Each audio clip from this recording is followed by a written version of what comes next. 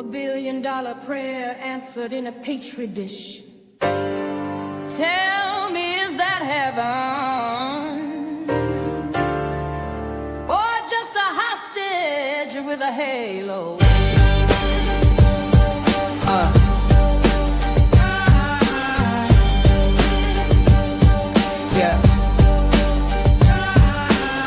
Blueprints signed by ghosts in suits, white coats, offshore loot, Epstein Island, Santa Fe, secret pay, recruit the youth. Game me code mantra, chant a conscious evolution. MetaMask for technocrats who harvest data like communion. Know it's fair surveillance, tell our dreams in server racks. Pierce and teal, bankroll a stack, AI gods and proxy tracks. They weaponize redemption, edit sins with CRISPR pens. Code of spirit, keep the shell, rewrite the meek to fit their ends. Ghost in the genome, code on the throne. Who wants tomorrow when the seed's not our own? Pray in the data, kneel to the screen. Is freedom a prayer or a scripted routine? Ghost in the genome, code on the throne. Who wants tomorrow when the seed's not our own? Pray in the data, kneel to the screen. Is freedom a prayer or a scripted routine?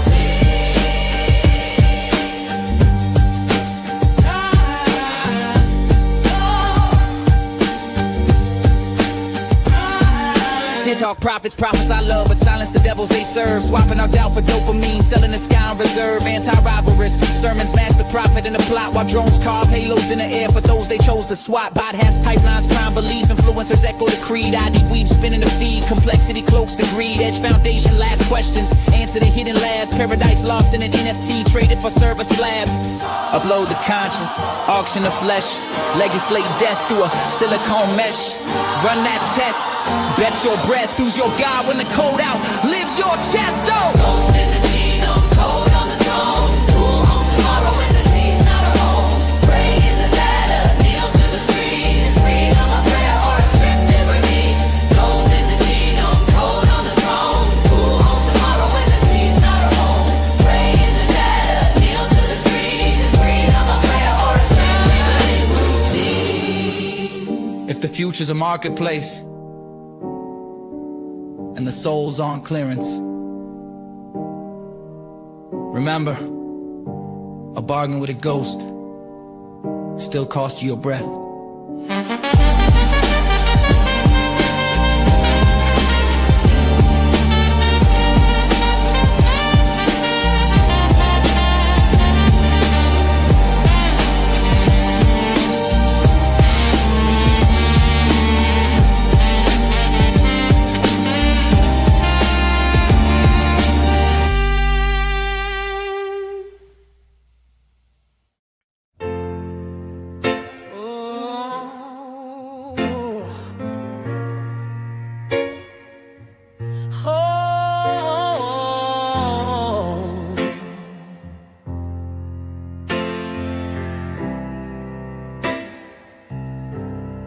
I woke up to silence, but the war had begun. They froze my account, said I'd done something wrong. Wasn't no crime, just living free. Now the system got a chain on me. They took my savings, my future, my land, with a single code line and a government hand. Said it was safety, said it was green, but all I see is tyranny behind the screen. This ain't innovation, it's a trap in disguise. You'll own nothing, be watched all your life. Genius ain't freedom, reality ain't clear. It's a cage they built while we cheer. I believed in the promise,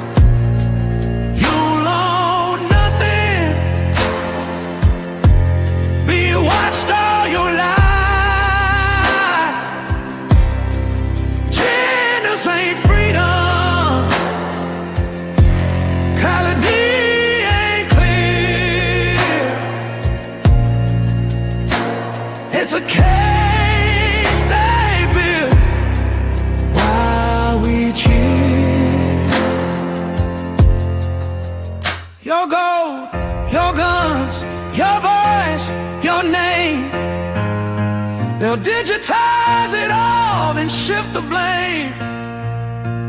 Palantir-izing AI chains, freedom dying slow in patriotic flames.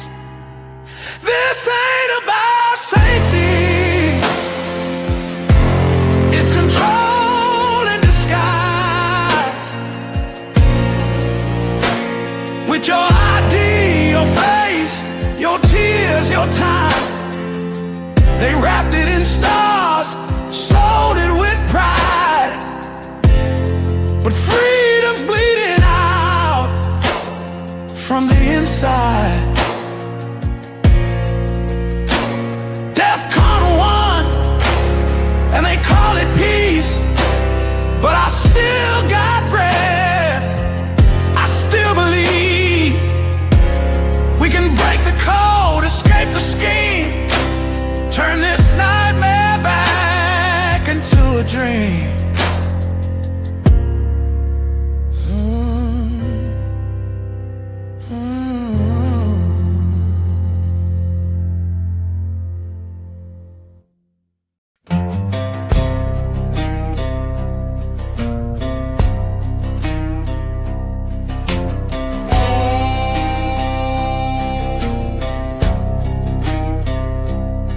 Well, I heard a story about a ledger in the dark.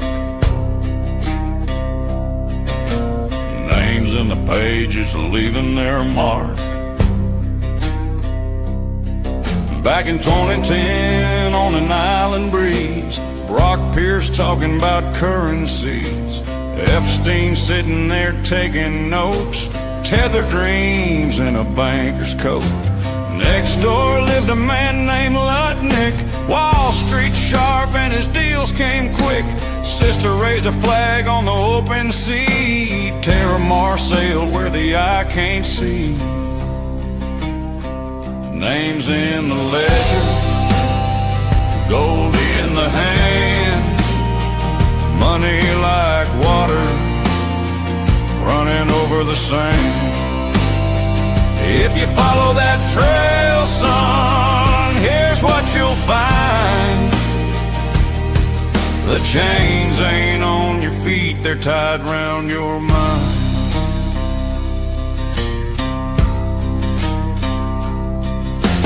White Dream, Peter Thiel shook hands. Valor Ventures in some quiet lands. Reid Hoffman opening the back room door. Carbine watching from the ceiling floor. MIT built a code in the dead of night. CBDC dreams in a lab's cold light. SigWit split that Bitcoin train. Store of value was the new refrain. The names in the ledger, gold in the hand, money like water running over the sand. If you follow that trail, son, here's what you'll find. The chains ain't on your feet, they're tied round your mind. Project Hamilton running faster than breath. 1.7 million beats in the shadow of death. They called it progress, but I call it control. It's the same old story in a brand new road. Names in the ledger, gold in the hand, money like water running over the sand. If you follow that trail, son, here's what you'll find. The chains ain't on your feet, they're tied round your mind.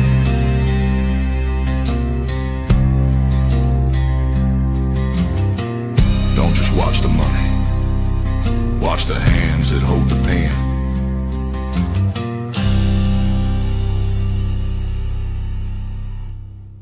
They said it's for safety. They said it's for peace. but they put the cage up first, then they hid the keys. Roger Veer, 109 years. Ian framed up, engineered with fears. Roman road code made privacy strong. They call it a crime when freedom belongs. We won't let them fade away. We will shout their names today. Free, free, Round Joyville, free, Eon, free, free them now. follow the law and still put them in chains. Freedom's the target, controls the game. Change the face, but the hand's the same. Cash in the vault while they curse your name. We will not be silent. We will not stand by. Their fight is our fight till the day they fly. Free, free, rise over. Free, the unfree, free, Roman. Free them now.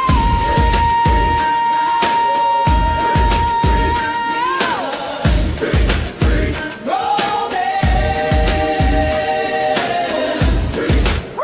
them now.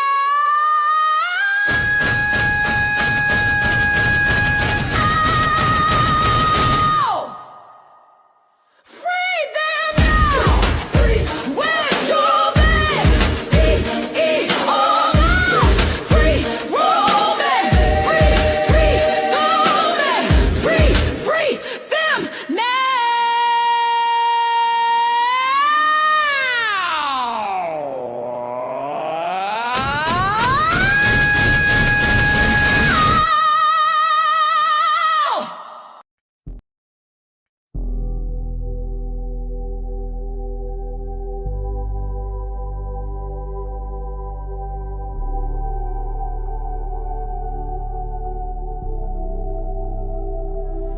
In a quiet world, technocracies rise. Shadows hide the truth from our eyes. Digital chains, freedom's confined. Silent whispers fill our minds. Wake up from this technocratic dream. Freedom calls beyond the screen. Rise above control, reclaim our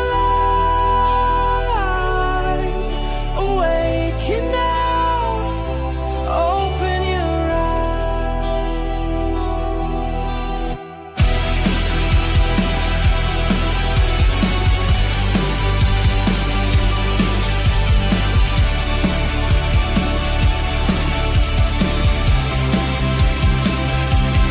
Stable coins bound in digital gold.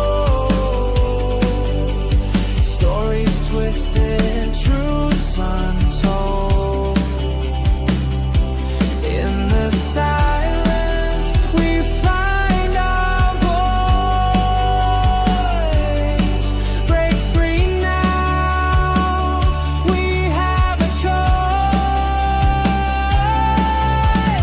Wake up from this technocratic dream. Freedom calls beyond the screen. Rise above control, reclaim our lives. Awaken now, open your eyes.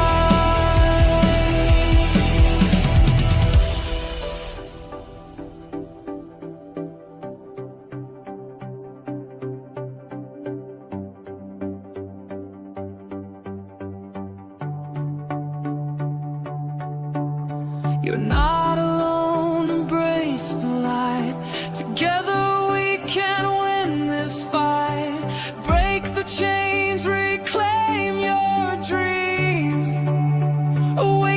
Technocracy scheme.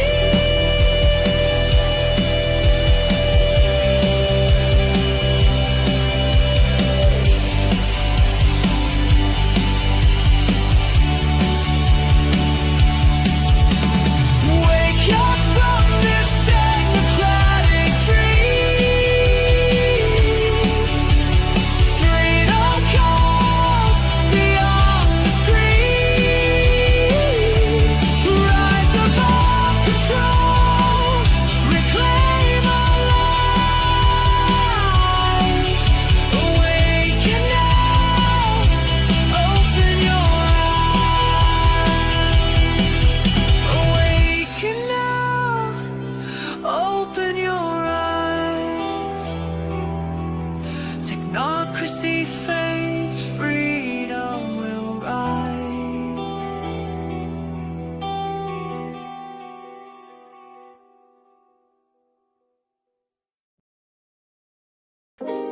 Whose fingerprint is on the code? Whose breath inside the mold? $1 billion prayer answered in a petri dish. Tell me, is that heaven? Or just a hostage with a halo?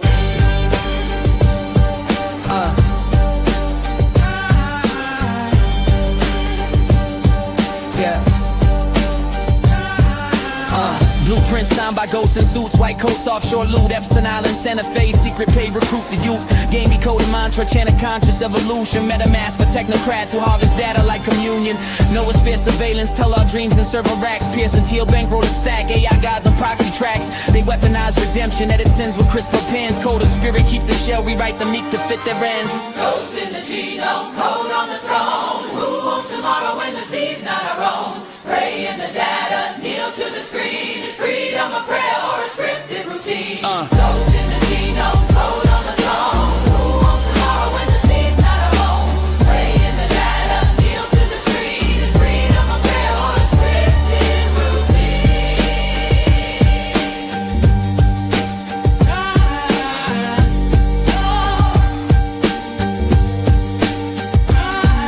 TikTok prophets I love, but silence the devils they serve. Swapping our doubt for dopamine, selling the sky on reserve. Anti-rivalrous sermons mask the prophet in the plot, while drones carve halos in the air for those they chose to swap. Bypass pipelines, crime belief, influencers echo the creed. ID weave spinning the feed, complexity cloaks the greed. Edge foundation, last questions, answer the hidden labs. Paradise lost in an NFT, traded for server slabs. Upload the conscience, auction the flesh, legislate death through a silicone mesh. Run that test, bet your breath, who's your God when the code out lives your chest, oh! Ghost in the genome, code on the throne. Who owns tomorrow when the seed's not our own? Pray in the data, kneel to the screen. Is freedom a prayer or a scripted routine? Ghost in the genome, code on the throne. Who owns tomorrow when the seed's not our own? Pray in the data, kneel to the screen. Is freedom a prayer or a scripted routine? If the future's a marketplace and the soul's on clearance, remember, a bargain with a ghost still costs you your breath.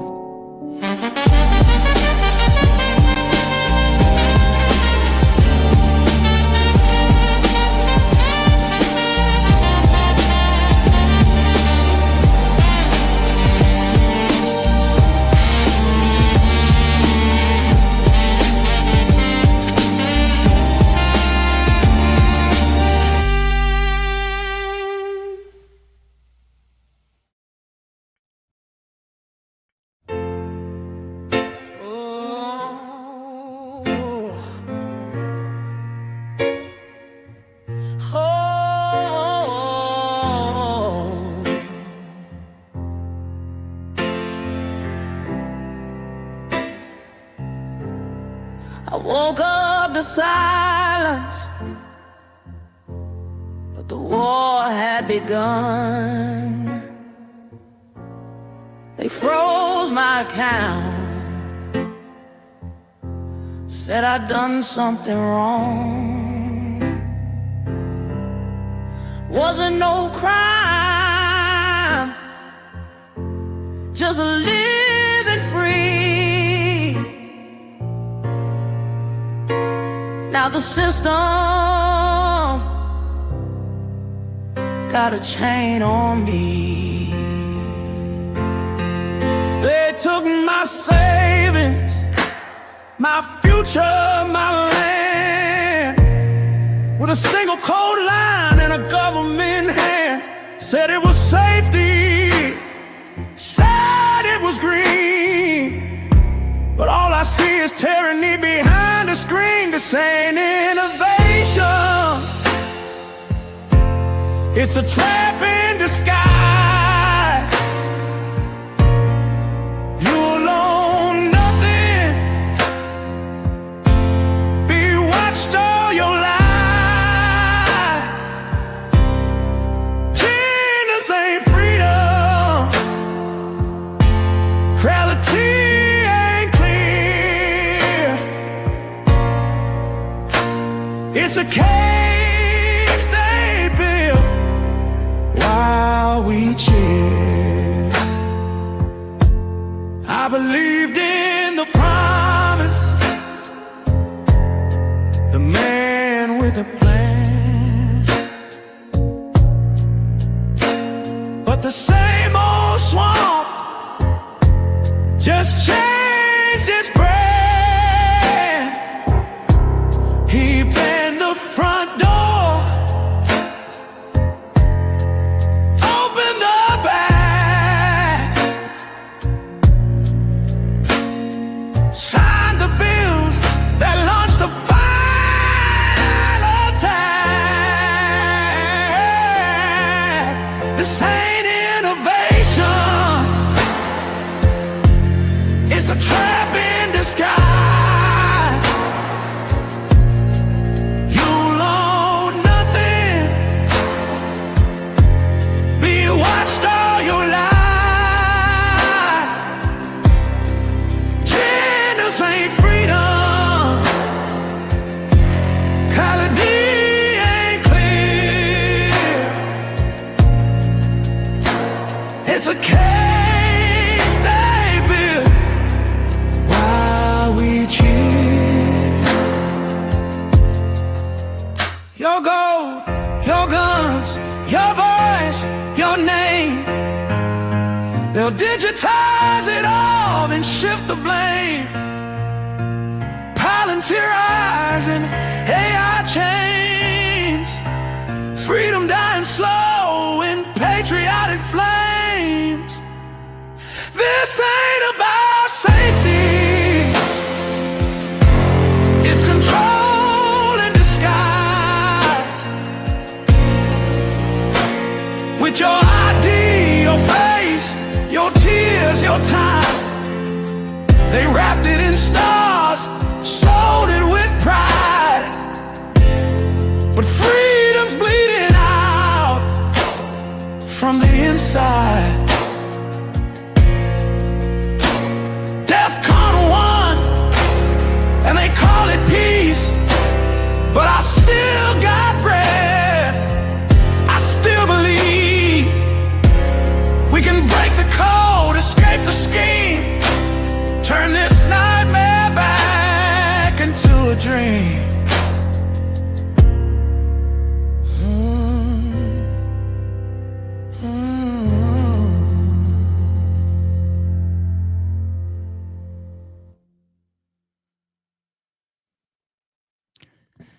Welcome back to the Aaron Day Show. This is season 2, episode 22. Sorry about the delay. I actually sent around the wrong link, so had to go around and fix that. So people were clicking on the wrong thing. So I hope you had an opportunity to share this. If you would, please, I wouldn't mind. My traffic has been down pretty significantly since Musk changed the algorithm, which is not surprising. You may remember a few weeks ago, he said they were going to change the algorithm to allow smaller accounts the opportunity to get more reach, which they did. And I actually had some posts that got hundreds of thousands. In one case, I had a post that got 1.5 million views, and then they decided to switch the algorithm back again. And basically they weighted it so that if you have a lot of people have blocked you or muted you, that actually significantly impacts your reach. So I've had this account since 2008, and I've had it through the Tea Party and a variety of political things.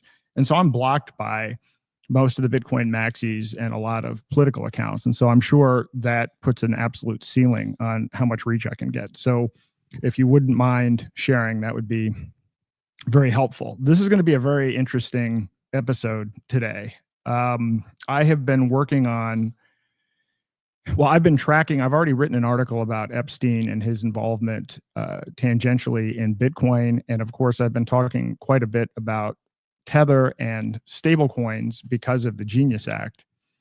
And the more research that I do, the more almost unbelievable the situation becomes. And so tonight we're going to go into a little bit more detail on this, but it's not just, what I'm going to lay out today is actually somewhat speculative, and I'm going to discuss the more important aspect of this, which is technocracy is a very difficult subject because there are a lot of people involved. It is a ever-changing network of people that are pushing for this reorganization of society where elites pick scientists and engineers to make decisions for everyone from a top-down basis. And so the players change, although some of them have remained consistent for decades. And it is possible to track them, but we haven't had the tools for this. So I'm going to not only describe some of the things going on with Bitcoin and Tether, but I'm going to also just show you a prototype that I've built for a website to actually help crowdsource research and share information on these technocracy topics. So I encourage you to go back and watch last week's podcast with Courtney Turner, which was a phenomenal interview. She has been covering technocracy for years and has some of the most in-depth research on this topic. And when I was preparing for the show last week, I was basically binge watching her Substack and binge watching her YouTube videos. And I realized that, we really do have a problem in trying to not only communicate what's going on with technocracy, but also to understand it, which is that there's so much information involved. And so that's actually part of what motivated me to build this site, which I'll show a little bit later on. So please take a look at that episode, and then the previous episode with Mike Adams, which was a great interview on AI, technocracy, and decentralized freedom. Just as an update here, well, there really isn't an update. The war on crypto remains on, and there haven't been any positive developments at all in quite some time. So Roger is still in Spain, still awaiting extradition, still facing 109 years, and his hearing is now on October the 20th in LA. So if you haven't already, please visit freerogernow.org, sign the open letter, share that link, share it with people and direct messages, send it to them personally. That's the best way to get this done.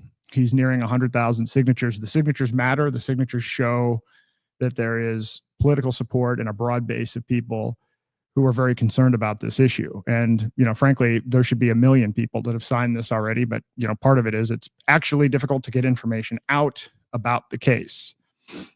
Ian Freeman, as I mentioned last week, lost his appeal, so he remains in federal prison for 8 years. His next stop is the Supreme Court. He really needs some help as well with the petition. He started the process a bit later, so please visit freeiannow.org and help him out. And then Roman Storm was just found guilty of, one of his charges last week, conspiracy to commit money laundering. And so he's awaiting sentencing. I think he's probably looking at 5 years or something like that, which is ridiculous. And again, with Roman and Ian, they don't get you on the underlying charge. They get you on this broad, nebulous conspiracy charge. So please visit freeromanstorm.com. And if you can, donate to his legal fees. I know I saw in my feed yesterday or today that he did get a sizable new donation, but I mean, he's run up something like $5 million in legal fees. So he needs our help. just some housekeeping. A bunch of events are coming up. I mean, once the summer ends, it's probably going to be nonstop. So if you want me to attend or speak at an event, I would reach out to me now. I was trying to take the summer off from travel, which was not successful entirely, but it was a little bit. But if you're interested in having me speak at an event, please reach out to me now, because the schedule's already getting quite full. And I think last year we were traveling, I don't know, between half and 2/3 of the time. So, I mean, if I did all of the same events that I did last year, and then, added any new events, I'd be on the road all the time. So I'm going to have to figure out how we're going to allocate time in that regard. So the next events are the Polyface Retreat, which is at Joel Salatin's farm. This is September the 12th through the 13th. That event is sold out. The Peak Prosperity Annual Summit, which actually goes from the 12th through the 14th. I'm going to be speaking on the 14th. So I'm going to leave Polyface, and then we'll be there for the last day of that event. It's a shame that these events are overlapping, because I really love brownstone events, and I really also tremendously enjoy this Peak Prosperity event with Chris Martenson. So, hopefully next year the schedules will work so they're not overlapping. And then October the 31st through November the 1st is the big annual gala for the Brownstone Institute. This year it's going to be in Salt Lake City, so I will be there, and I will be speaking as well. And so these are always terrific events and great speakers. I've never been to Salt Lake City, so I'm really looking forward to checking this one out. I believe there are still some tickets left for that, but I suspect these brownstone events sell out fairly quickly. So if you're interested, I would recommend you go to brownstone.org and get your tickets ASAP. So once again, if you're new listening to this podcast, I want to frame what all of this is about. All of the content and everything that I'm discussing is around this very simple fact that the war that we're in is technocracy versus freedom. And literally free will is at stake. That those really are the stakes. So on the one hand, we have, a group of people who are looking to push towards, a single digital currency with an AI surveillance system where scientists and engineers are literally making decisions for us, tied up into a social credit system that's completely tracked. That this is not a theory, or this is not a conspiracy theory. This is a well-documented movement that started in the 1930s and only now has the technology to be able to move forward. But since about the early 1970s, they've been setting the groundwork and making the necessary changes from a legal perspective, as well as kind of influencing government at top levels through commerce departments and trade agreements to set something like this up. And so now we're kind of in the final stages of this. And so I've been arguing that the battleground for this is actually tokenization, which a lot of people don't know what tokenization is. And you can certainly go back and read any of my articles or any of the other podcasts, but it's basically the technocrats want to create digital tokens that represent all of our assets. Money being one example. So that's what a stable coin is, or a CBDC is. It's a programmable, trackable, censorable form of digital money that's been tokenized. But they want to do this with everything, not just money, all of our investments, stocks, bonds, gold, 401ks, property, cars, every asset they want to tokenize, not just money itself. So this is, and the Genius Act and the Clarity Act go a long way towards capturing, well over half of the total assets on the planet, if you look at what is going to be tokenized there. So this isn't a theory. This is something they're actively working on and actively implementing. The solution to that, I believe, is tokenization, in which we have self-custody of the tokens and can trade the tokens privately. This enables us to engage in trade. We can sell our own, financial instruments, stocks. We can have our own money, free from government interference, printing, censorship, and so forth. And so to me, this is why this tokenization issue matters, and it actually ties into even the conversation that we're going to have tonight. So I have been going through this process over the summer of trying to figure out how to fight this technocracy, because most people don't know what technocracy is. They don't even understand or recognize the problem, which is the first issue that we have to address. But then beyond that, how are we going to defeat it? And I would argue we're in the bottom of the ninth inning with respect to where we are in fighting technocracy. Just this year, the Trump administration has passed essentially a digital ID through Real ID. Real ID is digital in 8 states and growing. We now have a backdoor CBDC through the Genius Act. We're going to be tokenizing equities through the Clarity Act. We have Patriot Act 2.0. So this one big, beautiful bill has $150 billion worth of spending that is just dedicated for AI surveillance and the militarization of the police. And we have a whole variety of other things. I mean, if you look at what's going on in Washington, D.C., you see, potentially you could call it some, more militarization on a mass scale. And we're seeing things like EBT cards, food stamps are becoming more programmable. So RFK comes out and says, hey, you no longer can buy, people on food stamps can no longer buy sodas. And people are cheering this and not realizing that's a form of digital programmable money. So technocracy, and I forgot the biggest of all is Palantir, which now has a contract to build a database on all Americans. And I'll talk about that because this is part of what's motivated this tool that I'm going to show the prototype for tonight. But I've been digging a lot into Palantir, and I encourage you to go. They don't even hide this stuff, by the way. This is the case with all of this.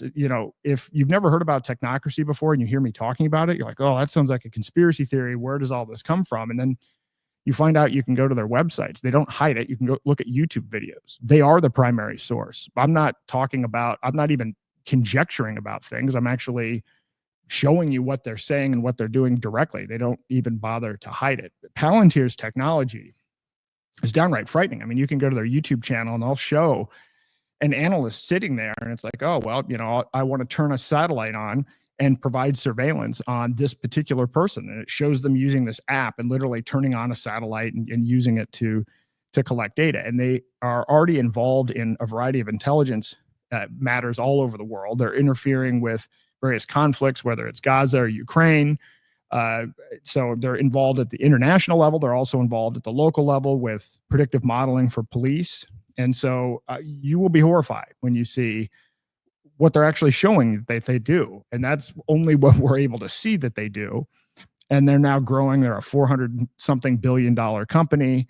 And this is just, growing out of control. So waking people up to technocracy is one thing. And then the way to defeat it is, because it is a battle for free will, is we have a choice to make. Are we going to continue to be programmed by algorithms and by institutions that are literally trying to manipulate us using 5th-generation warfare tactics? Or are we going to reclaim our free will and start making decisions about our own life? And that's a very active process. But part of this, I'm going to put together another website that actually shows, and I discussed this last week, how we're probably already 90% of the way towards owning nothing. And this has happened through the signing of click-wrap agreements, which we sign over 150 of these every year. So whether it's your Microsoft agreement or your rental car agreement or your 401k, these are these electronic agreements where you scroll and scroll pages and pages and pages, and nobody knows what's in there.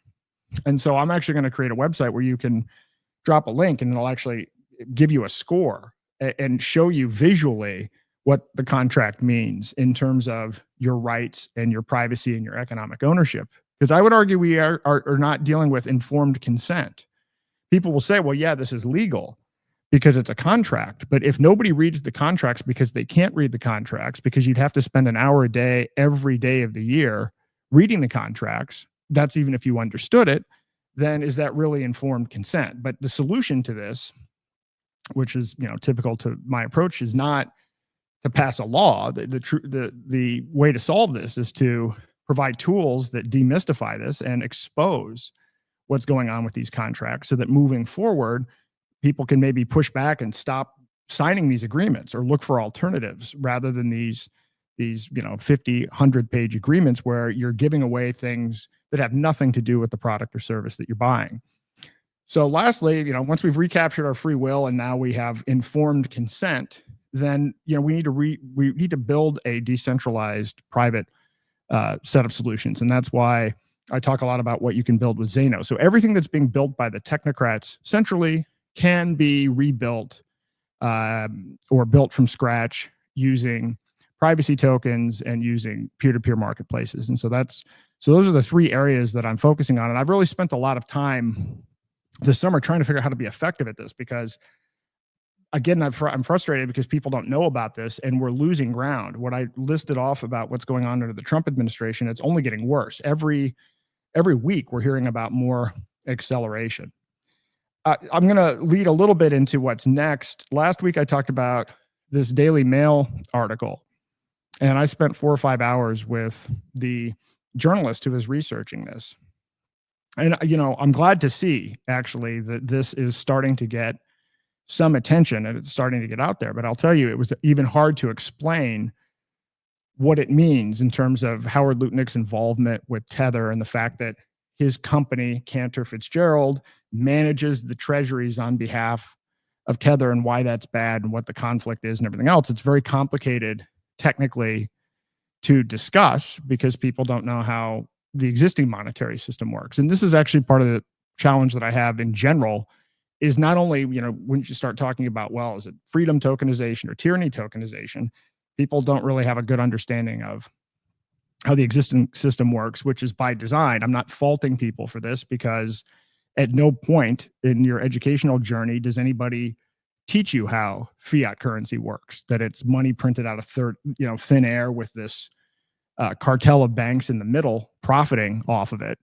And it's backed by nothing other than the force of the IRS, threatening to throw you in jail or shoot you if you don't pay the debt that's owed to the Federal Reserve. It's a ridiculous system. It's a Ponzi scheme. People are only taught to comply and to do a very good job of doing addition and subtraction and balancing their checkbook on top of this Ponzi. So this is tricky. And tonight's topic is going to get even into more tricky areas. What I'm going to talk about tonight, this goes into the area of speculation, a lot of it. And I wanted to throw it out there because it highlights a problem that I think that we have. And I go back to Palantir, and I was thinking about this afternoon. Think about how this works. Palantir has all of these databases. They have information about us. They've pooled information from private sources. Now, thanks to Doge, they have access to our IRS information. Thanks to Trump, they're going to have access to all of the federal departments and their databases on us. And they're going to be able to pool all of that information in. So they're pooling information from everywhere. And we don't get to see our own file. We have no idea what's in it. Shadowy people may or may not be doing things with it. It may not, it's not constitutional. But I mean, as Edward Snowden has showed us, and as I've learned doing more of the research, this isn't a new phenomenon. This has been going on since the 1980s. So we have a situation where our money is completely tracked. And I've talked about, on and on and on, how our current financial system is already programmable. It's already trackable. The IRS can look at your stuff, NSA bulk data collection. Our money's tracked. Our financial transactions are already tracked. And these government entities and other third parties and deep state actors have all kinds of data, thousands of points of data on us. And we have no idea what they're doing with it, but we're paying for it. And yet we don't know anything about them. Essentially, we have no information about them. We haven't really organized who are these technocrats, who are these people, what are they doing? We don't have a Palantir type system to keep track of that. So they manage to be private with respect to their information. And then their financial transactions aren't tracked. We found out that the Treasury Department was just basically we had somebody that wasn't doing any due diligence on transactions. He just rubber stamped everything, and then they didn't even put notes. So the Treasury Department, $4.7 trillion worth of spending. We have no idea where it went. There was no accounting for it. Our own government can't complete audits. 21, as Catherine Austin Fitz says, $21 trillion missing. This is the inversion of how the system is supposed to work. We're supposed to have privacy, both with respect to information and financial transactions, and it's completely inverted. So we need to level the playing field. What I'm going to talk about today is based in part on a really interesting video that I saw with a guy named Dr. Jack Kruse. I don't agree with Dr. Jack Kruse on everything, frankly, on a number of things, which I'll discuss at some point in here. However, this was a really interesting video that he did with Breedlove about who he thinks Satoshi is. And so I'm looking at this and I'm listening to this, and he's making a lot of fantastic claims. And I've studied some of the Epstein stuff, and I've studied a lot about Tether and everything else, but he said a lot of information in here that I'd never heard before. And so as I was working on my article, I thought, well, how do we know if any of this is true? We don't have any systems for analyzing a lot of this information. Again, these technocrats, we should have a Palantir-like system. We should be able to analyze all of the information. We should be able to do due diligence. We should be able to assign probabilities. We should be able to say, hey, look, this is interesting. This guy's saying this, but we need to prove or disprove a number of the points that he's made. So I'm going to, for the first part of this, talk about the claims that he's made and then assess a probability that they're true or not, just to kind of get the ball rolling, to start, thinking about these things in a different way. Because again, this will then lead into this tool, this Technocrat Atlas that I think we should launch so that we can crowdsource information about these people. Palantir is doing this in the dark. They're collecting all this information, and then they've got people that are paid to do whatever they're doing with it. The solution for us is, well, why don't we have an open source version of Palantir where we pool and open source our research on these people? And so I thought this was a good case study for this, because as I'm writing my article, I'm like, well, I'd like to know the answer to this. Some of this, though, was fascinating for me that I just didn't know about. And I did research what he had to say, and I could validate a lot of it. I couldn't validate it 100%. So some of what he's saying is plausible, but even in the process of researching what he was saying, I learned a lot of things that I didn't know about the whole history of a variety of things, ranging from how the mafia operates, the intersection of the mafia and the intelligence community, the early involvement in digital cash, MIT's involvement that ties directly into, and a lot of the players overlap with Bitcoin. So there's some of the information I'm going to present here is absolutely true. Some of it remains gray areas, but I think is actually going to be interesting for us to take a look at. So I'm going to start out with this guy, Myer Lansky. And so there's Myer Lansky and this guy, Mo Dalitz and Buzzy Siegel, that were heavily involved in the Jewish mafia in the Midwest. And, this is absolutely documented and true. You've probably seen certain movies about this. This guy, Myer Lansky, as Cruz pictures it, is an incredibly influential figure. But he's a math guy. He's a financial genius, and he's, by all accounts, not a violent man. So while he's in the mafia, he's not killing anybody. There's no evidence that he's murdered anyone, or that's his side of things. But he has figured out a lot of techniques for, concealing money. And some of this, I've got to say, a lot of what he did was a response to the Federal Reserve Act in 1913. And he got involved in a lot of things related to prohibition, which aren't necessarily bad things. So it's just interesting to kind of document the history of this. And so not only was he involved with a lot of the money laundering. In fact, one of the things that Cruz says is that money laundering comes from Lansky, who used laundromats as a way to conceal the money. That's where the term money laundering, he says, comes from. I was not able to validate that. There were other groups, so I don't know if it's 100% that he was the mastermind or the first person to use laundromats for laundering money, but certainly he was, of the same class of people that were doing that. And by all accounts, he was a bright guy from a financial perspective. And so we know that. We also know that the Bronfman family worked with him when Prohibition kicked in, to distribute alcohol in the United States through his networks. And this actually does play into a lot of other things. The Bronfman family gets tied into other organizations as we go down the line. So we'll just say this is it's pretty clear this guy was an accountant, very good at laundering money, very well connected in terms of not only with the Jewish mob in the Midwest, but then later working with the Italian mob as well. So then Cruz makes a variety of other claims, and I'm trying to figure out if these are true or not. But his claim is that Lansky was actually involved in blackmailing J. Edgar Hoover at the FBI. Now, it's pretty well known that Hoover was blackmailed, and it's not clear if it was Roy Cohn or Rosensteel. There were definitely these camera parties that were going on at the time where blackmail was used. We've certainly seen some of the photos. I mean, it's pretty well acknowledged that J. Edgar Hoover was being blackmailed. Whether it was specifically Lansky or some of these other folks, I'm not entirely sure either. And so, again, I'd like to find out, because it may matter and it may lead into some of these other concepts.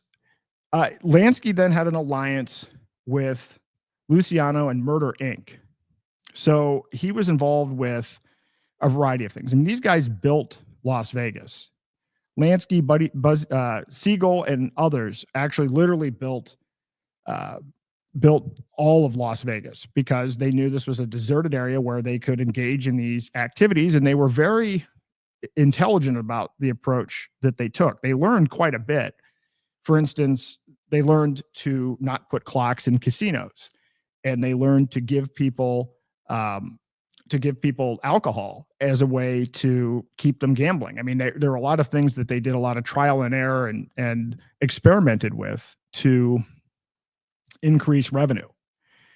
But there really truly was a huge syndicate here. And in fact, it's alleged that Lansky helped Luciano get out of prison because of a situation where during World War II, the claim is that because of their involvement in with the shipping area, they were able to detect German spies that were coming in.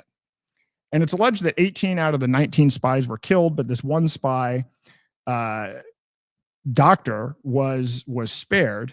And there was a lot of gratitude for this kind of patriotic move by Lansky to protect the U.S. From these German invaders. And so this is alleged to be part of why Luciano was able to get out of his legal situation. So this is all going on. Some of the stories here then become even more interesting. There's another story that in this process, Lansky learns that there's an agreement. There are a bunch of Zionists that were Jews that were cutting a deal with Hitler to get out of Germany and move to Palestine, which is now Israel, which was against all of the agreements and the boycotts against Germany and everything else. And I guess Lansky, as Cruz says, was very incensed about it, and revealed this information to the Roosevelt administration. I have not been able to determine whether that was true or not. Other involvement, not only in Las Vegas, but Cuba. Of course, there weren't just casinos in the U.S. For a time. There were also casinos in Cuba. And Cruz makes the claim that Lansky was able to move $3 million out of Cuba and launder that money in a way that was untraceable, and that money was then involved with funding a lot of other things. Again, I don't even know some of the stuff. I'd be curious as to what his source is, because I haven't been able to validate any of it, but it's certainly not impossible, because again, this is how a lot of this functions. When I was digging into this and doing a lot of research, we didn't have a big, robust CIA. A lot of these organizations formed kind of post World War II, didn't have any budget. And so there were known tight alliances between the intelligence community and the mafia. And so this involved a lot of things, including funding, basically what we now call black ops, and even, moving munitions and potentially being involved with cryptography and other things like that. And so again, this stuff is interesting. Part of it is definitely true, or at least part of it's true in that those things were happening in general. We just don't know if Lansky was involved. Then there's this issue of blackmail as a political weapon, which I actually think I already discussed. So we know blackmail was involved, not only of Hoover, but then that became a technique of Hoover, right? What blackmail against, Martin Luther King, JFK, you name it. I mean, I often joke quite a bit that, the FBI is and always has been a blackmail operation, but I'm actually not kidding. This has essentially been the currency of the organization since the very beginning. So Cruz paints this picture that basically Lansky controlled the FBI. And because of these sex parties and these pictures and everything else, that from the very beginning of the FBI, essentially Lansky had control of this. And it was also alleged that I want to see if I think I missed a slide here. Actually, let me see if it's all right. Yeah, I did miss a couple of these slides. So I'll just state what was in here. I mentioned that it's alleged that Lansky, that they uncovered 19 spies from Germany, 18 of them were killed, and then this guy Plotner was spared. And that Plotner actually had a whole bunch of information and may have been the precursor to the MK Ultra program. So this was a doctor within kind of the Nazi party that was working on those kinds of techniques. So what's alleged here is that Lansky, had knowledge of MK Ultra before it was MK Ultra.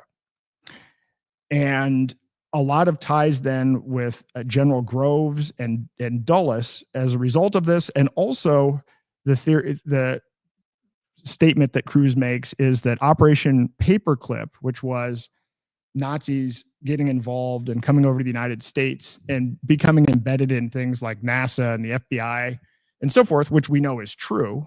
That did actually happen, but Cruz is suggesting that this actually happened before World War II. Again, I've been unable to validate that, but he states that in part, some of the early funding from for DARPA might have come from the mob, from these relationships. So at this point, the way he's told this story is you've got Lansky blackmailing the FBI, figured out that Germany and Hitler was essentially conspiring with the Rothschild banks to allow some Jews to move to Palestine, now Israel, and also had advanced knowledge of Operation Paperclip and the precursor to MK Ultra. Now, again, I'm not saying it's certainly possible that this is the case, but he made a lot of these claims, and some of it you can determine is true and some of it you can't. Some of it we may never be able to find out for sure. As we go through here, then we start learning about other things. And I don't know if you've heard about this. This was probably one of the largest claims that he made that I can't substantiate totally, but this is another one where when you look into it, you find out that there is definitely a lot there that I was unaware of that should be frightening in and of itself. And the first is this whole promise technology for prosecutors. It was basically a database and technology that was sold to many governments and exported to countries all over the world. And it turns out that one of the guys heavily involved in selling and brokering this was Robert Maxwell, Ghislaine Maxwell's father. And what it's alleged is that there was a backdoor. Well, it's not alleged. It is known that there were backdoors in this software. So you basically had various entities had access, backdoor information to very sensitive intelligence in this country and abroad. And it's alleged that Lansky had access to this information. And these, again, the backdoors have been verified. But the claim that Cruz makes is that Lansky found out through these backdoors how corrupt the Federal Reserve was.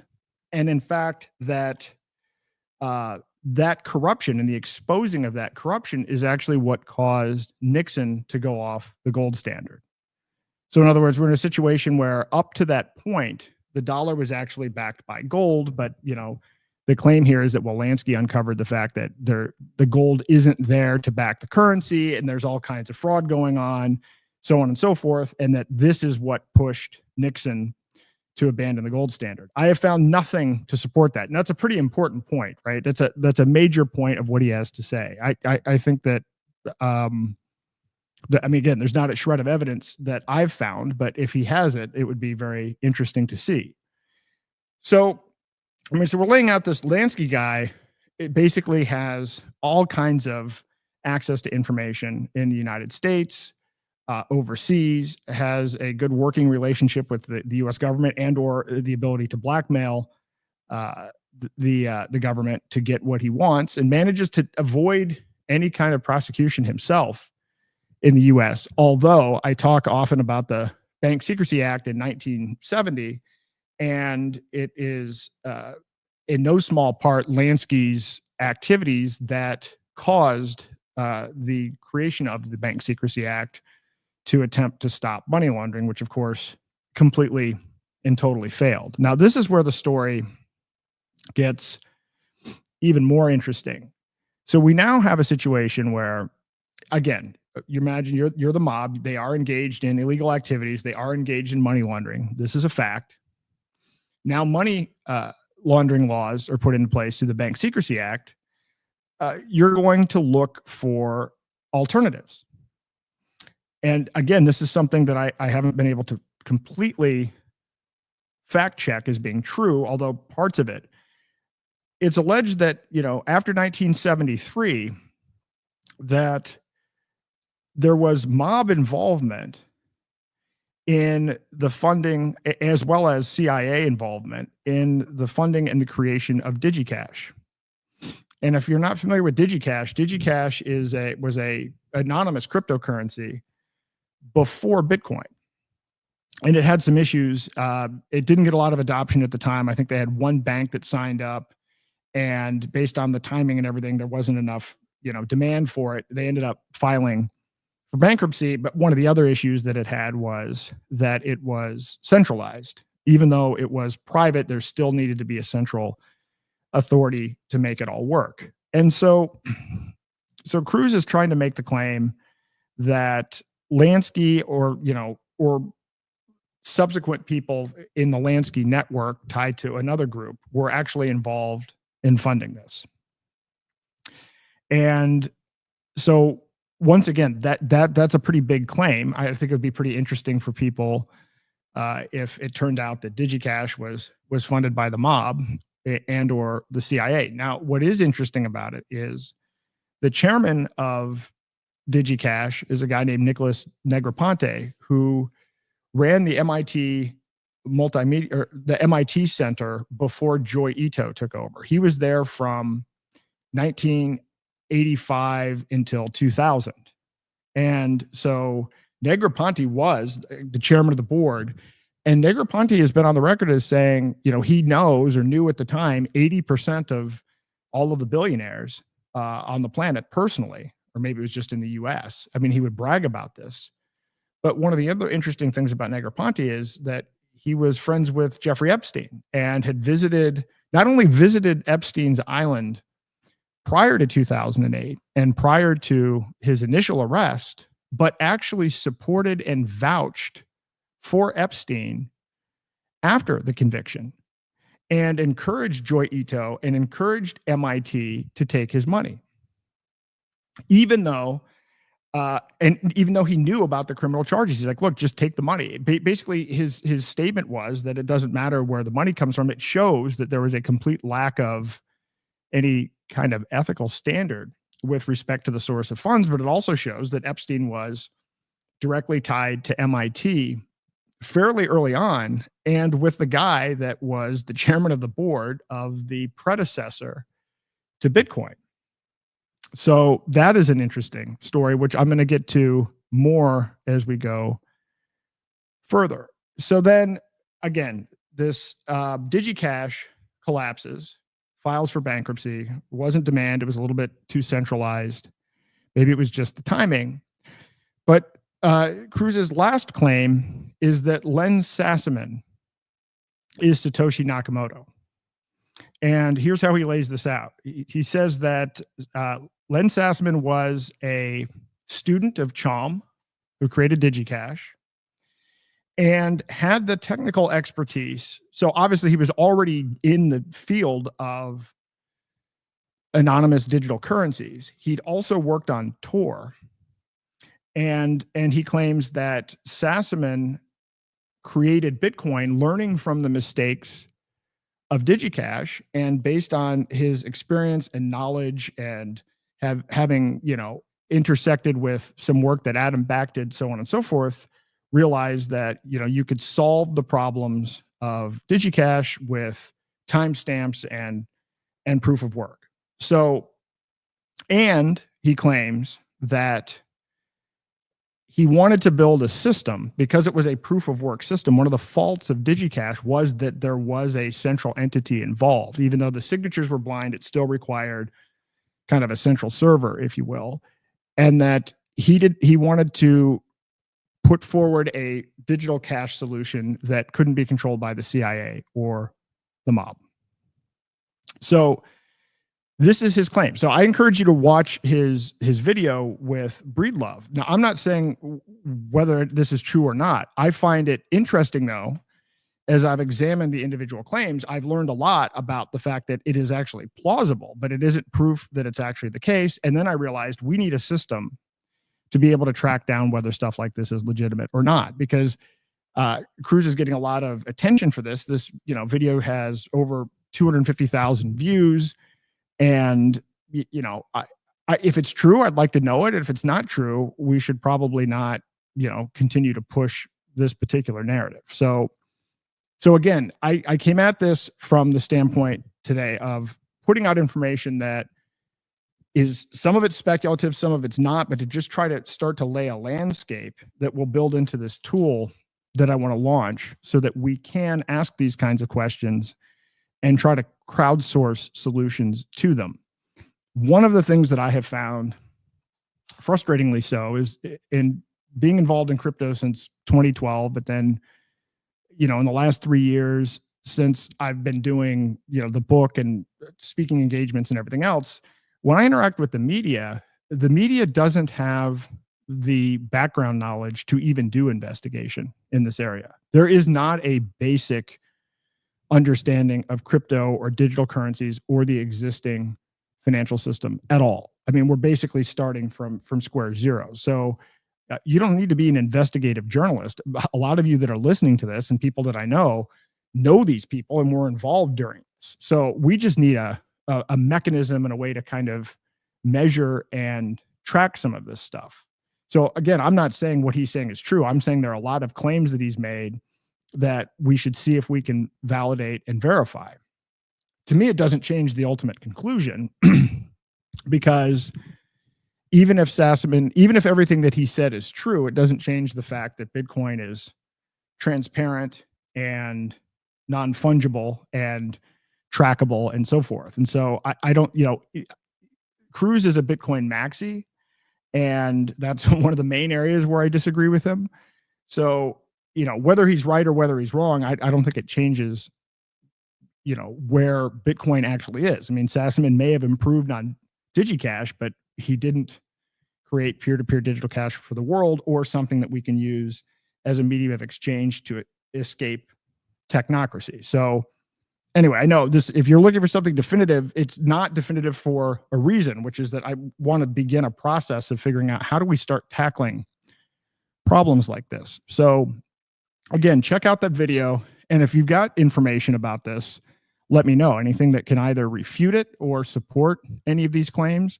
But I will tell you, as we get into talking about the tool, I've been going down a lot of rabbit holes to try to learn about a number of different things. And from my talk last week with Courtney Turner, I will tell you, it is fascinating what Epstein's connections are. Everybody's focusing on the sex trafficking, which of course is a horrible thing. And And that kind of blackmail operation is unfortunately a commonplace situation. But the way I look at it is that it's very probable that Epstein's role is he's, Myer Lansky 2.0. And essentially what he is he's kind of the money guy for the technocrats. Because as you dig into who his networks are and the kind of research that he's funding, he's at the center of all of it. He's at the center of genetics research. He's at the center of AI. He's at the center of digital currencies. I mean, this isn't there's a reason for this. There's a specific, kind of ideology that's pushing this. So this guy is a major financier, not directly, but he's the guy connecting all of the people that have been pushing the technocratic agendas that I talk about being against. And so I find it interesting as I've gone through and explored this, how many things he's funded, how many organizations he's been involved in, whether it's things like he was on the board of the Council on Foreign Relations. He was on the board of the Trilateral Commission. He wasn't a public guy, but man, this guy was behind the scenes, interconnected in a whole bunch of different ways through a variety of different organizations. So I'll put that out there for now. Now, of course, prior to this podcast, I wanted to see what Jack Kruse was talking about. I follow him, and this is one of those areas where I disagree with him. Somebody commented on there was a post today. You may have noticed that our Treasury Secretary has said that the U.S. is not going to buy more Bitcoin. I guess there's more involved in this. They may, I don't know, revalue the gold holdings, which is interesting because we haven't even confirmed that we have the gold holdings. They may come up with some scam. And by the way, civil asset forfeiture, that theft strategy is still on the table. So, we have built our strategic reserve off of civil asset forfeiture, which is theft. So many of our friends like Ross and Ian and so forth, their crypto holdings are part of the Bitcoin strategic reserve, and they have not stated that they're going to stop civil asset forfeiture. So that's still on the table. But this guy, Horatio, commented that, it's why Roger's held captive. So the fact that they're not buying this Bitcoin is why Roger's held captive. And Jack says, no, it's because he's a shitcoiner. Well, I mean, I disagree with him completely on this point. I mean, Roger is in the position that he's in for a variety of reasons, interconnected with all of this, interconnected with Epstein and the hijacking of Bitcoin and everything else. He's in this because he was promoting and continued to promote not just Bitcoin, but he's always been dedicated to promoting peer-to-peer digital cash as an alternative to central bank digital currencies and to be used for day-to-day trade that are in a way that's censorship resistant. And this is not what any of these people are promoting. This is not what Bitcoin is. And then I'll get into some of the tie-ins there, which relates to the article that I wrote. Then we have, so that's the Jack Kruse stuff. So check this out. This, and again, I'm giving you kind of half-baked stuff that I've been working on related to my research into Tether. But there are some fascinating overlaps here. I talked about some of this last week, but it turns out that Epstein, Pierce met Epstein possibly earlier than this, but in 2011 at a conference on Epstein's Island on the future of money.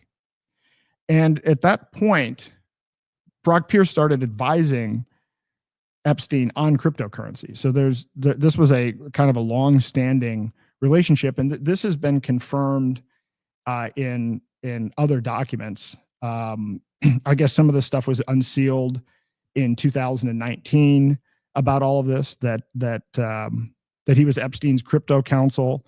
There's a Next Web article from 2017. So this was a conference called, excuse me, Mindshift. And so I don't know how many of you were aware of that. I find it interesting that Brock Pierce, who's been involved in crypto heavily and heavily involved with Bitcoin and other projects, was consulting Epstein on crypto starting in 2011. I know when I wrote my article suggesting that Epstein was tied to MIT and not only the hijacking of Bitcoin, but also, US CBDC pilots, a lot of people's response was, oh, this is just a conspiracy theory. Epstein didn't even have anything to do with crypto. Well, no, I mean, it's documented that Brock Pierce was advising him on crypto going back 14 years ago. So that is a true thing. And Brock Pierce was one of the first people involved in funding Tether. I mean, this is actually, I don't even know why this says 95%. This is absolutely the case. Then we have Howard Lutnick's involvement with this. And so what's happening here is Lutnick in 2017 somehow approaches Tether. And I'm guessing that Pierce was involved in one way or another, and decides, well, you know, I'd like my firm to have the business of managing all of the treasuries for Tether. But the relationship and the dialogue begins in 2017. And now we know. So not only does later, after 2017, does Lutnick negotiate a $600 million investment in Tether. And by the way, it's not an equity investment. It's a debt investment that can convert to equity. So he would get his money back, you know, first before equity holders. And he put up that $600 million in exchange for his firm being able to manage the treasuries. Now, this is what's interesting about this story, which is that Tether's never passed an audit. It's unclear what is backing Tether, or even if it's primarily treasuries at all. At a Bitcoin conference last year, their CEO said they have a million Bitcoin, or I can't remember, 100,000 Bitcoin, a large amount of Bitcoin and tons of gold. So not entirely sure even what percentage of the $150 billion worth of Tether they claim are backed by treasuries. So all of a sudden, Lutnick comes in and says, well, I want to manage these treasuries. It's like, okay, well, I mean, at this point, stablecoins don't even have to be backed by treasuries, but he negotiates this deal, then comes out of nowhere, gets involved in politics, never been involved in politics before, and becomes the head of Trump's transition team, which is involved in vetting and selecting candidates for the cabinet. And what does he do? He angles and tries to put himself up to be Treasury Secretary. This guy cuts a deal to manage treasuries for the largest stablecoin, and then all of a sudden puts himself up to be the guy selling the treasuries. And so, I mean, this is I don't know how much more corrupt it ends up getting than that, and then pushes the Genius Act. And well, what does the Genius Act do? The Genius Act forces stablecoin issuers to back their coins 100% by treasuries and dollars. So as I said last week, and I said in the Daily Mail article, Lutnick is probably the single largest beneficiary personally, his firm. Now he'll say, well, I divested myself and, you know, I don't have any ethical issues. His sons run Cantor Fitzgerald. So, I mean, you know, again, there are always legal ways for these people to weasel their way out, just like insider trading it's not technically illegal, but boy, it certainly doesn't look very ethical. And so now he's controlling the actual treasuries that back the largest stablecoin, or put differently, the digital dollar, while he's the Commerce Secretary. And so it turns out, when you dig into this even further, I mean, it just so happens he was Epstein's next door neighbor. I believe he lived at 9. His address was 9 and Epstein's was 11. People were trying to make a lot out of that. I don't know. That seems to be perhaps a little bit of stretch, but not only was he Epstein's neighbor, but he bought the house from a firm owned by Epstein. And so then when I dig into this a little bit more, I'm thinking to myself, well, you know, Brock Pierce seems like a pretty interesting guy to bridge Epstein and Lutnick. But then some other interesting things happen. So I've talked about this before, the Bitcoin Foundation, and you know, I know people that were involved with this, and so certainly if anyone wants to correct me, I'm happy to hear from this and entertain this. The Bitcoin Foundation was founded by 5 people, one of them being Roger Ver. And the idea is that, okay, Bitcoin's an open source project. which means there's no funding. There's no token sale. How are you going to fund development? So they put together a nonprofit. Well, Pierce gets involved and becomes the chair in 2014 while there's a whole bunch of chaos going on. There were some people on the board that got involved in some legal issues. I believe there were some funding issues at the time. But anyway, so somehow he finds himself in the position of being the chair of the Bitcoin Foundation. At the same time, you have Epstein involved with the digital currency initiative at MIT. So he basically vouched by Nicholas Negroponte, the former chair, who was the chairman of the board of DigiCash. He's investing money into Joy Ito, the new chair of the MIT group that's doing all this digital currency stuff. And at that point in time, a couple of things happened. So we went from the Bitcoin Foundation funding most of the development to this interim period.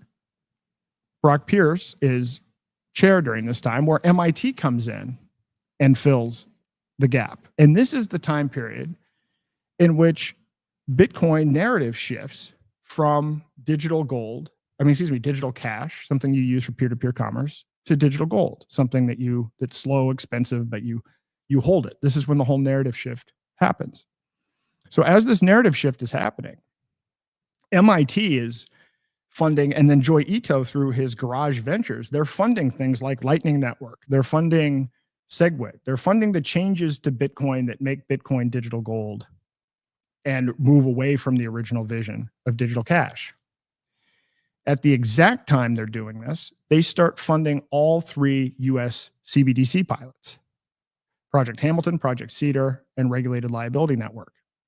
And remember, at this point, there's a funding crisis from this organization that Brock's now the chair of. And so some of the Bitcoin developers actually go to work for Project Hamilton. They start working on the US retail CBDC. And then Brock ends up the chair, after whatever the tumultuous period was. He may even still be the chair of the Bitcoin Foundation. So anyway, the guy he's been advising, Jeffrey Epstein, on crypto since 2011, is funding the MIT guy who's funding all 3 US CBDC pilots and cementing the changes to Bitcoin to make it digital gold instead of digital cash. I find that to be interesting. And Epstein didn't talk a lot publicly, but he did do one interview, and he happened to, in that interview, give a very long and lengthy statement where he basically said, well, Bitcoin isn't a viable medium of exchange, but it is a good store of value. So I think this is problematic, so Pierce, who's the chair of the Bitcoin Foundation, while all this is going on, is then also starting Tether as one of the early investors, maybe even the first investor in Tether. So, and then obviously knows Lutnick. So this I find to be not only interesting, but all of this deserves a lot more investigation. And by the way, as I'm talking about this, I'm only scratching the surface. And if some of this is confusing, this is why we need to put together a website. This is why I'm launching this website. It's not just for this issue. It's for all of technocracy. It's for everything that's going on, whether we're talking about AI surveillance systems or digital cash or whatever area it is, Palantir, PayPal Mafia. Again, remember, these guys have all of the information about us, and all of our financial transactions are public. We don't know anything about them. But there is information out there that's available, and the more that you dig into it, the less you're probably going to be comfortable with it. So again, we have foundation funds essentially, flowing to MIT. I don't know, Bitcoin Foundation funds. Actually, I should do this. Oh yeah, this actually says Foundation Cash redirects to MIT Digital Cash Initiative. So I want to check and see if that's true, but it's conceivable that some of the funding from the Bitcoin Foundation actually went to MIT to fund some of these changes. This really needs to be investigated. Again, You've got MIT right at the center of DigiCash. Then you've got them right at the center of all 3 US CBDC pilots, and then behind the change in the narrative at a very crucial time for Bitcoin, making it digital gold. So now, have we validated that the money that Epstein gave MIT was earmarked for this particular purpose? We haven't, although, and I want to confirm the source on this, I do believe he gave money to Garage Ventures. So certainly one of the things when I wrote my article initially was, which I wrote over a year ago, I was kind of surprised because I'd never heard of Epstein being involved in crypto. Of course, we now know he's been involved in crypto since 2011, and he's had Brock Pierce advising him. So that changes things. And then research somewhere, I'll find what the source is, that he also invested in this Garage Ventures. So I think it's very likely that he was funding or at least supportive of what the Digital Currency Initiative was doing at this time period where the Bitcoin Foundation was faltering. So, again, I'm going to suggest this isn't definitive proof, but to me, like, Brock Pierce seems to be the guy right in the middle of this that bridges Epstein and Lutnick. And there's so much that I haven't even gotten into with this that, again, I know this one even sounds a little bit unorganized. This is why we need tools for this to map all of these relationships. Some of the stuff that I've found about Les Wexner, who is essentially Epstein's only client, but then he's tied into other groups that were tied to Lansky. All of this stuff is connected. And what we need to do is map it out and then validate, confirm or reject whether or not, these relationships are important or matter. So that's essentially the overview for today. So again, I'm working on an article. So this isn't anything definitive other than take a look at this Jack Cruz thing. And if anybody has any information that can validate or not invalidate his claims, please let me know. And then there are clearly ties and overlap between Bitcoin and Tether and a lot of these same people. Again, we can find all of this stuff out. To me, it doesn't change anything. But as I'm looking at this, I read Creature from Jekyll Island, and I had the privilege of speaking at the Red Pill Expo with G. Edward Griffin last year, and we sit and look at this now and we say, man, the Federal Reserve, what a scam. Can you believe all of these backdoor deals that happened? What a corrupt system. And I'm sitting here saying, we're living through in real time something that seems as bad or maybe even worse with Bitcoin and stablecoins. I mean, I think arguably it is worse. So, but it's actively happening right now. So yes, we can sit here and chant end the Fed and do whatever. And again, my conclusion is going to be the same, ditch the dollar. But, we should also be ditching Bitcoin, and we should be ditching stablecoins like Tether for very similar reasons, right? I mean, think about the Federal Reserve. Well, the Federal Reserve, it's not backed by anything. It's a cartel of banks issuing currency backed by IOUs. We don't know who owns it. And originally, it was backed by gold, which they abandoned that standard. So we still don't know who owns the Federal Reserve. And if you listen to what Cruz has to say, Lansky was able to find through this back door that the Federal Reserve was not fully backed one-to-one by gold, which of course now wouldn't surprise us. Okay, well now we're moving into a new world where we have a digital dollar, tokenized fiat. And the largest player in that world has never completed an audit.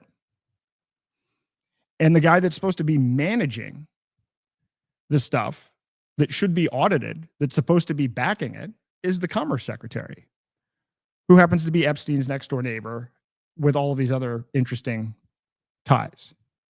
I find that, again, this is not a compelling situation. We should be ditching the dollar, but we should also look outside of these solutions. Stablecoins, I think, are probably, these regulated stablecoins are worse than fiat. And in many ways, it's worse than the Federal Reserve. And very much in the very same way. It's a shadowy group of people. We don't fully know who they are. We don't know if it's actually backed, but now we have programming and surveillance on top of it. So I think the public will like to learn about some of these things. Again, it's hard to explain, which is why we need a tool. So I'm going to pop in and open this. This is a very crude site. So let me say this as an introduction to this. All right.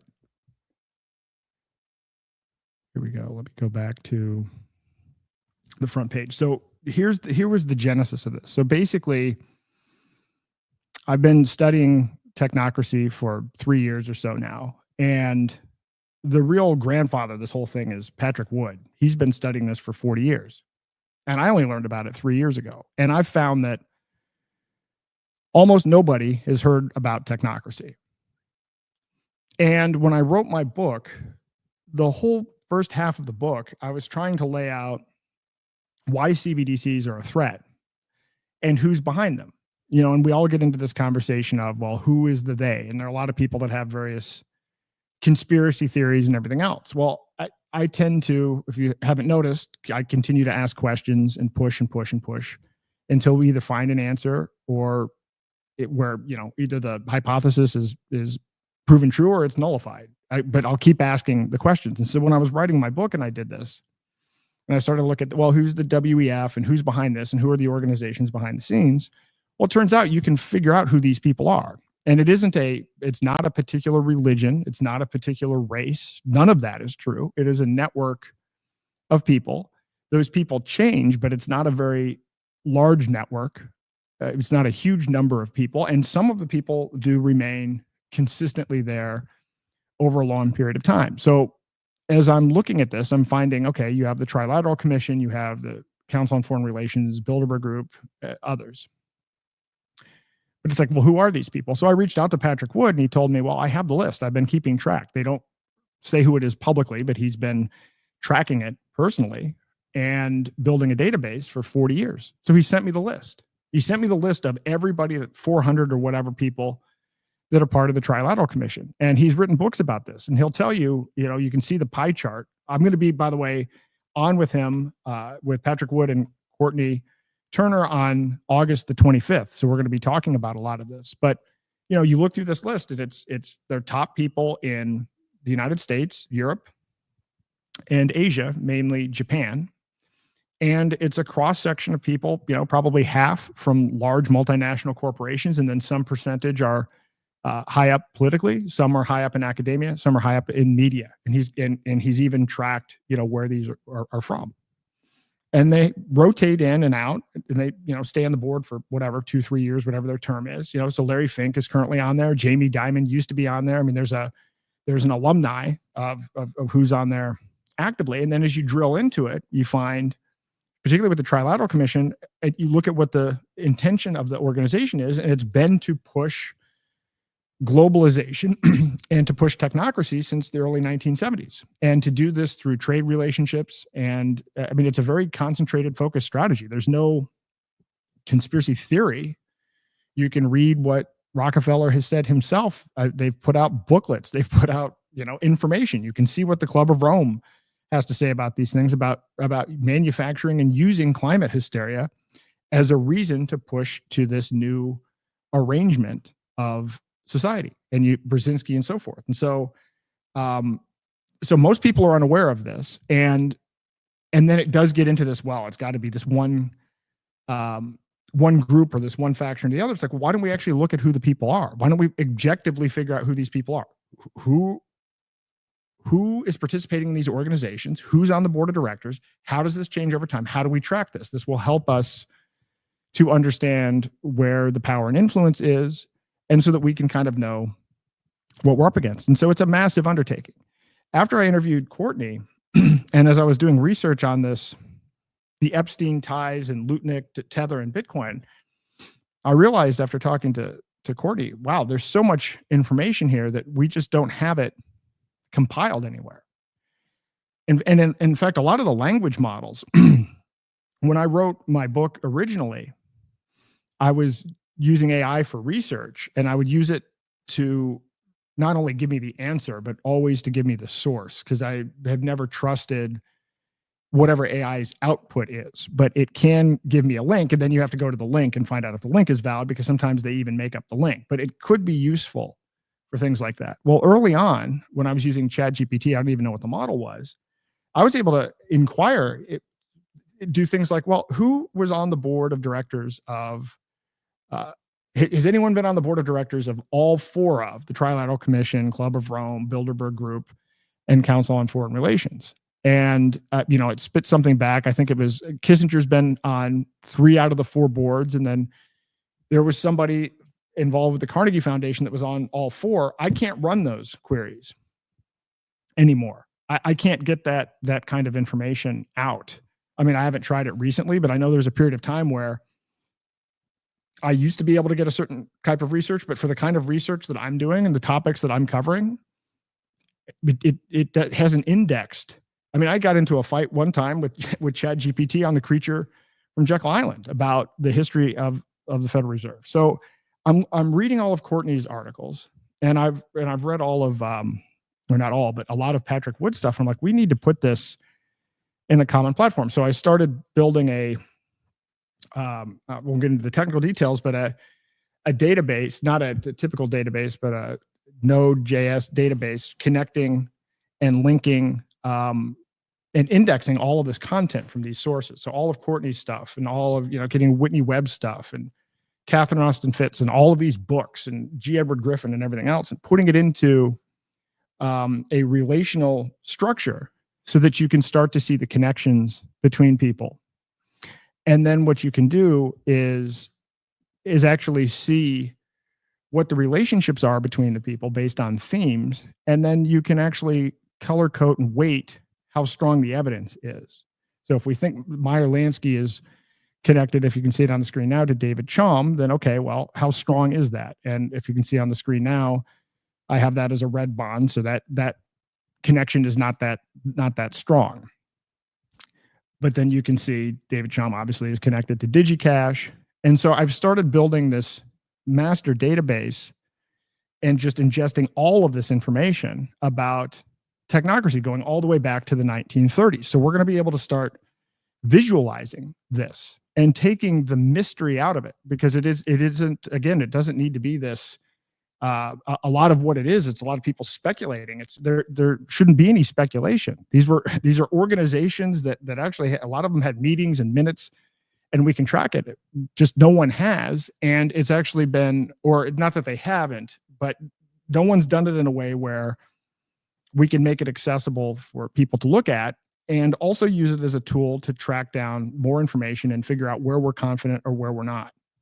So the idea behind this, and what you're seeing here, is just the sample UI for what we've been talking about today. So for the Jack Cruz thing, the Lansky Bitcoin connection, right? So we lay out, all right, well, who are the connections? And then you can, click on the nodes, and you can get kind of like a little, it's like an open source version of Palantir. You can start to get information and a dossier on these people, and then people can collaborate over time and put in systems to validate and change the confidence level of the information, so that you're able to then go in and look at these things. Well, what's the relationship between Palantir and, military operations in Gaza, or, whatever it happens to be? Because the overall map of this stuff, of all of the things that are in there, I mean, obviously you're going to have hundreds and hundreds, and then in the future, thousands of different nodes. So yes, you could go in and drill in and look at it, but there are going to be these filters where we can say, all right, well, we want to understand how this works. What is the association between this? And this is a tool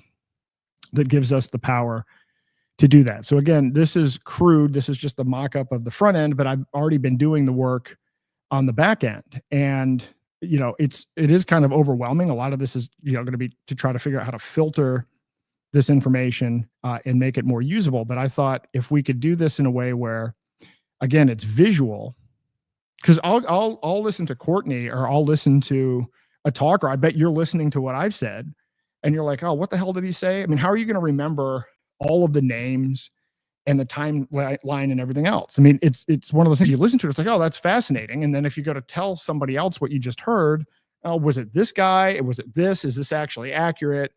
How vetted was it?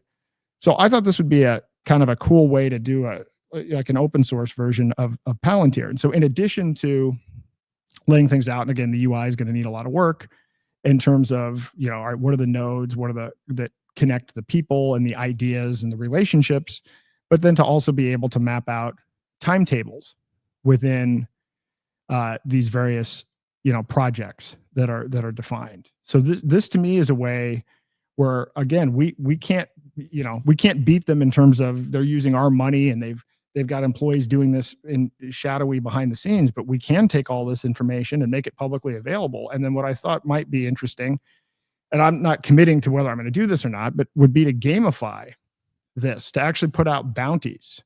So let's say we say, you know, like what I was talking about earlier. All right, well, Cruz alleges that DigiCash had funding from Myer Lansky's group or group associated with Myer Lansky. I don't know if that's true or not.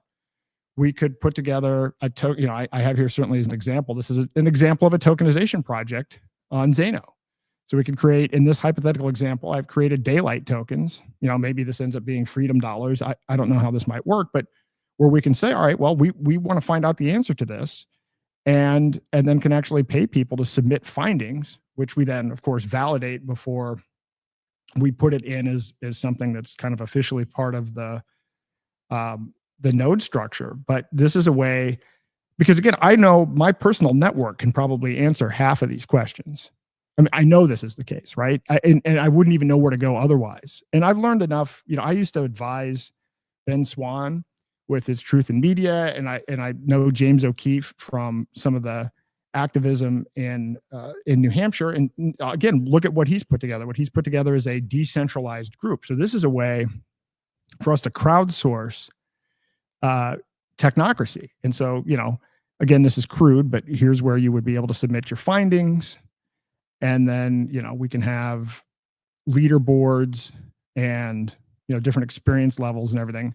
Again, don't take this too literally. This is more conceptually in terms of how all of this stuff works. I've been building the database, what's the back end behind the scenes, but for the purpose of being able to talk about this today, I wanted to put together a pretty simple front end that is oriented around the two topics that I've been talking about, which is the Jack Cruz information about Bitcoin, and then the ideas around Tether. And again, I haven't even captured a fraction of what I've learned in doing my research. So I do apologize if this seems a little scattered, even the explanation of both of these, because in part, even as I'm thinking about it, it's like there are other ties to all of this, and then you can end up rambling. So what I'm doing is aggregating all of the information. And at some point when I put out an article, you know, for me, if I put out an article that had inaccurate information in it, I would get crushed, right? I mean, there are enough people that don't like the stuff that I'm talking about already been kind of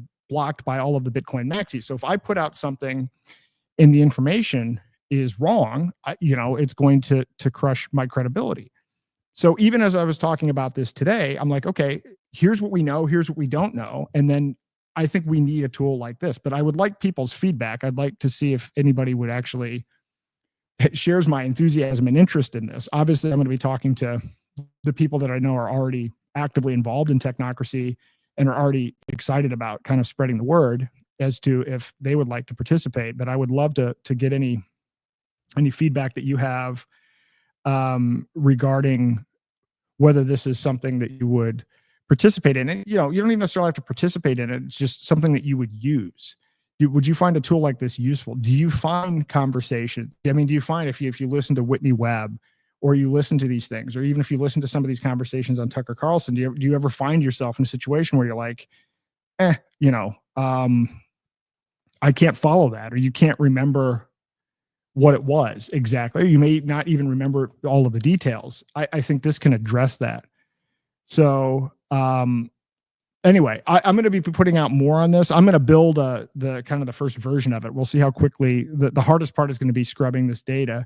I see somebody in the comments says, you know, have you read Whitney Webb's 2-volume investigation, One Nation Under Blackmail? Yes, I have. It's great.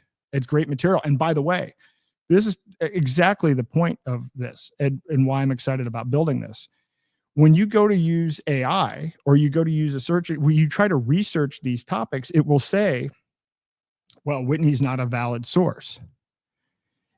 So these AI models are still waiting. Even Grok will wait. Oh, if it's the New York Times or if it's a court record or whatever, but it's not going to give credibility to what Whitney Webb has to say. And I think that's a mistake. Her information is incredibly well researched and well documented. I think we need to take all of that information and all of Courtney Turner's information and Patrick Wood and G. Edward Griffin, Catherine Austin Fitz, all of this information and make it searchable, but more importantly, connect the people and the ideas and the time frames in a way that people can view visually and can move and follow along and navigate to learn more about these ideas. So, again, I think that I know for me, so as I started doing this, I'm like, all right, I write a lot of these articles, I do a lot of research, but I can only do so much. It would be far more effective. And I'm not one of these kinds of people that's like, oh, I want to be protective of the information that I have. The whole point from my perspective is I want as many people to know this information as possible. I don't want to be a gatekeeper for this information. If anything, I want to take all of the source information that I have and make it easier for me to use and make it easier for everyone to use, because the whole point of this is to shine light on technocracy and to learn what's going on. But I will tell you, the more I learn and the more connections that I see and everything else, there needs to be a sense of urgency here. There's a complete lack of sense of urgency. And other than saying it's extremely urgent, I think a tool like this, when people can start looking through it, will, open their eyes and say, oh, wait, well, okay, this is more of a problem. And yeah, in fact, this is a serious issue. This is something that I've actually, it's funny as this sounds, I've kind of been working on this idea for 20 years. I have the Daylight Freedom Foundation now, but I actually started Daylight Network in 2008. And so I guess that was 17 years ago. And the original idea behind that was, this is naive. This was my view of, well, hey, maybe we can crowdsource, auditing the government, right? And looking at politicians and looking at the federal departments and analyzing bills and everything else. And I realized after a long period of time of being actively involved in politics and everything that that's a completely rigged system and nobody cares. I found that, I built this site. We were, at the time analyzing bills, and I actually even had a prediction market in 2008 on a variety of different things. And I know when we were in the financial collapse, I'm like, will the TARP bailout pass or not? Will it be more than 700 billion or 500 billion or whatever it was at the time? And, there wasn't a lot of active interest in this. And I'm not saying this is going to be millions of people are going to want to use this, but I think this is going to be a tool. More people are waking up every day to technocracy. And the problem is when people wake up to technocracy, it's hard to have a real simplified way of getting your hands around what's going on.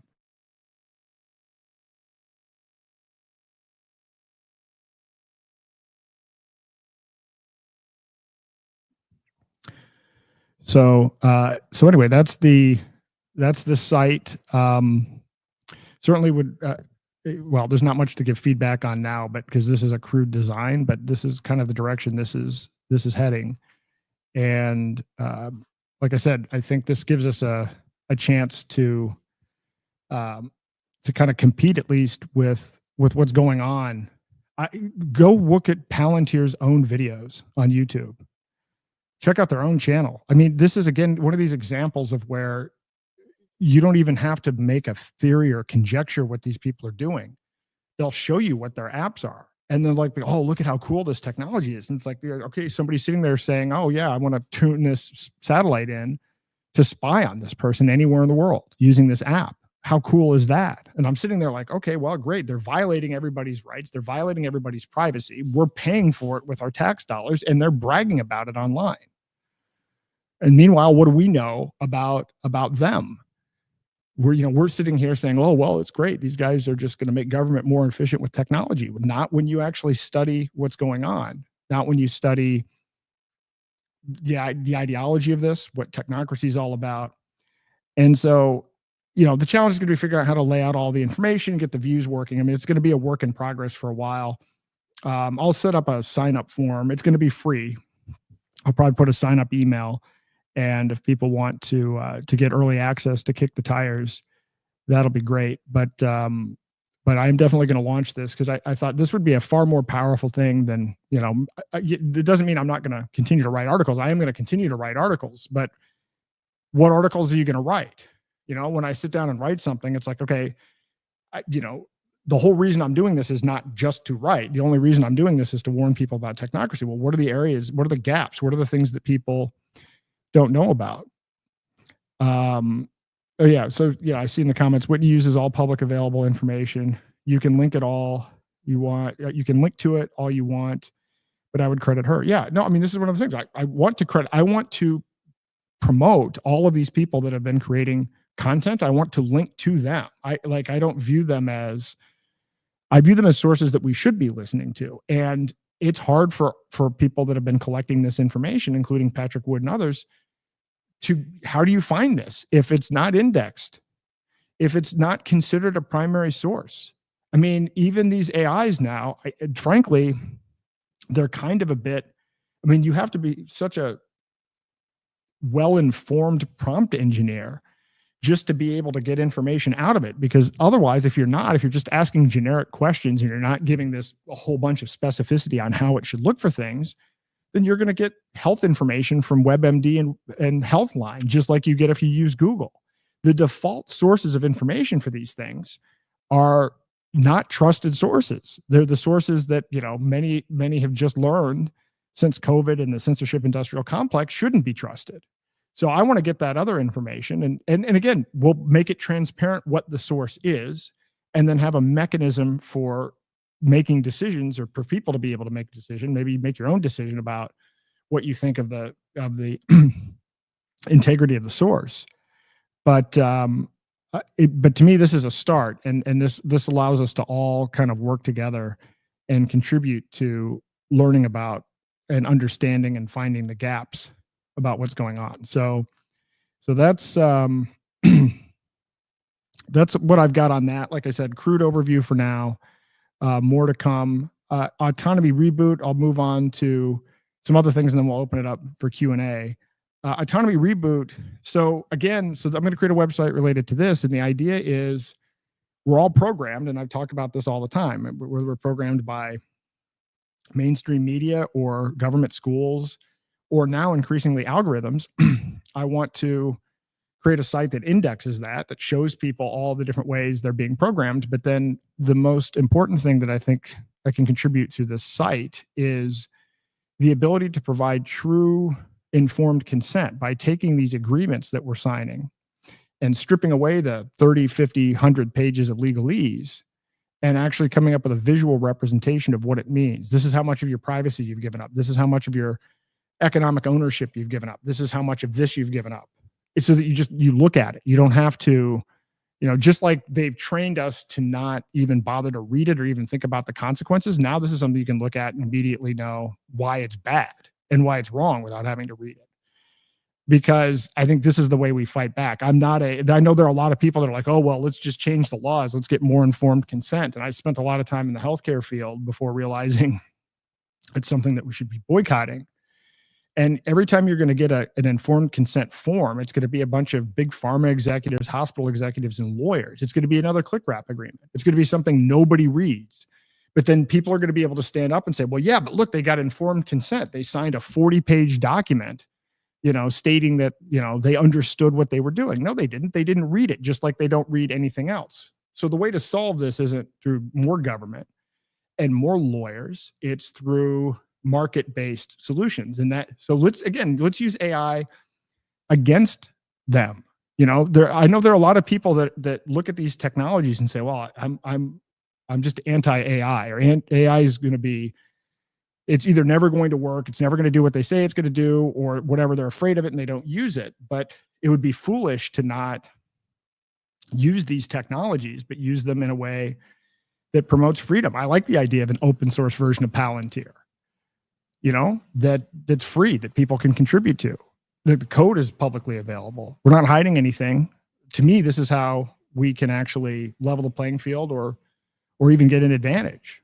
Let's not avoid AI. I'm using AI in helping to code and design that. Why would I turn away from using AI? The same thing with let's fight them back. They used, and I've mentioned this before. Actually, the ClickWrap agreements work. With my second company, I was able to reduce my sales cycle from 18 months to 90 days. We sold to HR in large corporations, which is a horrible experience, by the way. That's a whole other separate story.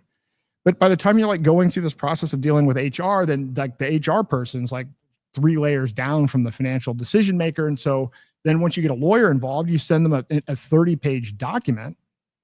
Oh, and then it's flagged. Then legal has to go through it, right? So then it's sitting in the queue for legal.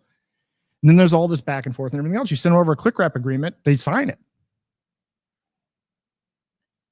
It's literally, so I mean, I've used it. I know it works. It was actually, had I not done it, our company probably wouldn't have been profitable, but I know how it works the other way around it. I also know, in working with the lawyer to draft the agreement, how much bullshit is in there and how we've gotten to this point where everybody just, well, yeah, those 3 pages at the back that are all in all caps. Well, that's just boilerplate. So we've conditioned everybody. Boilerplate just means you can't change it. Everybody signs it. Don't even read it. That's essentially what they're trying to convince people of when they say something is boilerplate. So I think that's going to be a very effective tool for informed consent, but informed consent is only useful if you're actually exercising your free will, which is why I'm not sure how to do this or if the website's the most important thing, but teaching people how much they've been programmed. There's that clip that I've played before. You've probably seen it, where it shows these TV news anchors, local TV news anchors around the world saying the same thing about, spreading misinformation and everything else. And I actually have a collage of clips where you can see how the script that one thing I like about England is they at least call it right. They call them newsreaders instead of anchors or whatever we call them here, because that's what they're doing. They're reading the news, and it's clearly syndicated from the top down, even across networks. So you could have a Fox affiliate in Nevada and a CBS affiliate in Montana, and they're reading the same thing. That's how programmed that is. So that's a really great way of showing people how programmed they are. What's more difficult, though, are these algorithms. It's this whole freedom of speech, but not freedom of reach. This is an absurd idea. I mean, that is algorithmically determining. So we have a whole bunch of people now that think they have free speech. They've bought into that as a statement, not realizing how heavily influenced, how algorithmically you can move an election. You can move popular opinion on any number of topics with just a slight modification to that algorithm. So it's more difficult to explain, but it certainly in our modern age, these algorithms are actually the biggest part of the programming that we have. It would have been television before, but I mean, it's not magazine ads now. It's less TV commercials, and it's more these algorithms that we can't even see, and that many have convinced themselves, or just out of lack of knowledge, don't even realize are there behind the scenes. So people have bought into free speech, not understanding what it is that they're even seeing in front of their own face. So anyway, that's what's going on with that. I'm happy to open it up, by the way. If anybody wants to come in, I've got some more stuff that I can talk about, but I also would enjoy the Q&A part as well, and just the general discussion, because there's so many different other things to talk about. I struggle with this. I want to talk about all 3 areas every time I do a podcast, but usually I have one concentrated topic that I spend all my time on, and then we run out of time. So I'm going to figure out how to restructure this podcast, because there's been a lot of news on the revolution will be tokenized front. There's a lot of news in crypto, And, you know, if you've been following this at all, you probably saw there's an alleged 51% attack against Monero. I don't even know if that's actually true, if it's an actual 51% attack, but there's a mining pool that has been working on trying to get control of the network, which means they can reorganize transactions and stop transactions, reverse transactions, create overall havoc on the network. This is a kind of a known issue with proof of work. But the only comment that I want to make about this is we are fighting against the technocrats, not fighting against ourselves. So I'm supportive of all privacy solutions. I don't want to see bad things happen to me. I use Monero. I mean, I actually just did a workshop and got paid in Monero. So I'm not a maximalist. I'm a big supporter of the Zano platform because you can tokenize other assets. It's not just digital money. It is something that you can use to tokenize stocks, bonds, everything else. It's kind of the counter to that. But I want to see Monero succeed, and you know, they have a lot of options. And by the way, this is just normal stress testing. This is the other thing that we have to be aware of, which is particularly after at least part of what we went through. I mean, I talked about stuff related to the hijacking of Bitcoin that isn't even in hijacking Bitcoin. So there's an entire other book that goes into other aspects of this, right? So we know this has been a part of what's happened. Yeah, I see Ed McLean. It's not a true 51% attack yet. If they gain hash rate or the rest of the network hash rate drops, it's a realistic possibility, unlikely but possible. Yeah, so I mean, you know, look, my viewpoint on this is, if you're sitting there and you're like, oh, well, you know, I should stay away from Monero. Understand, if you're using fiat currency, your money's already tracked and it's losing 10% of its value plus every year. It's already lost 99% of its value. It can already be programmed. So don't look at a 51% attack that hasn't even happened yet as a reason to be scared off from the project. Understand, this is a war. There's going to be a constant fighting back and forth. I mean, we're going to have people try to infiltrate these privacy coin projects. I mean, the question is, what are we going to learn from the hijacking of Bitcoin? What are we learning from what we know about what happened with Tether, what happened with Bitcoin? What are we learning from the creature from Jekyll Island and the Federal Reserve? I mean, the problem is we even know about these things. We've known about some of these things for decades. That doesn't mean we can stop it. You know how absurd it is that the Federal Reserve even exists? I mean, again, it's amazing. We get financial surveillance and we don't even know who owns the intermediary that prints our digital money out of thin air. Where is that in the Constitution or under natural law? And yet it goes unquestioned or unchallenged. I mean, yes, maybe Massey or Rand Paul will put forward a bill, but you know, it's not going to happen. It's not going to be stopped legislatively, or it'll be replaced with something worse, like Tether.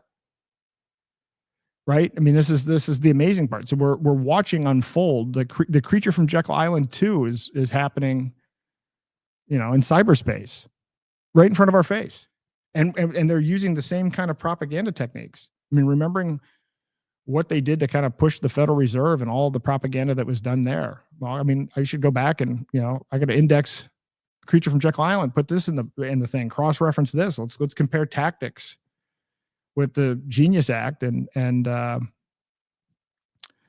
what went on with the founding of the Federal Reserve. So here we go. I see Deadhead here. Let me get my screen structured properly. There we go. Hey, how are you? Hey, good, Aaron. How you doing this evening? Good. I didn't catch the first, 45 minutes of your talk, so I missed some of it. But about this database idea, this is fantastic. I think it's absolutely great. Outsourcing information is basically, except for the vetting process. Yep. Yeah, except for the vetting process. Although, I mean, again, you can use AI for part. There's like a pre-screening process through AI, but there still has to be a human touch. But even in doing this, even in building this database, because I'm using AI to basically scrape data and then put it into a format that I can load into, Node.js. And so when I'm doing this, I'm asking it to give me a first to rate these things. And what I found when it was doing the ratings is, it would discard, it would take something from Whitney Webb and would say, well, this isn't sourced. But it would take something from the New York Times and it would consider that to be the gold standard. So let's just understand that one of the things revealed, this shouldn't be surprising to anyone, but what is considered to be primary source material when these AIs are spitting back, quote, truth, even Grok is considering, I think, sources that many of us would not believe are viable as the standard of truth still. And it doesn't spit back when you do generic searches, these alternative sources of information. This is why just pooling it is going to be interesting. Now, figuring out how to vet what's true or not, that is going to be a tough one. And, again, maybe this is one of these where you leave it as you just show people what the source is and let them create their own percentage probability that of what they think of the evidence and weight it so that, you can weight all these different things. And it's like, all right, well, I've looked at this, and this. And based on what Jack Cruz said, I think that there's a 40% chance he's right or an 80% chance he's right. But you present the person with the information and what the source is and let them decide. Again, I'm not saying that there's no objective truth by saying that, but what I'm saying is that we live in a world where what is considered to be objective truth is probably propaganda. So now what do we do? I totally agree there. Along that AI problem, I would say, I was listening in through the chick on AI Spaces the other day, and this guy was using Grok, and he had asked it a question. I think he said he is some investigative reporter. I probably remember his name, but he asked Grok, tell me about myself. And then he dealt in, why did you primarily make this an emphasis? Why didn't you talk about this? And then he dealt in, he kept asking, well, what are your motivations? What is your weight on different aspects? And Grok was just giving out all the information about how it was actually programmed to weigh different things different ways and why it made this decision based on, and I think it even was like talking about who was programming it this way. Yep. So, have you tried Brighton? Have I tried? Yeah. I have for some. Actually, before I do that, hey, happy birthday! There's direct from Philly. Hey, thank you very much. How's it going? Do you have a good birthday? Good. Yeah, I did. Thank you. Awesome. I wonder if you're getting the same output. Well, so with Brighteon, you submit a thing and then it sends you an email. And so it will become more helpful when you can download the local version. That's really what I'm excited about. So I do use it for certain things, but what I found is it just needs to be trained on. We need to train it on our own data set, right? Like that's an issue. I still think there's a lot of room for that. Whatever it is that they're using for this is for training these data sets. I mean, again, the weights, I think Anthropic may even have their own constitution or something based on effective altruism. I was actually talking to my son about that. I want to look into that. So Anthropic was backed by Sam Bankman-Fried. He was a big early investor in that, and I remember digging into that. And they have they have their own constitution, they call it. But you dig into that, it's like, okay, well, this is the layer. This is the censorship layer, and so you know what? Hold on, I apologize. Courtney just asked when it's going live. Oh, I guess she asked a while ago.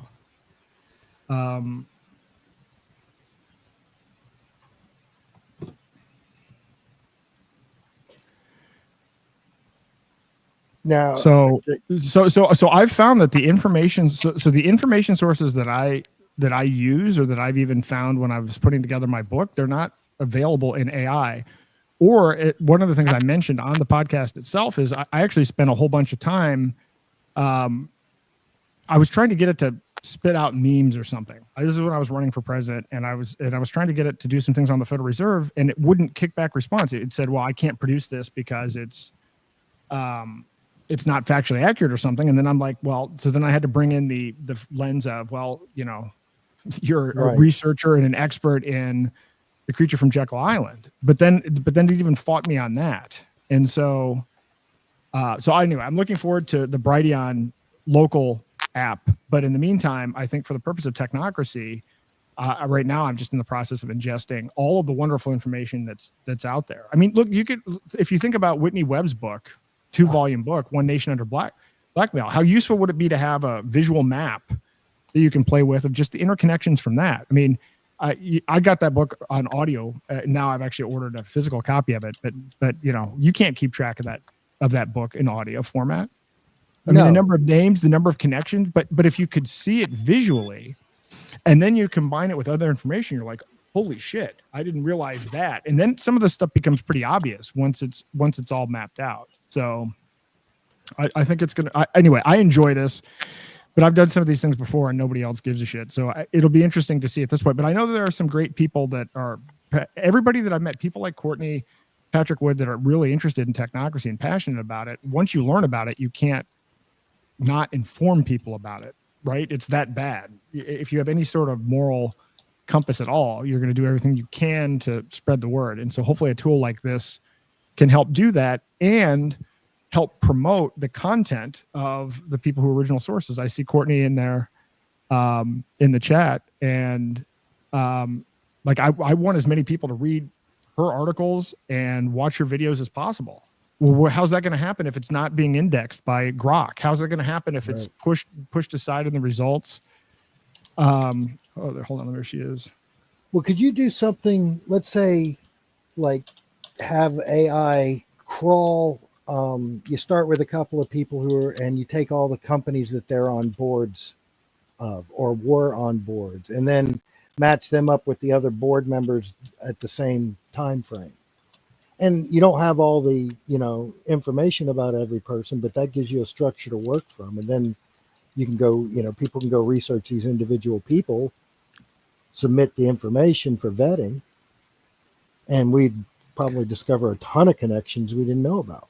Well, this is the beauty of AI and the ability to use something like Node.js, which is that you can scrape the data and then have it thrown into a database, something that would have been really time consuming and hard to get mapped properly can now be automated. I mean, I'm at the point now where I'm like, okay, if I'm going to go on a podcast, I can examine somebody's entire Substack, scrape the whole thing, put it into an index, and then map all the relationships and ideas and create a mind map from the entirety of that person's body of work from Substack. Or I can take all of the YouTube transcripts from an entire channel and consolidate it into one text file. And then I can do whatever I want with that text file, including map it into the system with nodes and edges. And so to me, this is just a tool for me because I have a hard time keeping track of all of this, and it gets worse every day. So, if nothing else, this will keep me from having to try to remember all of this stuff. But yeah, you could layer in everything. I mean, this is probably not supposed to legally, but you could layer in, campaign finance information. You could put in financials. I mean, there was that site a while ago. What was it called? They Rule. I think there was a theyrule.net or They Rule something that would show the overlapping of corporate boards, public corporate boards. Yeah, that'd be a perfect place to start. Yeah, you could integrate something like that in an afternoon. So layering the data is something, again, then it becomes one of these things where if you've got this cloud and it's got 10,000 points, then it's obviously not useful from that perspective. But then you create these views, which is what I tried to show in the demonstration, where it's like, okay, we filter by, a certain set of criteria and paths, and now we can just see the visualization of the network based on those criteria. So anyway, it's probably boring technical stuff, but this that's just user interface stuff is what I studied in college. So I think is the most important thing, and I love the visual interface you were showing. Basically a web. and you could travel along that web in any direction where connections were going if you were doing research. I see this as a fantastic research tool. Yeah, and so some of the stuff that research that I find, I'm like, wow, is this actually true? Once you start getting into Peter Thiel, and then, but by the way, and I've been talking about this the last couple of episodes where this whole fake U.S. China thing comes in. All you have to do is start analyzing the business relationships and the money flows between U.S. technocrats and China. That will tell you everything you need to know. To watch Musk wrap himself in the flag is absurd. But you have to show people that, because I wasn't lying when I said I think Americans are the most brainwashed people on the planet. People don't know that China's winning in 60 out of 65 categories, but they also don't know that the people that are wrapping themselves in the flag and talking about being America first and dark MAGA and everything else are also cutting deals with China. Palantir has backdoor deals in China, and some of this is done surreptitiously through other third parties. And I want to map some of that out. There's a lot of stuff that I didn't want to talk about because I haven't vetted it, and I don't want to go. The last thing I want to do is spew stuff that then creates polarization unnecessarily. But these intelligence agencies are bad news. Oh, good. It looks like Courtney's going to hop on. Have they ever been good news? Huh? Have they ever been good news? No, I have not found any kind of like leprechaun gold, bucket at the end of a rainbow kind of situation yet. That's never happened. It's good. Hey, it's possible. The other problem. How do we go to that multiverse? Well, I mean, look, so the thing is, I mean, as much as I've laid all this stuff out, the answers are still end up being the same, right? Just unplug from this stuff and use private decentralized solutions. There is always, I know I often come off as being black-pilled, but I'm not. Once you realize this stuff, just get out of this. Like I'm watching, like the RFK stuff is infuriating. Every day watching it, it's just more government and we're going to do this. It has nothing to do with medical freedom, and even engaging in that is a waste of time. But you can just stop. And then this is why I'm like, we need to build a, medical marketplace, medical tourism marketplace, global, private rating system, but still private, using aliases. People should be able to do whatever they want. And that's it. That's medical freedom. Medical freedom is, I don't care what the NIH says. I don't care what RFK says. So what? And we can build those things. In fact, we have to build those things, because the longer we're wasting time thinking that we're going to change the system that we have, then we're that much further behind. And the technocrats are moving faster than, than I warned when I wrote the book. And people still don't even know it, right? Like we're actively in it. Some of the connections, here's one for you. Do you know that Peter Thiel is an investor in Lutnick's firm, Cantor Fitzgerald, on a blockchain initiative? See, yeah, that's amazing. I mean, you start going through this. I haven't even mapped the Thiel network. Like this is what I say. I'm throwing all these data sets in, and then once you see something that's like, oh, well, now I should go look at all. Now I got to go scrape data, all related to this thing, and then as the pictures start coming together, because for me, like I want to figure what should we be researching? What don't we know? Which is almost everything. But once you can start visually seeing this, it's like, oh wow, I wonder if here's a hypothesis. And by the way, some of the hypotheses might be wrong. I think Jack Cruz is wrong on several aspects of what he said. I mean, I can't validate some of it, but then I also think some of it's wishful thinking. I mean, him out pushing, Roger Ver is where he's at because he's a shitcoiner. I mean, I don't know. So I don't know how you track the history that he tracks and you're still bullish on Bitcoin, even if you believe what he said. I don't know how he believes even what he wrote, and he's still bullish on Bitcoin. Yeah, I agree with you. And there's some things that he's needs to turn around on. Hey, let me ask you. You mentioned something about you were talking about talking to Patrick Byrne, right? Yeah, I've texted him back and forth, and I haven't, because I don't know where to fit it in yet on this podcast thing, which I'm going to go to 2 times a week, but I've got to try to figure out how it fits in, and I need to prep for that one. Big time.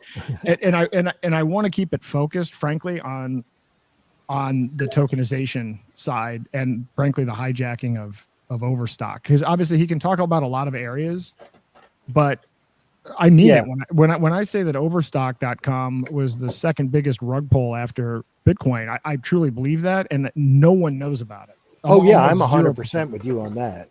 I was right there for it.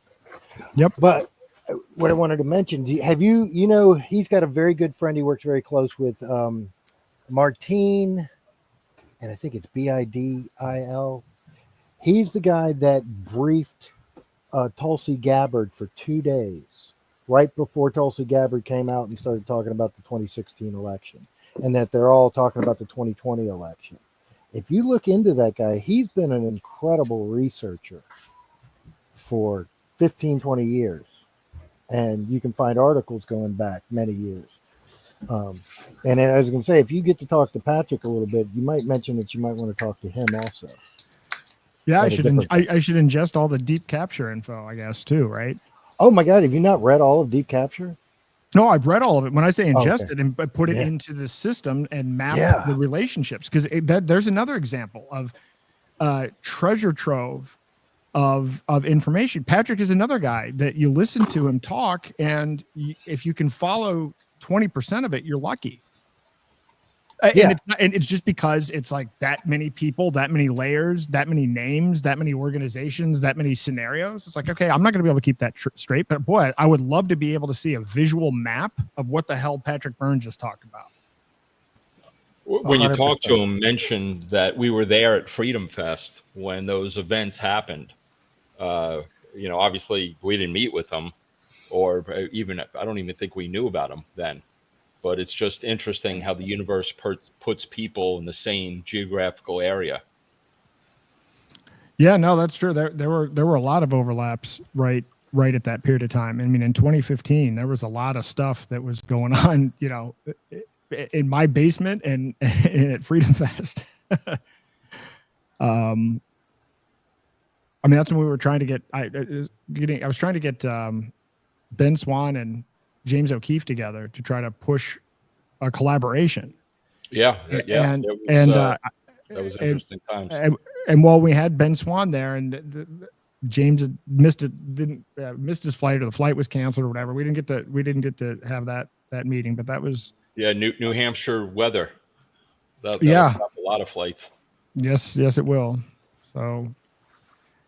Speaking of medical freedom, Bill Gates has a new butter out now, and it's not made of any animal products or plant products. It's just a bunch of chemicals with natural flavors to save the planet. So, and it's going to be in all the candy and pushed in everywhere before the holiday season.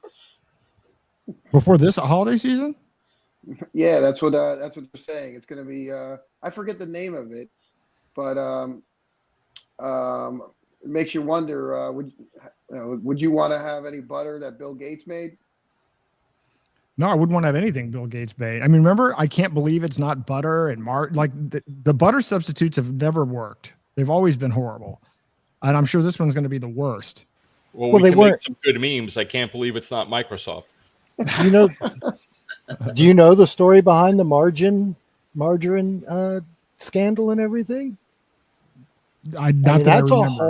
That's a whole thing. Yeah, they made they started making margarine to feed to turkeys, and I think chickens, but the fowl. But none of the animals were eating it, and they had this cheap product, and they had to do something with it, so that they started marketing it to us.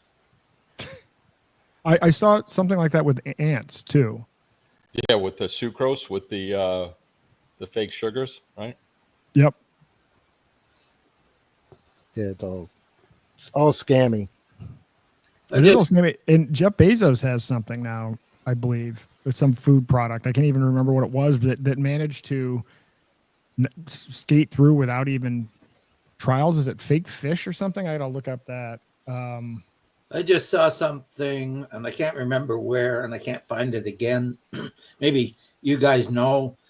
Bill Gates apparently was just given permission to spray aerosol spray from his bloody lethal Vaccines in vaccines. Canada. Yeah.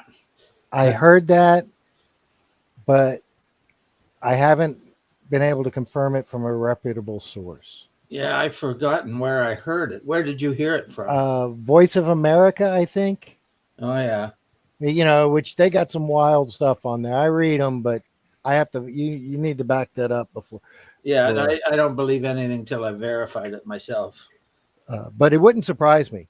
You know, now the vaccine, what is verified, the vaccines they can do in dental floss. Yeah. Yeah, they've got the vaccines and everything. I mean, we're pretty much screwed. You can't avoid them. And, you know, but the upside is they're going to be putting fluoride in on those things, so you know to stay away from them anyway. Yeah. The first question that popped into my mind way back when they, 2019, when they first started talking about the whole world has to be inoculated. Like, really? What's behind that? Why is it so urgent that everyone gets this treatment? That's totally suspicious, and why people didn't pick up on that. Like it's not just greed and profit that drives something like that. There's another intention, and as you read into it, you find out what that intention is, of course, which is to transform humanity and hack the code. Yep. Technocracy and transhumanism, they're linked. You know, this is why I hate researching this. So I just researched it. I didn't realize this either. Bezos Earth Fund commitments, $60 million investment to establish Center for Sustainable Protein, aimed at improving the taste, texture, nutrition, and cost of alternative meats. $30 million grant to North Carolina State University to build a research facility for manufacturing these things. $100 million towards alternative proteins. Notco, AI-driven startup which creates a plant-based alternatives to dairy meat. So yeah, no, Bezos is all over this fake food too. Mm-hmm. Yeah. So this is all in the name of climate change or global warming or whatever they call it now, and it's all fake stuff. And but they have everyone believing this so they can get us all to eat these chemicals. Where butter itself is actually really good for you. You know, it has cholesterol and fat and other things that your brain actually really needs. But I'm just surprised that people are still buying into this climate change stuff. I don't know, why people are that naive. It's taxation without representation. It's taxation without without national borders. I mean, the upside is as soon as they implement all the bank-issued central bank digital currencies, they'll make it so we can only buy the fake stuff. You know, it would be funny to watch. Has anybody watched An Inconvenient Truth lately? That would be fun to watch. To see Al Gore, like, just the fact that even happened. Talk about gaslighting. Wow. I would love to watch. None of that happened. A good podcast. I mean, how long is that movie? It's under 2 hours. You could fit that in one of your podcasts. Yep. Oh, there we go. There's Courtney. Hi, Courtney. Hey. How are you? Great. Thanks for coming on. Yeah. Thanks for having me join. I love the idea of doing the database. I think that would be amazing. I think we really need it. Get it all compiled. Make the volume a little louder. Yeah. Yeah, that's crazy. Awesome. I just emailed Whitney because I started reading her. I started reading her two. Oh, now we're getting an echo. I started reading her two-part One Nation Under Fire. Hold on, we're getting an echo again. Are you? Do you have headphones or? I think. Hang on. I don't know if okay. Try it now. Why does that do that? There's a delay in an echo. It was fine till. Is that better? No, Don had this issue last time too. I'm not sure. Where does it come from? I mean, if you have headphones, I mean, it might be that it's picking up what's coming out of the speaker. If you're, Oh, okay. I'm hearing impaired, so I can't do the headphones. oh no, no, Courtney, you're fine. The problem's not on your end. okay. It's Don. And I'm not sure what it is, but my guess is that if you don't have headphones, it might be that might be the problem. I'm just using a Logi webcam mic. Oh, it's not doing it now. It's funny, it kicks in and out. Huh. Anyway, yeah, I agree. It's a tremendous idea. I was reading Whitney Webb's One Nation Under Blackmail and completely got overwhelmed by all the contacts there and came up with the same idea that it was absolutely essential. Like, I'm making notes as I'm reading it, trying to keep track of all these people. I thought, no way. There's too many of them, and there's too many organizations and cross links and time references and all of that stuff. And you need to tie it together in a database. That's what databases are for. So I emailed her to try and get her permission to do that, and certainly not commercialize it in any way. And if she wanted to commercialize it, fine, but just for my own interest. So I'm totally on board with what you're talking about, Aaron. Thank you for bringing it up. I haven't even thought that it would be available on audio. Silly me. So I just scored a deal because I have all these Audible credits, and sometimes I end up overpaying for the books I buy. But I just purchased Volume 1, Volume 2 of One Nation. So thank you. Fabulous book. It'll make you sick. but it's a tough audiobook. I mean, I will tell you, it is a tough. That one's. I'm usually good with auditory stuff, and that one's not. That's not the best audiobook. No. One thing that I've had problems with when I'm doing research is well, like in 2020, I did a really deep dive into Ukraine, going back a number of years, and I saved a bunch of links. I wrote up an outline. Half the links to the articles don't exist anymore. Luckily, I'm able to find them on the Wayback Machine or something. But when we find information and you link people and you ring, like Whitney links to 1,000 different articles that are out in public domain. So you're going to be linking to the same articles. We may need to grab a copy of those articles and store them somehow. Maybe using IPFS, something like that, Aaron. I mean, even IPFS is tough, right? Because unless somebody's, Yeah, but I mean, I'll throw a terabyte on a RPI-4 and you can just stick them all on there. That's pretty simple. It's a terabyte now, $75 for a drive. Yep. All right, you've out-geeked me. What is an IPF4? IPFS stands for Interplanetary File System. Yeah, I'm familiar with that from all the Ravencoin stuff. Exactly. Yeah. It's the same thing Ravencoin uses, George. You know what it is.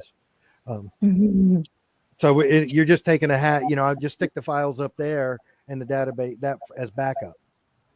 Okay. Thank you. Yeah, I mean, because I find that like half the files that like articles that I go and research, even for my articles, and I want to link, like I can't get access to them or the links are dead. So a lot of what I put in most of my articles, it has been from the Wayback Machine. So, but that's really hard for other people to compile. So there needs to be some sort of a resource where people can find it easily. Yeah. A lot of times, go ahead. With the IPFS, I know Ernie Hancock's been pushing that for a long time, so he has quite a big archive on there, and so does James Corbett on his website, and I think Mark Passio does too. Those three guys have a treasure trove of information. I think they're all on IPFS, but I'm not really sure how that technology works. I guess it's like it gets stored on different nodes from computer to computer. So I think Matt Raymer,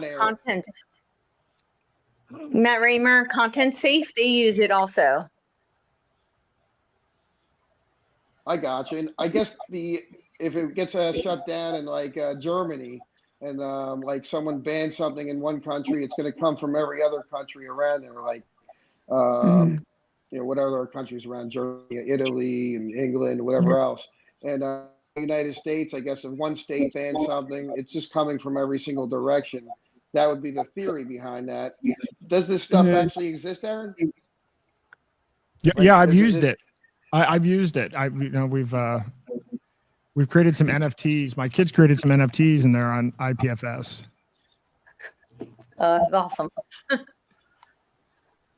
Very cool.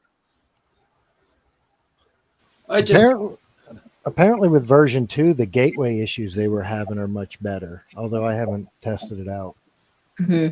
Making a lot better access to the files. Can I ask you guys a question about Quartal? You're familiar with Quartal? It's oh yeah, sure, go ahead. Yeah. Okay, I've been exploring it over the last couple of weeks. I think it's what I've seen of it, it's a fantastically independent peer-to-peer unstoppable, really, if it gets going and public supports it. My concern is, though, the only concern I have with it is that, well, not right now, it doesn't have much on it. It doesn't have many people on it, and it's already getting slow. I published a website there last night, and it took for the people to actually upload it and see what I published. It took hours for them to get it.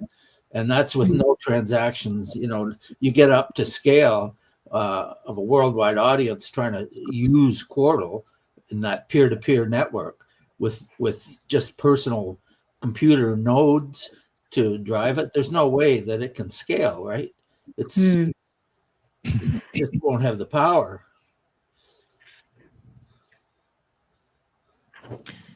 Yeah, I think there are also some centralization issues with it. So I've kicked the tires a little bit, but I do need to spend a little bit more time. I know it's pretty dependent on one or two people. The developers, you mean? Yeah. Yeah, it seems to be very open. I was very impressed with the community itself and how supportive they were, and how they responded to a lot of the stuff that I posted and the sites that I've been uploading there. And I don't know the range of tools that they have, the email, the QTube, the shopping, the crowdfunding. They got some great ideas there, and they're replacing all this stuff that's been centralized and corrupted by Bill Gates and the big boys. So I mean, it's a great independent platform, but has it got a chance of being able to scale with that footprint? I don't know. I've actually I talked to the founder a couple times last year, and I need to talk to him again. It's been something on my list. I think Dan, isn't Ernie using Quartal? I mean, this is part of. I'm trying to integrate Zano, and we're trying to get some of these tools working. And I know he's trying to build his off the grid thing in Arizona, and trying to set it up with a mesh network and everything. And I know he's played around with Quartal, but I mean, I think that there are potentially some issues that I want to dig into around the centralization of it. Aaron, it's probably already on your radar, but I just forwarded you Patrick Wood's article. What is Peter Thiel's role in Technocratic he did a bunch takeover today. of Washington? He did a bunch of them today. It's really funny because yesterday somebody had asked me, they were like, why does Peter Thiel like Curtis Yarvin so much? And I responded, I said, I think Peter Thiel created Yarvin. And I told Pat, and yeah, so he did a whole dive on it today. It was great. Really great.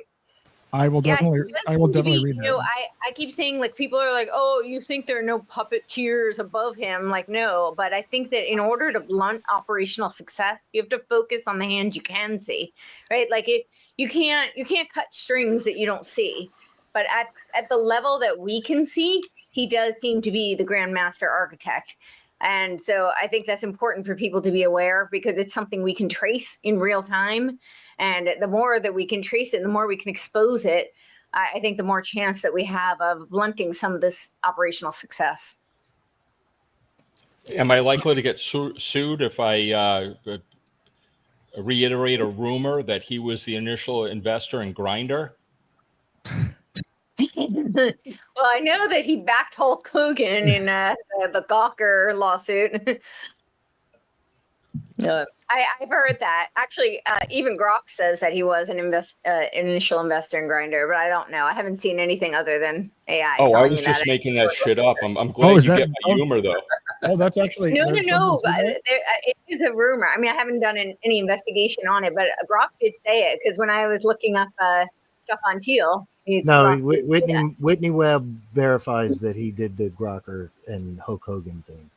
I mean that was Whitney Webb. Does. No, not Hey, guys. Gawker or Grinder. No, Gawker he backed Hulk Gawker, Hogan. not the Grinder. Yeah. She does the Gawker and Hulk Hogan suing him. He did back that. She backed that up. Okay, so for the record, it's just my poor sense of humor that I'm inferring that Peter Thiel would invest in Grindr, and I have no issues with anybody that uses that website. I will throw this out there. My daughter found out that her boyfriend was a user of Grindr when she grabbed his phone on a movie set one day and saw that he had it open. Fortunately, they parted ways cordially. All right, guys, I got to run. All right. Great talk. Thanks. Talk to you. Bye. Bye. Bye. Nope. I heard there was a news out that came out today about the Bitcoin Strategic Reserve. David Sachs announced that they are not going to buy any new Bitcoin, the U.S. government. They're just going to use civil asset forfeiture to fund it. Did you hear that too, or no? That's all they were ever going to do. They were just going to dump their stolen loot. Well, I heard that and I shared that, but then I saw Cynthia Loomis posted something. So I think we're back to this whole revaluing gold and using gold to buy Bitcoin, which do we even have the gold? I don't think that they're stopping at just civil asset forfeiture, but we aren't going to be, I think they're still using this in a way that's taxpayer neutral, whatever that means. But I don't think that they're done acquiring it. And I don't think civil asset forfeiture is the only way. They're just not going to buy it directly with taxpayer money. What is that website where you can bet on future outcomes? Oh, on futures? Yeah, no, it's like, so you could bet on who's going to win the election. Polymarket? Yeah, Polymarket is one. Yeah, Polymarket. And then there's Predict, I believe, is another one. So when are we going to post, or when are they going to post whether or not they expand the number of Bitcoin, like you've predicted, Aaron, that could be minted? I don't know. They have a process for submitting things. I mean, it's coming. I mean, I think we all know it's coming. Yeah, if they're going to start using it for, a strategic reserve, this, that, and the other thing, then all the powers that be are going to want to be able to, if they're going to spin up, I mean, let's face it, they're creating all these AI farms. Do we think for a second that they're not going to allocate some of those resources to mining? Well, there's a problem because in order to compete with this fake Chinese race to AGI, we're going to have to increase our energy consumption 1,000x from where it is today on data centers, which is going to compete directly with Bitcoin mining.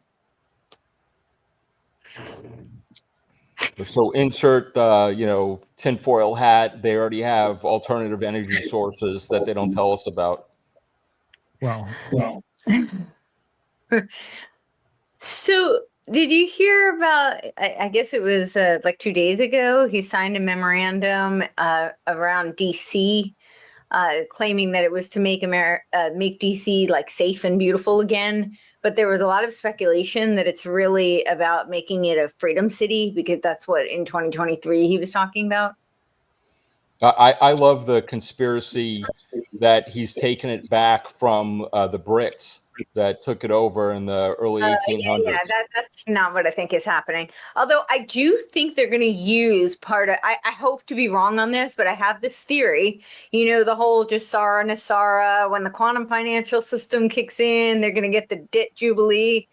But my whole theory is that they're going to use that and get the patriots on board with this debt jubilee. Like, it's finally here. And it's here with the tokens, and they're going to convince them that it's like the new system, and they'll give them like double the amount of tokens that, that might be worth, but then they have no assets. But my concern is that a lot of people who were sold this bill of goods about Jassara and Nasara are going to jump on board with this, and they'll be the people who help initiate it. I hope I'm wrong. This is just, my. I think I could see that. I mean, that still floats around, and there's some of these accounts that are really popular that keep pushing this. This account Ariel on X. Yeah, if you guys ever followed that, this guy has. Yeah, I do. Yeah. He has a whole bunch of followers, and I got into a thread back and forth with him on CBDCs, and. And I'm like, well, here's my book. I laid out the evidence, and and he just scoffs at it. He's like, well, you just don't know the truth. You don't know the inside thing. And I'm like, the stuff that you're talking. Yes, I know the people that are involved in the thing you're even talking about. You're wrong, but his followers, they must be fake accounts, because I actually started. There's like they're all MAGA middle-aged women with very similar profiles and very similar follower counts, but this thing has pushed Jassara and Nasara. Here's one that I wanted to throw out. I don't even know if these public forums are a good idea for this, but what's this deal with Austin Steinbart? I don't think I know who that is. I'm Googling him now too. What? I'm going to have to Google that name right now also. Look, we know the fix is in when they have Temple Grandin come out and promote this debt jubilee and the rest of it, so all the cows can go to slaughter. This guy, he is now he lists it on his profile, social engineer, Quantum Party of America, and he used to claim that he was Q, and I know he's tried to infiltrate other political movements and tried to sponsor things. He's a really weird character, and then he was arrested at some point, and he was involved with the deep rig. Was he? It says he was known, or maybe it was a film he did called The Deep Rig. Wait, what's the guy's name again? Say it again. Austin Steinbart.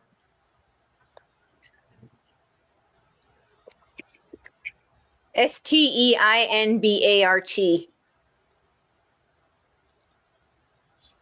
Interesting. Yeah, I wasn't familiar with him at all.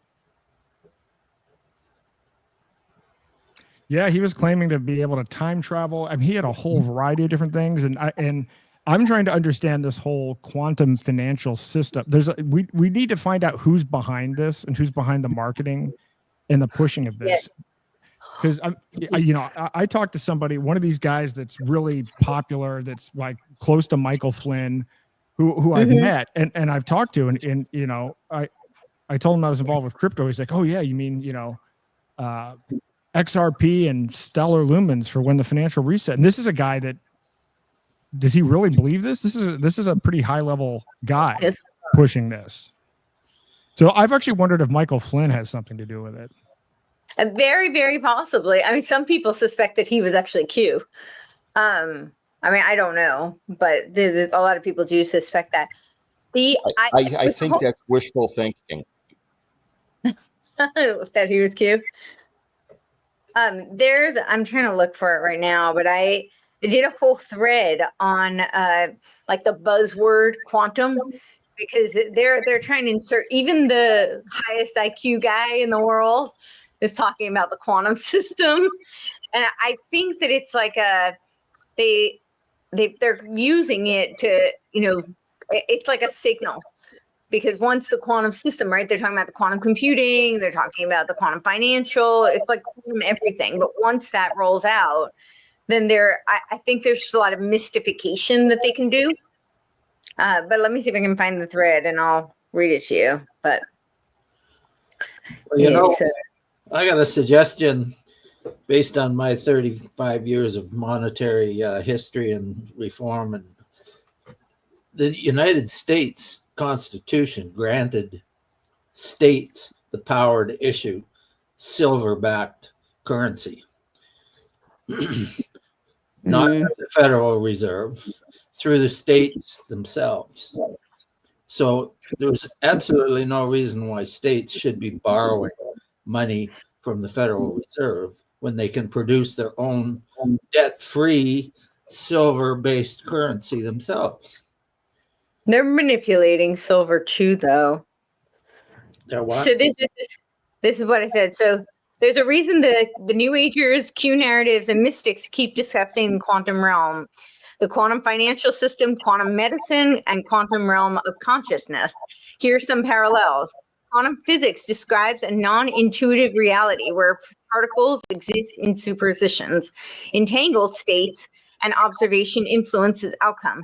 It's a whole, like, it's the first principle of Hermeticism, right? All is the mind, and you can manifest things through mentalism. The double slit experiment is like an example. This challenges empiricism. So empiricism, like what we can know through our own senses. Mystery religions, the ancient traditions like Orphism, Eleusinian mysteries, or Hermeticism often taught that the visible world is an illusion or part of a reflection of a deeper divine reality.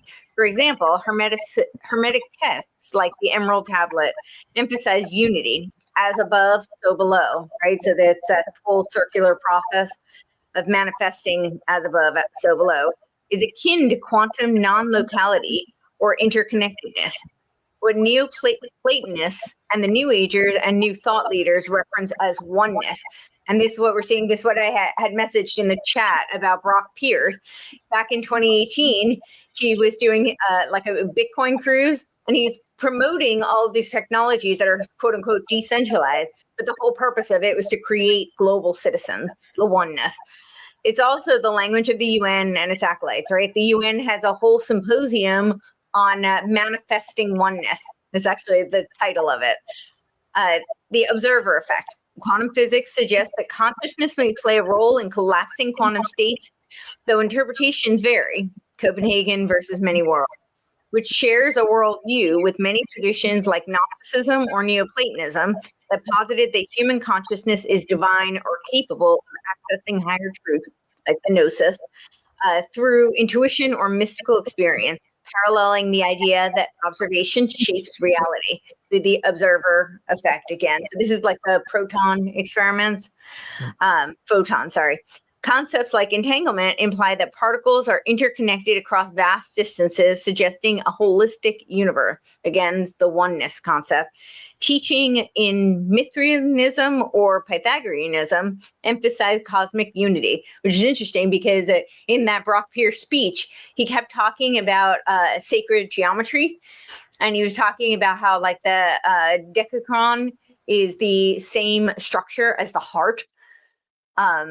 And so, and you know, are you familiar with heart math? So heart math was right. Okay. And they're trying to create the global coherence. So I thought that was really interesting.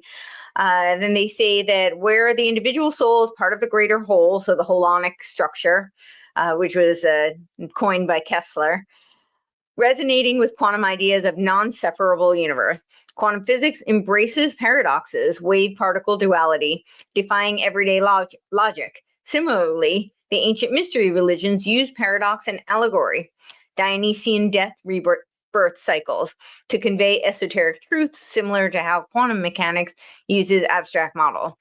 I'm not denying that I'm not denying scientific premises that have been observed and studied with significant evidence, but the stories behind the narrative have striking parallel. And anybody who's been to CERN can attest to the mystical aspects of these narratives that they've espoused. So I actually went to CERN last year, in 2024. It was to combat the WHO, their pandemic treaty. And they literally have the same narrative that the first principles, first values of evolving perennialism, right? 42 propositions on cosmoerotic humanism. It's the pen name is under David Temple, but it's Kenneth Wilber, Mark Gaffney, and Zach Stein. And they talk about how they say people have kind of lost faith in the theory of the Big Bang. So they double down and they say there were actually 4 Big Bangs. And when you go to CERN, they say the same thing. And they say it's because we have to rewrite the story of the universe so that we can become Homo universalis, which is like hearkening back to H.G. Wells. But it's also what Barbara Marx Hubbard says, right? We're going to become Homo universalis. Yeah. So that was but I think I think it's very intertwined. And I think this quantum thing is a huge buzz, which is why I think when they're ready, they're going to try and convince people the quantum financial system's here and you can get your debt jubilee. And I'm really concerned that a lot of people are going to jump on board. Oh, I think a ton of people. Based on what I've seen with the feed, there are people that are like, "Oh yeah, are you set? Are you ready for this?" Even when I was debating this Ariel guy, he was trying to use some ISO 9000 standard as the justification for it. I'm like, this is a data standard for banks to send information. This is not important. Like what? Like the mental gymnastics. And then when you point out what it is and how it works, it's just like, well, no, I know some insider. I know it. And it's like, wow, this is we need to find out who's pushing this though. Like that, maybe that's something in the midst of scraping all this data and trying to push things together. I want to find out who's pushing the quantum financial system aspect of it, and then how did XRP and XLM get pushed into that? Because I mean, can't Roger answer any of those questions? Roger might be able to answer some of those questions. I'm not, I don't really feel. Yeah, it's probably not a good time to ask. There's certain questions I'm not going to ask him. Like, I don't feel comfortable. He's not a U.S. citizen, so not that even matters. But do I think that I can communicate with him and it's not being observed? Right. So if Austin Steinbert worked on the Deep Rig, that was Patrick Byrne's film. Wow, really? Yeah, that's what I thought. Patrick has the Deep Rig like written version on his website, and the book, he wrote the book, but then the film was I guess Austin Steinbert worked on it or was in it. Yeah, I don't even know what to say about that. I mean, I will say, so Patrick has found himself, I think it's okay to say that he's had some bad judgment about people from time to time. I think he would probably be the first to admit that. So I think, I think he would say that, yes. So this might be one of those. And I'm looking at this right now. It's like, wow, okay. The link between Stein, that's wild. That is I'm a giant fan of Patrick, as you know, but don't meet your heroes. So I've never met the gentleman, but once again, I'm a big fan of his. But I imagine that he attracts a lot of energy suckers. Oh, I'm sure. I mean, they used him as an asset, like very publicly. Like that's his whole story. Yeah, no, they appealed to his patriotism and his sense of morality, and he got rugged so many different ways. The upside is, all those people are going to be arrested tomorrow with the Epstein list, right? Yeah. That's not happening. These people who want the Epstein list, first of all, it's not really relevant. Like, everybody's on that list. Like, really, everybody's on the list. And it's really that's really what I was trying to get at with the article. It's like the much bigger story is this transhumanism, technocracy, and everybody who's anybody is connected.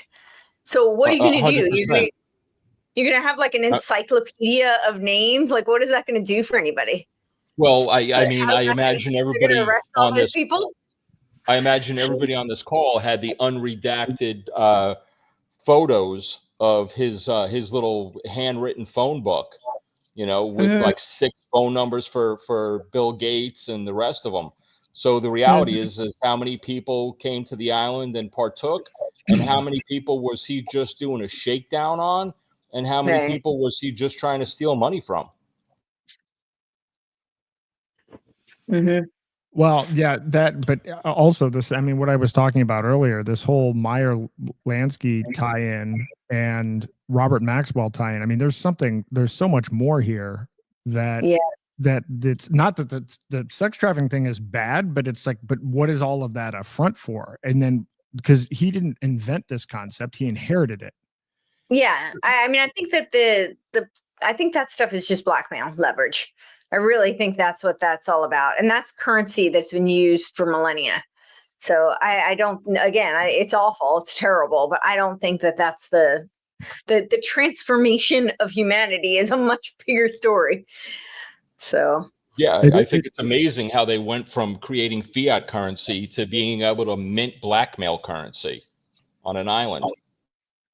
Well, I mean, but my point was that that blackmail currency has been utilized for millennia. Like I just read a whole thing about the ancient mystery cults. Like that's what they were doing. They were doing it as a leverage for trauma-based mind control. And usually that's why they start with children. And that's why like the whole Project Monarch was about intergenerational trauma. And that they do it within the families for several reasons, but part of it is the theory of epigenetics, but part of it is also because it's that much more traumatic when it's within the family. And so therefore you're able to, at a very young age, capture somebody and mind control them. And this is something that's, I mean, it's unfortunately been going on for millennia. This is not a new phenomenon. It's just that I think that with the advancing of technology and the integration of networks, right? When you're millennia ago, people could only connect with people who were within walking distance, right? They didn't have the internet, they didn't have planes, they didn't have boat. It's a very different medium. So it wasn't as interconnected as it is today. So now it's like you've got, across the world, where you can connect these, and you've got intelligence apparatus that are very sophisticated. And I unfortunately I believe that that's the case. And assuming it's true, the thing that's the most disturbing to me is that it's intergenerational, meaning that these primary families have not only done that, but I guess money and power is a giant motivator, even for people that have gone through the most horrific stuff. Sure. But I don't think it's just a money and power. I mean, if somebody has been through that kind of trauma, they really are mind controlled. They're brainwashed. They become a complete asset. Essentially, they can become a slave. But at some point, they become the abuser, and it's multi-generational. Yep. So that is the thing from, a human standpoint that, has there ever been a family? And I guess if you have a big enough family, you only need one or two of the descendants to keep that power play alive. Yeah. And maybe if you're going to be the one that stops it, you might be Anderson Cooper's brother. Maybe. I think there's a lot. You're going to be going up against a lot if you're going to try and stop that chain. It's really hard to stop just like bad programming in a family, right? If you think about just in a normal, traditional, maybe slightly dysfunctional family, it's really hard to break the dynamics, to be the one to, say no, like these patterns stop here. No, unfortunately, you're in a family that's that powerful, where that kind of where the stakes are that much higher. I think it's going to be that much harder. Yeah, that's the sad part of it. But I agree with you 100%. It doesn't take a family with money or power to have intergenerational abuse. No. I just think that when you have a family with that kind of money and power, the stakes are that much higher, and there is outside forces that want to leverage that. I mean, we know that from Project Monarch. But I think it's been going on for millennia. Like, I think they've been doing this, in the ancient mystery cults for literally thousands of years. Yeah, I agree with you 100%. I mean, everything that has happened here came from Europe. So it's I agree with you 100%. Like this isn't something new. This isn't something geographical. This is something that's been passed down for millennium. Well, that's another thing to map also is this occult knowledge and see what kind of information we can pull there. That will be pretty revealing. And in fact, I have this Mark Passio information. Dan dropped off, but he has this thing called the ARC. So he sent me a external hard drive filled with books and videos and everything else about a whole variety of different occult stuff. And again, it's one of those things, how do you go? But now I could just pull all this stuff in and we could start trying to make some connections to that as well. I think that would be really interesting. That might be something that you need to spin up on your own, LLM or something. Keep that, not necessarily. I mean, obviously, if you're going to do an open source thing with great, but I wouldn't throw that into Grok. Well, no. Is there an exoteric and an esoteric? Well, I mean, whatever. You could throw it in from the standpoint of indexing data, but whatever. Yeah, I mean, you're probably right. This is where we need Mike Adams' thing, but it would be interesting to take some of that information and just put it together and see if you could actually find patterns in it. Absolutely. And I mean, there's the younger generations of some of these very powerful families who are out and about using social media. And I mean, if you could connect dots, there would be a lot to find. But you need a mind map so we can see how they're all connected. All roads lead to Diddy. I don't know about that, but that's true. All the Tavistock. Yeah, no, there's there is so much to do here, but and again, it's hard to communicate. But even when you have the stuff visually, I think people again don't want to believe any of it. Or this is so many levels removed from their perception of how things work that hopefully these visual tools will help them start to break some of this down. Yeah, I think so. But I think even what you were saying is really true, because I know I hear it all the time. Like I'll fire hose people and they're like, whoa, I can't, like, how do I put all that together? It's like if you're hearing it for the first time, you don't know how all these names and places and events, how they converge. And hearing it once, you're not gonna memorize all of that, and you're not gonna make all the connections. So to see a mind map of that, I think would be very helpful for a lot of people. And a lot of people are more visual than they are auditory anyway. And very few people are reading these days. So if there were some sort of a visual, like pictorial, right? A picture is 1,000 words. So I think it would be very helpful. Yeah, and I think and again, I like the hunting it down. So I don't know if you caught much of the earlier. I did. Okay, this Jack Cruz thing is, again, it was a perfect example of I don't know what to make. Yeah, I like some of his stuff. So I think like some of what he says is true, and then I think he throws in some like disinformation stuff to kind of muddy the waters. But I really liked your approach to it, because there are leads there. It's kind of like Grok or like any AI, right? You can't take it as face value. Like you can't take the whole thing and say, okay, this is the gospel, but you could take it as a launching pad, because there are parts of it that are really valuable, and you use it as a lead to try and start verifying the information and see where else you can make connections. So, yeah, and if nothing else, I learned a lot about. I learned definitively about the way things work that I was unaware of. So he's definitely right about some of it. It's just that it's the conclusions. And by the way, he is a smart guy. So if he is spreading disinformation, then why? That's actually an even bigger story. So I'd like to see him I'd like to see him show his work on these things, because he was pretty definitive in his interview about it. Like he's like, well, this is Uncle Jack, and I'm telling you right now, this is the way that it is. Well, okay. I'm assuming that you've got a source for this. Yeah. I mean, what he said is plausible, but it's not verifiable. And by the way, the Bitcoin max, if you're still pushing Bitcoin maximalism, then that's a bit of that red doesn't flag. Make sense. That's a huge red flag. Yeah.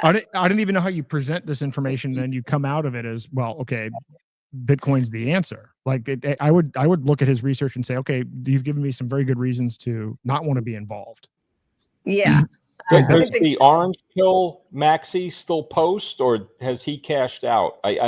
Or has he blocked us both? Yeah, I'm blocked. I'm blocked by Max. I'm blocked by his wife. Oh no. Oh. Yeah, I mean, I think with I'm not saying he is a disinfo plant. Like, I don't know. He's obviously really smart, and I do think some of his information is really useful, and definitely is valid. But if the way disinfo works is typically it is really smart people who are like 95% putting out truth, and then it's that 5%. That is actually how intelligence disinformation ops work, because if it were mostly lies, you would just dismiss it, right? It wouldn't be credible at all. But if most of it's true, then people are like, oh, well, I mean, all of this checks out. This checks out. And so then you believe it. But it's that small percent. And what I actually have heard, and I've actually heard this from people who are like who were former intelligence, they've actually shared this, that they said that a lot of times it'll even be 100% true, but it's curated or it's out of context. So it's steering the narrative, even though it may be real information.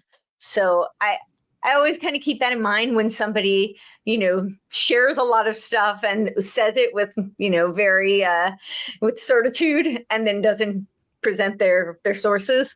I always bear that in mind. And I'm not saying that he is. I don't know. But So I got that. You're familiar with Pareto's principle, right? 80-20 rule. Yep. Might I suggest that we come up with a Turner principle? Okay. All right, take it. Yeah. So the Turner principle for disinfo would be that it is typically 95% or 90-95% accurate information with 5 to 10% disinfo. And occasionally it's actually 100% accurate, like real information, but it's curated, specifically curated or out of context, which will mislead people and steer a narrative. Excellent. So it's official. We've got the Turner principle on disinformation, and we could say that you said it here first. Yeah. Well, if we build this thing out, we may be able to run articles through this thing that we create and then actually have it dissect this. And see, part of my concern with this is I wrote an article on the Epstein thing, and then I've been talking about Tether, and I did the interview, and then I'm like, okay, I'm finding more connections, but I don't want to write something. Like, I'm okay with writing something and saying I'm 80% sure about this and 50. I'm happy to, put out. It's kind of like what this podcast was. It's like, well, I know this, but I don't know this, and then but maybe by putting it out there, then we can actually get people. But I don't want to put out something. I don't ever want to present I'll get crushed immediately, particularly given the, everything with crypto. So I'm nervous about putting something out that's not accurate or misrepresenting something. And so that's part of how I'm like, all right, well, maybe this will be helpful for this, but I'll tell you, the more I want to spend a lot more time on Brock Pierce. So, I mean, this video that I watched, it sounds like you're familiar with it. It was from the Coinbase, not Coinbase, what was it? It was, let me look it up. Was it a cruise or was it It was a cruise. It was a Bitcoin cruise, but let me get the name of it. And just while she's looking that up, maybe now you can choose better words than you'd like to spend a lot of time on Brock Pierce, because you might be too old. Oh, God. Okay. It's Coinsbank. It was Coinsbank Blockchain Cruise 2018. And did he name that? Did Brock name that?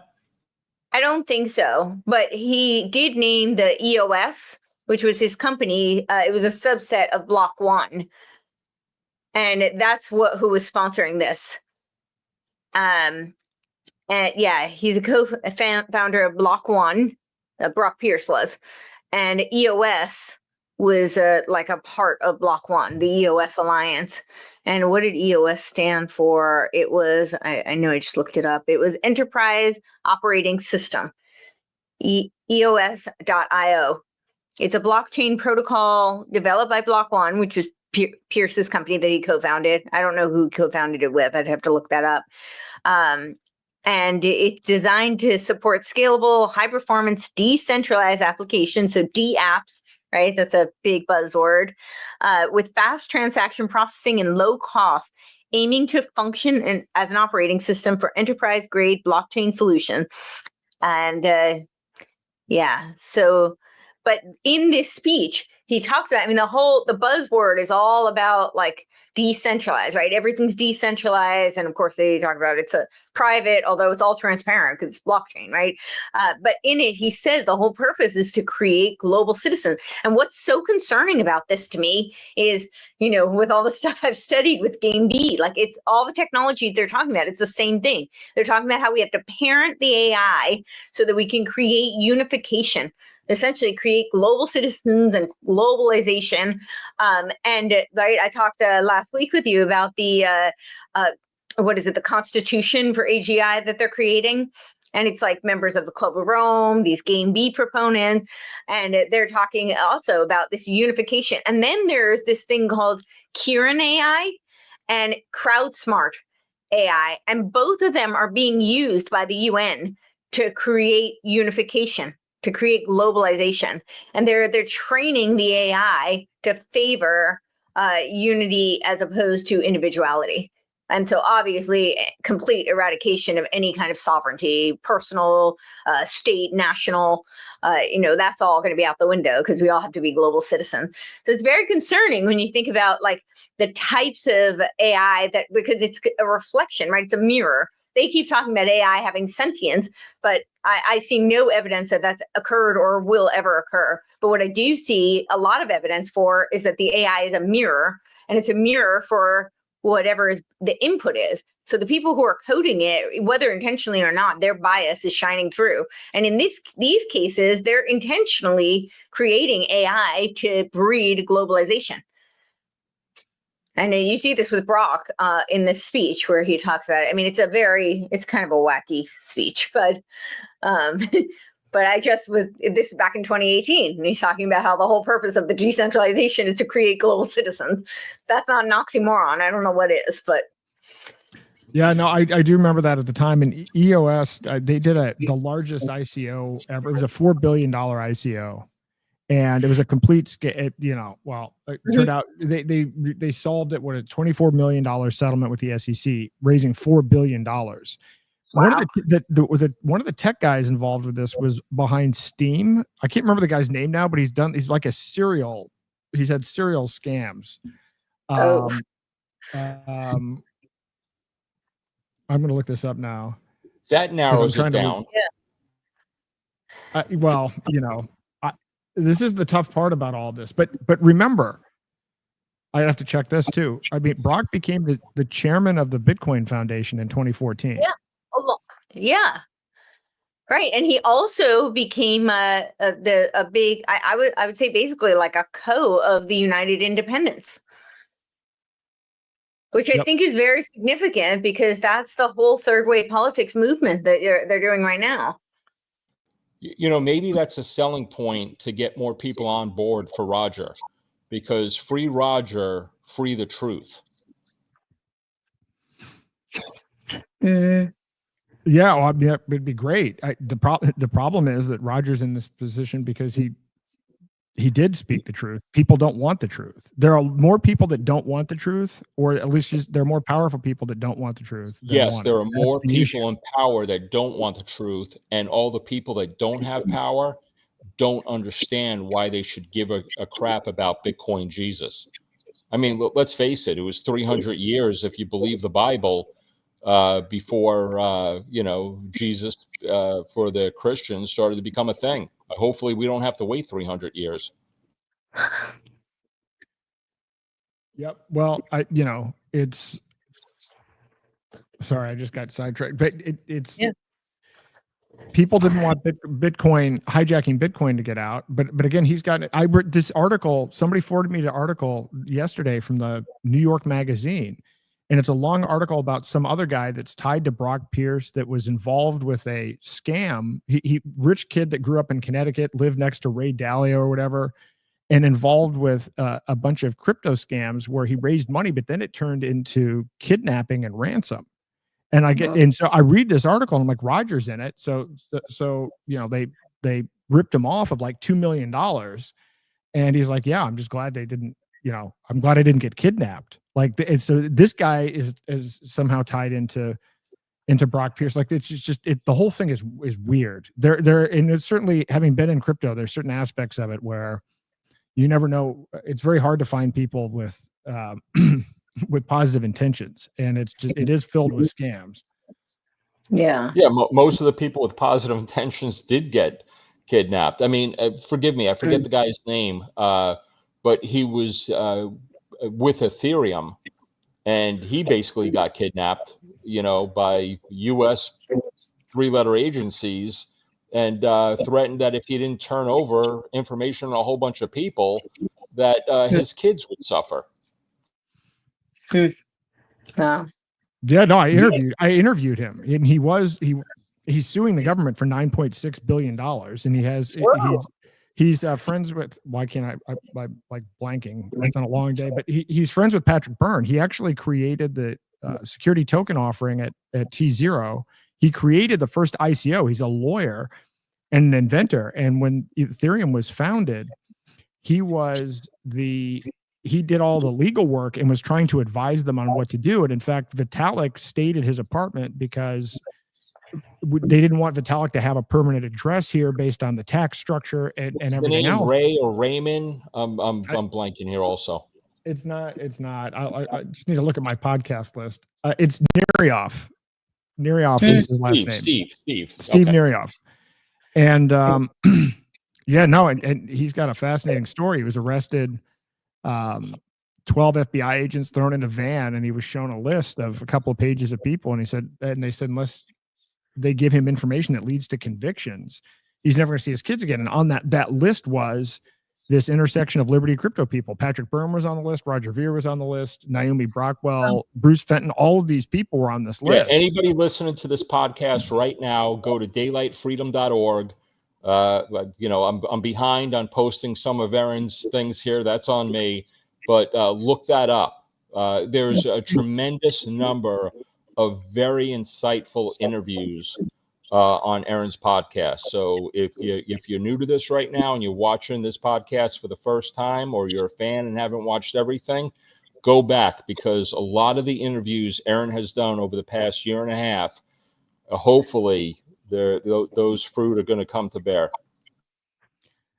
Well, I mean, the funny thing is, Roger was my third interview, and then and then Steve was the week after, and that was a weird situation, because in between, Steve actually saw Roger in the UAE like the night before he was arrested, or 2 days before he was arrested. So that was a weird situation. But yeah, fascinating story. But then Ethereum, according to Steve, he said he got out of it. He had the chance to own like what would be probably $10 billion worth of Ethereum, and he was offered half of Consensus, which is a company associated with Ethereum.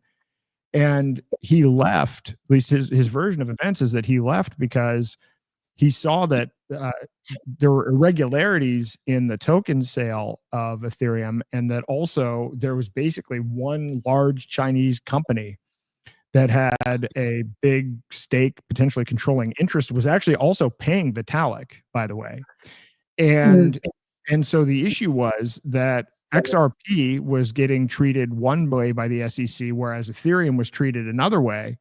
And, he thinks that part of the reason that they actually cracked down on him and tried to manufacture an extortion case against him, and he thinks it was for his silence, because of what he could have exposed with both Ethereum and actually with T0, because then he was working with Patrick Byrne on the security token offering thing. And so he got a front row seat at what was going on with Patrick, and, destroying what he was working on. So it's really, I should check in and see what's going on with the law. I mean, I don't think he's going to win a prosecutorial misconduct case against the U.S. government as much as he probably should. I think his chances are pretty small, but weird. Courtney, I'm very glad you're here. I'm glad to meet you for the first time. But I got to tell you, as Aaron was just saying that, I'm astounded by the look of surprise on your face with how well you realize how deep the corruption goes. Yeah, well, corruption is still surprising. I mean, it's never like I'm not one of those people who like just immediately wants to see the bad in people, So it's whenever you hear it, follow the money. Terrible. Always follow the money. Yeah, no, I know. It's terrible though. Well, it was weird. So after so I've been binge consuming all of her content, and then last week we got this surprise. She's like, she was in this talent identification program. What'd you say, Johns Hopkins, and that she didn't remember. And then I looked it up. I went to this Duke talent identification program, which was actually started in 1980, 1 year modeled off of this Johns Hopkins thing. And I'm like, wow. Yeah. But you did the Duke one. I did the Duke one. Yeah. And and now I'm looking back on it. It's like, okay, this was in the, like probably 1990, maybe 1990, and the whole purpose, it was AI. So it was a camp at Duke talent identification. Think about it, doing AI in 1990 or whatever. I mean, that's weird. That's very weird. Yeah, it's super. The Johns Hopkins one's like, I don't remember anything. I remember the very first day because I ran into a girl from nursery school. And we were like, this just tell you a lot about me, but we were in nursery school together, and I had a real issue with nap time. I just didn't understand why we had to lie down in the middle of the day if we weren't tired. And I also had a major issue with the fact that, I mean, we're really young, like 4 years old. It's like, if you have to use the facilities, you should be able to get up and use the facilities.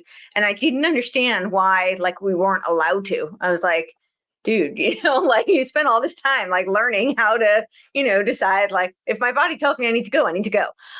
So I was so confused. I was like, I don't understand this school thing. This is just retarded. But she was also very much like confused by all this. She's like, yeah, like if we're not tired, we shouldn't have to sleep. And if we have to go to the bathroom, we should be able to go to the bathroom. And so our teachers were really frustrated with us, but I remembered her because, here was my ally. Like, yeah, somebody has some common sense, like, dude. And she was there at that Johns Hopkins. So, and I hadn't seen her like since I was, 4. Wow. I remember the first day, and that's it. I don't remember anything else.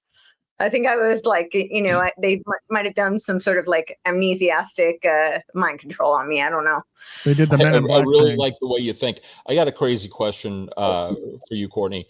What are your thoughts? And I'm a fan of Martin Armstrong, but once again, never meet your heroes. He's actually down here in South Florida. I've never had the opportunity to meet with him. But what are your thoughts on him, if you're familiar with the gentleman? I didn't catch the name. Who? Martin Armstrong. Martin Armstrong. Oh, Martin Armstrong. So I've watched some of him. I think he has some really interesting things to say. I haven't watched enough of him to get like a good sense of how much What I reminded agree. me of him was AI, because he was one of the first guys involved in AI. His AI is named Socrates, but Right. he's another guy that seems that he offended the powers that be. And so he took a little federal holiday for a while, but he's back out there. Very possibly. A lot of people claim to have been involved in like the inception of AI. I'm not sure I believe all of them, though. Well, his AI, to the best of my knowledge, is not the LLMs that we have now. Because let's just be clear. Whether it's going to become Satan, like you said, reach actual AGI, but the reality is they're just LLMs, which mean they just pick the most likely next best word. So if anybody, I use AI a lot in different things that I do, and I will tell you firsthand that you should always ask AI to ask you questions so it can refine things. And I warn you that if you give a big prompt to AI, it's going to tell you whatever you ask, that's the greatest question ever. And so, for example, if I asked AI, tell me how aliens landing in my backyard are secretly trying to communicate with me, it's probably going to tell me exactly what their messages mean. Oh, sure. Like, yeah. AI is just it's a mirror, right? That's what I just said. It's a mirror. It's going to spit it back out of you. Yeah. I hear all these stories about people that are like, yeah, they're getting all of this positive feedback and everything else. And like, all I get back is, here's why I can't give you the answer to this question. I get a lot of that too. So, well, then you're the only person asking the right questions. Oh, this was funny. I did a show last weekend. I can't talk too much about it yet, but I was like classified as a conspiracy theorist. So I asked AI, to give me some like, tips or whatever. He said, I can't help you because I don't support conspiracy theories. Wow. So Yeah. that supports your mirror hypothesis that the powers that be will use the illusion of artificial intelligence to rule the world with their latest puppet being an AI. Yes. Yes. Well, that's what like I just told you, the UN is using Kieran AI and CrowdSmart, and they're talking about parenting it to create unification and globalization. So, they're training it right now. What could go wrong? Yeah, I don't know. Oh, what could go wrong? Do you know what was really interesting also about the Brock Pierce speech is he talked about Bitcoin and blockchain eradicating money, which is that whole Game B concept of like donut economics and regenerative, right? The distributism. They call it like crowdfunding, but it's not really. It's like gift economy. That's what they call it in Game B, but it's all the same thing. But I thought it was very interesting that that's what he was saying in that speech. He was talking about how this would be the fiat currencies, and so this was the answer. Now we're going to have no money. Forgive me, I got on this chat late, but for anybody that's tuned in as late as I did, what's Game B? Is Game B, as I know it, maybe I shouldn't say what I think Game B is, but maybe you will. So I was asked to give a really succinct kind of elevator pitch of it, and I came up with it: scientific socialism steering towards technocracy. But they, of their own words, it's very long-winded and convoluted. They don't really give you like a succinct answer. They tell you a lot about what Game B is not, but they say it's like an omni-win-win infinite game that's anti-rivalrous. And they say that we're in Game A currently, and that Game A is going to fail because we're hitting the meta crisis.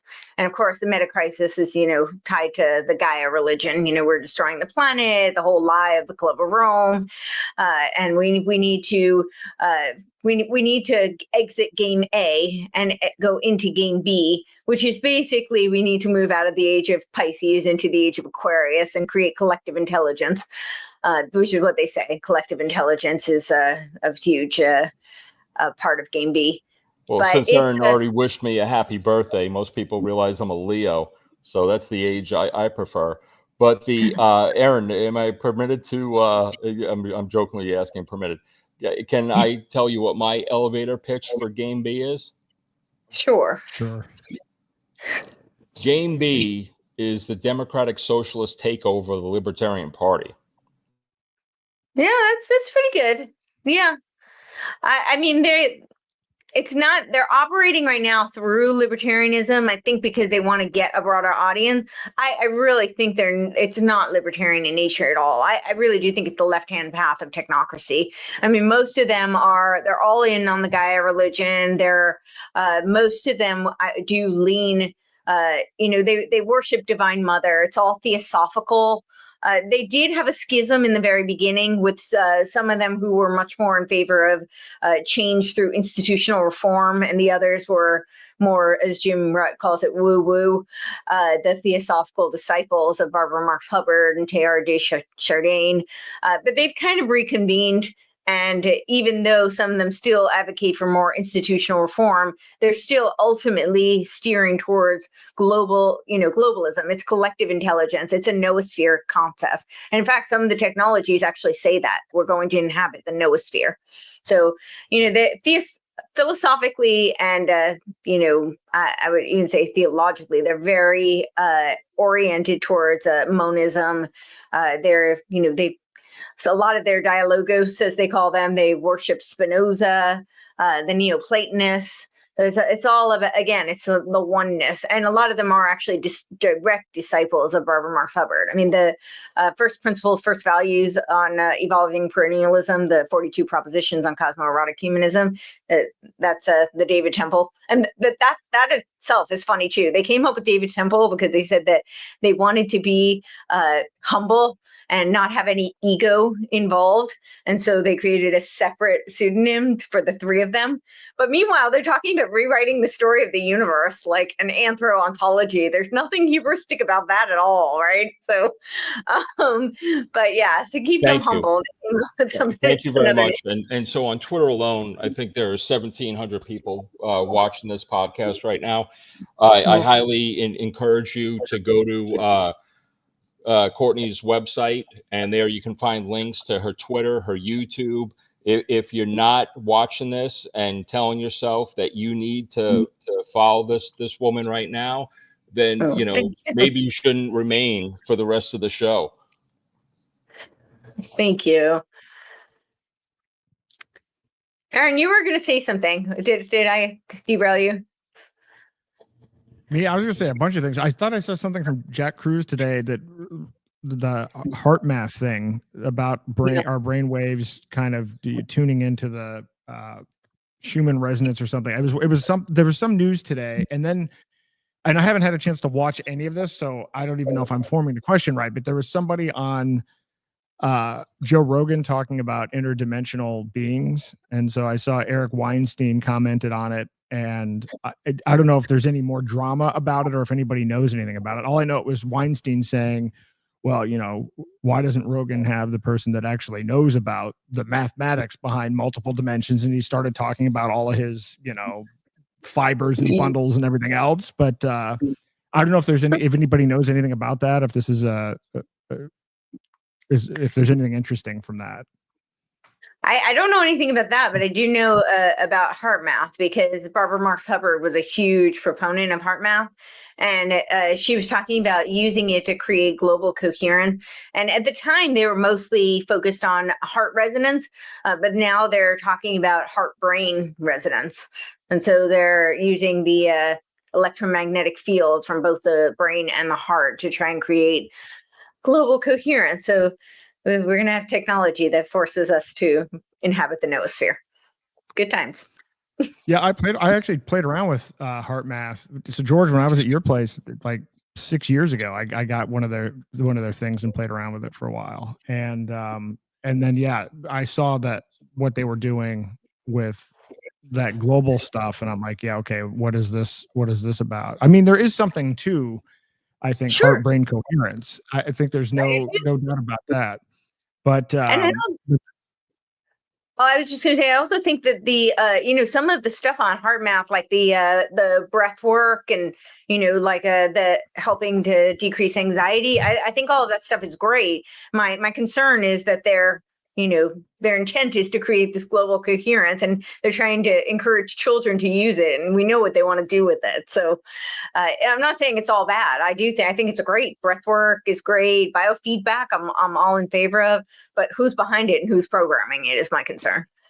That is the problem that I have with all this too, which is that everything that I've seen where it helps you realize that you're programmed and to get rid of the programming always wants to stuff their own counter programming. And that's always the case. And George, I was teaching George some of the stuff that I'd learned and everything else. And I actually went through this exercise of, okay, well, how can we help people with this stuff without it turning into a cult? Because as I kept studying this, I've never found, and by the way, I'm still waiting for an answer. I'm still looking for an answer. So then I'm like, all right, I don't really want to push this in any way, because I don't know how to do it. If the whole point is to try to help people reclaim their free will, but then it turns into this always, then that's counterproductive. Yeah. I know. Yeah. A struggle. It's a massive struggle. It's a massive struggle. I mean, Landmark, Scientology. I mean, you're right about even going to the MK Ultra. This stuff has been known for a long time. It's just that there doesn't seem to be a lot of willingness to teach people this stuff without some strings attached. So, and the problem is that, again, they do use elements of truth. So I didn't do Landmark, but I did 2 workshops that were basically Landmark offshoots. And I remember the first one that I did, I was in it for a long time. Like, I actually brought my sister in, I coached it.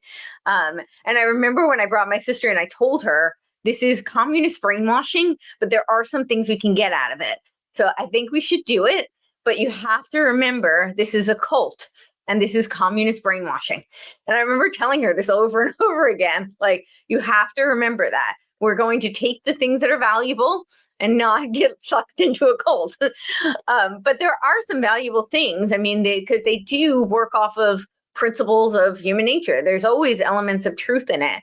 But what I found, I mean, when I read, like, whether I'm reading Bailey, Blavatsky, Barbara Marx Hubbard, these Game B people, it all sounds like the Landmark, the Esalen, Tavistock group dynamic. It's all the same. They just refine it a little bit. And then what really advances is the technology. And so then that changes the game. I stepped away for a second, so if you already brought this up, forgive me. But Aaron, remember David Kelly? I was talking to him about Landmark at one point because somebody I know real well had gone to one. I had recommended, and all the things that you just said. You know, I said, you know, be prepared. They're going to try to suck you in, and ultimately they're going to try to get you to invite a bunch of more people in because, you know, never forget it's a business. But David Kelly knew the original people that started Est. And I guess Landmark had you know, evolved from Est. Yeah, that was a whole thing, and because, you know, David Kelly was the founder of the Atlas Society, and so objectivism, and then there's Nathaniel Brandon, and so yeah, we had conversations about this in the context of personal development, and yeah, I saw Wikipedia had, or not Wikipedia, WikiLeaks had a 60 Minutes interview about the founder of Landmark. It had his family members talking about how the guy was just an absolute disaster to his entire family, and the whole background of the guy is certainly not what they give off. And part of that that methodology was adopted by NXIVM.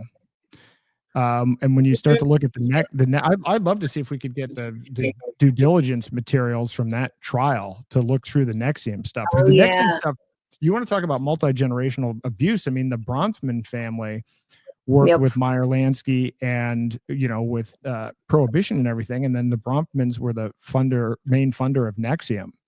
And so there seems to be something there as well. Oh, I think so, for sure. Definitely. I don't know all the details of that, but that would be an interesting thing to go through. But I definitely think it's an intergenerational trauma creating mind control. Yep. Well, Craig chimed in and he said, everything living has a vibrational frequency and pattern. Even markets have vibrational patterns. I invited him on. I don't know if he's still listening or what, but the Landmark stuff is definitely an offshoot from Tavistock, from group dynamics. It is sensitivity training. That's essentially what it is. And sensitivity training is brainwashing. People can go to the CIA.gov and find the 1974 document where they talk about how they really wanted to test the efficacy of sensitivity training. And they said, but they basically conclude with that it's too reminiscent of Chinese brainwashing. They don't say Maoist struggle sessions, but I think that's what they were alluding to. And so they say we can't do that to our military, and so therefore we won't know the efficacy of sensitivity training. But even the National Training Labs manual in 1947 said that sensitivity training is brainwashing. And it absolutely Courtney, is. Thank you. I've got another question for you. You keep making me think of things I've forgotten. What's your take on the gateway tapes? The gateway, what tapes? Aaron, is there a different name? You mean like the remote viewing?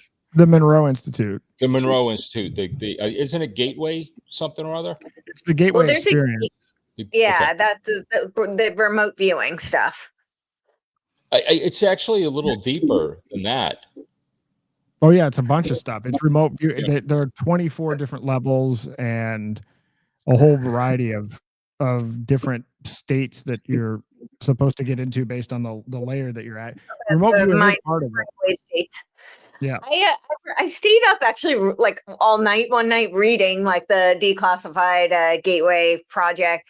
I don't know. A lot of it's not very coherent. It's not very cohesive. So I don't know if it's just because they only if you want to go down the real rabbit hole, Aaron, what's the author's name that was involved in Monroe and Gateway? Tom Campbell. He's got 3 books. My Big Toe. Toe meaning theory of everything. And Oh. that's an interesting. Everyone has a theory of everything.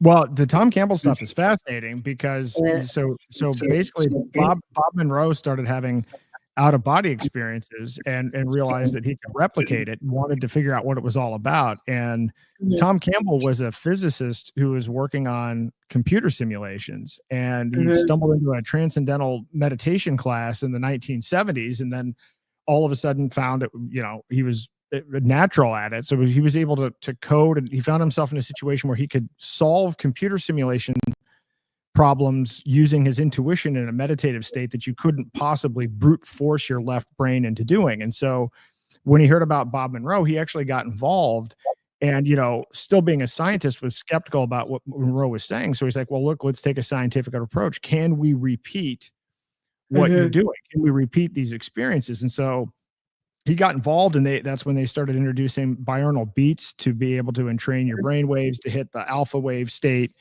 and everything else. And so, and so he's documented a bunch of this. In fact, I actually took an online thing with he still uses the binaural beats, and and he's got a whole thing. It's like you can his whole model is, essentially we're effectively living in a simulation. What's surprising is he was just on Joe Rogan, but prior to that, nobody had heard of him, even though he'd been doing this for forever. People started talking about simulation theory and do we live in a virtual reality? This guy was like talking about this decades before Bostrom and before Elon Musk, and nobody was paying any attention to him. And it was really, really weird. But the remote viewing stuff is real. I mean, I've played around with that. It is there's something to it.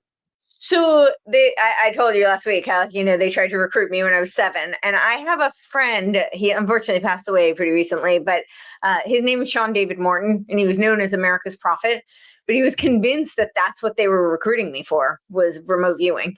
So he used to teach it, and he would say, we're the good guys who teach it. So you should join our class. I was not interested because I've done, at that point I had studied too much, and I was like, I'm not interested. I mean, that's the remote viewing is what W.O. Markley was working on. At the same time, they were doing the Changing Images of Man with Willis Harman, right? Willis Harman, who was the chair of the Institute for Noetic Sciences for 2 decades. But the Changing Images of Man, the whole purpose of that was to change man's perception of himself, change man's consciousness. I personally don't subscribe to simulation theory. I think simulation theory is a really clever psyop to help convince people that we're already in a noosphere. And then they can use technology to foment it and execute a noosphere.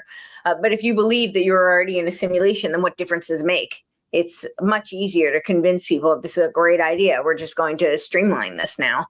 So I don't actually think you and I both believe in free will over? Yes. Yeah. Yeah, I mean, that's just it. If there's a simulation, you don't have free will. I believe there's free will, and I believe we still have free will. I think they're trying to take it away, and I think that convincing people that they're in a simulation is a really great way to erode free will. And then it's the same thing with the whole conscious evolution theory, right?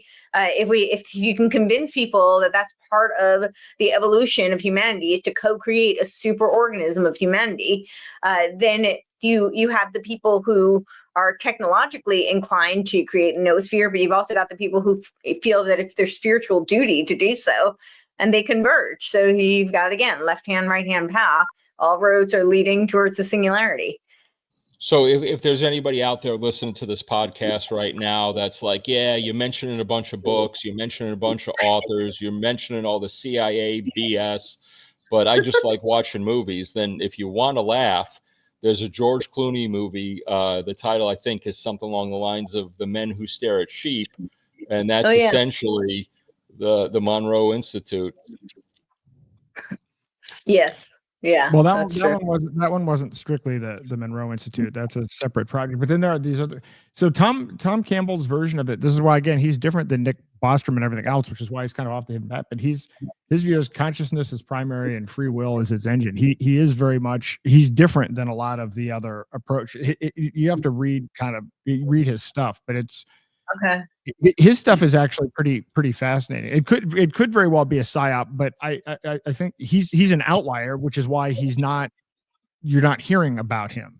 Sure. I'm not familiar. I'll have to check him out.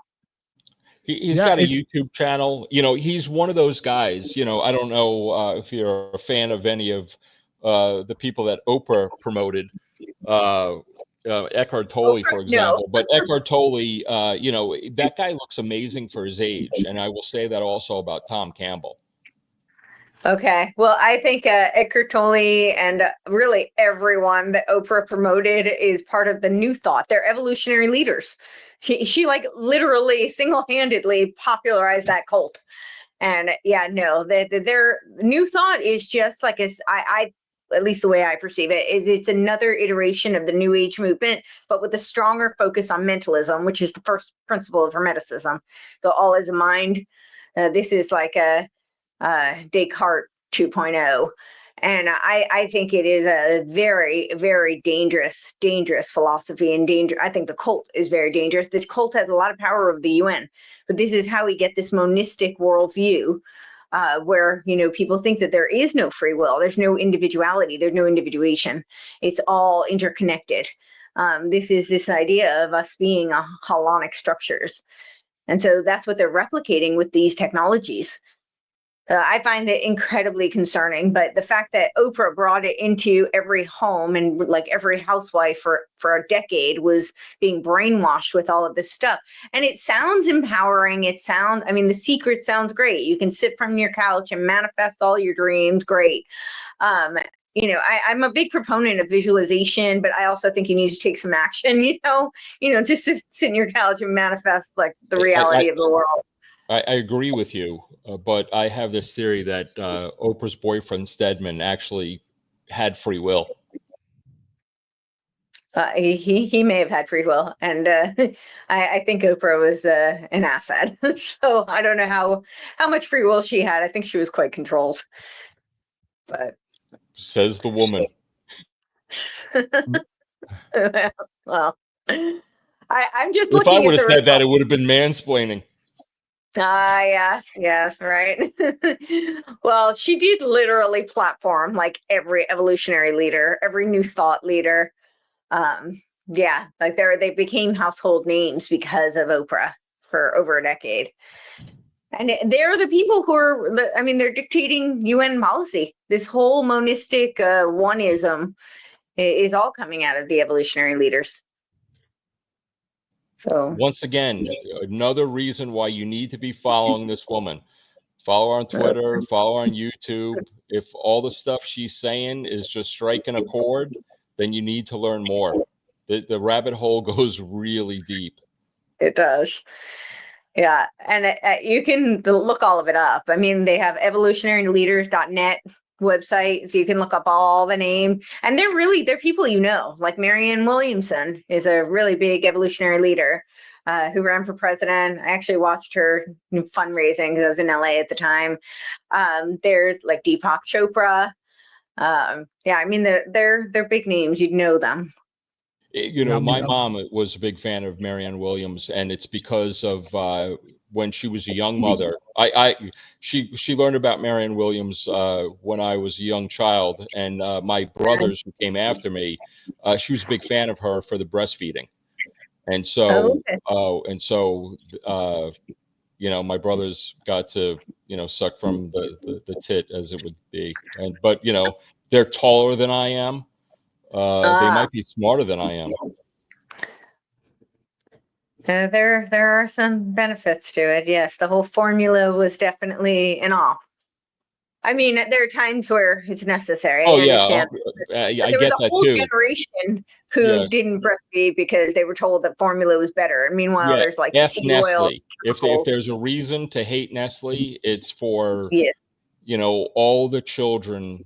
Especially in India, that was a big thing that they did in India. Yes. A lot of a big generation in India suffered because they were able to say that the water's not safe, so use our canned formula. But they were also doing powder formula. But there's a whole generation of people born in India that are cognitively impaired. There's a lot of great people from India, but there was a generation that suffered. Yeah. Yep. They did a lot of beta testing in India. Right. That's the head of the Theosophical Society in Adar, which is where Kamala Harris's grandmother is from. Oh, that's interesting. Should I ask you about Mother Teresa, or should we let that one go? I think she was an off too, but Yeah. I mean, she was definitely a globalist. So Yeah, I'm looking at this.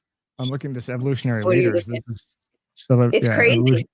that is, yeah, that's So not you good. remember last week I was talking about Barbara Marx Hubbard. She was Yep. kind of like the grandma of the evolutionary leaders. Wow. By the way, so George, Ed Hudgens is running Humanity Plus, which is pretty much, what did it used to be called? The transhumanist? It was the World 100%. Transhumanist. It was the World Transhumanist Association. Sorry. I'm very close with Ed. He's kept me abreast of everything that's going on there. I haven't expressed. If he ever watches this podcast, he'll know. But I believe in free will, and although I can see the sales point for getting a chip, because who wants to look at their phone when you can just connect to the internet and AI through your brain, right? But I wish him personally well. I don't know if I wish him success. Fair enough. Yeah, it was the World Transhumanist Association. That's what it originally was. So WTA, I believe it was. And then they changed it to Humanity Plus, which is interesting because there's also the Humanity 2.0, which I tried to find if there was any connection. The only connection is Harvard. Both of them have, see, this is where the mind maps would be so useful. Harvard is working on the Human Flourishing Project with Humanity 2.0. And when they say human flourishing, I don't think it means the same thing as you and I might think it means. But to defend Ed and other people in that mindset, Aaron and I often have these conversations. I had many years ago, a question popped in my head: does evil know it's evil, or does it think it's good? And then since then I've realized, for me to think that I couldn't be evil is a fallacy, and I hope that I'm not. But I believe that these people believe that they're doing good, and it's maybe I've never been in the presence of true evil. Well, what do they say? The road to hell was paved with good intentions, right? That's been my path for 56 years. Yeah, right. So I think that I talk a lot about, if you're looking at it from a biblical framework, and it's not for me to tell people what to believe, but just to use that as the framework. You've got kind of like more the satanic, right? The people who are like overt Satanist, who I would argue they're kind of overtly dark. And I actually find them much less problematic, because you know what you're dealing with, right? Then you can choose to be on board, or you can choose to reject, right? You know what you're dealing with. You can participate in the orgy, or you could say I'm heading home. Yeah, exactly. Or it could be expanded monogamy, right? Which is what Aubrey Marcus and Mark Gaffney are talking about, which apparently is the most sacred form of monogamy.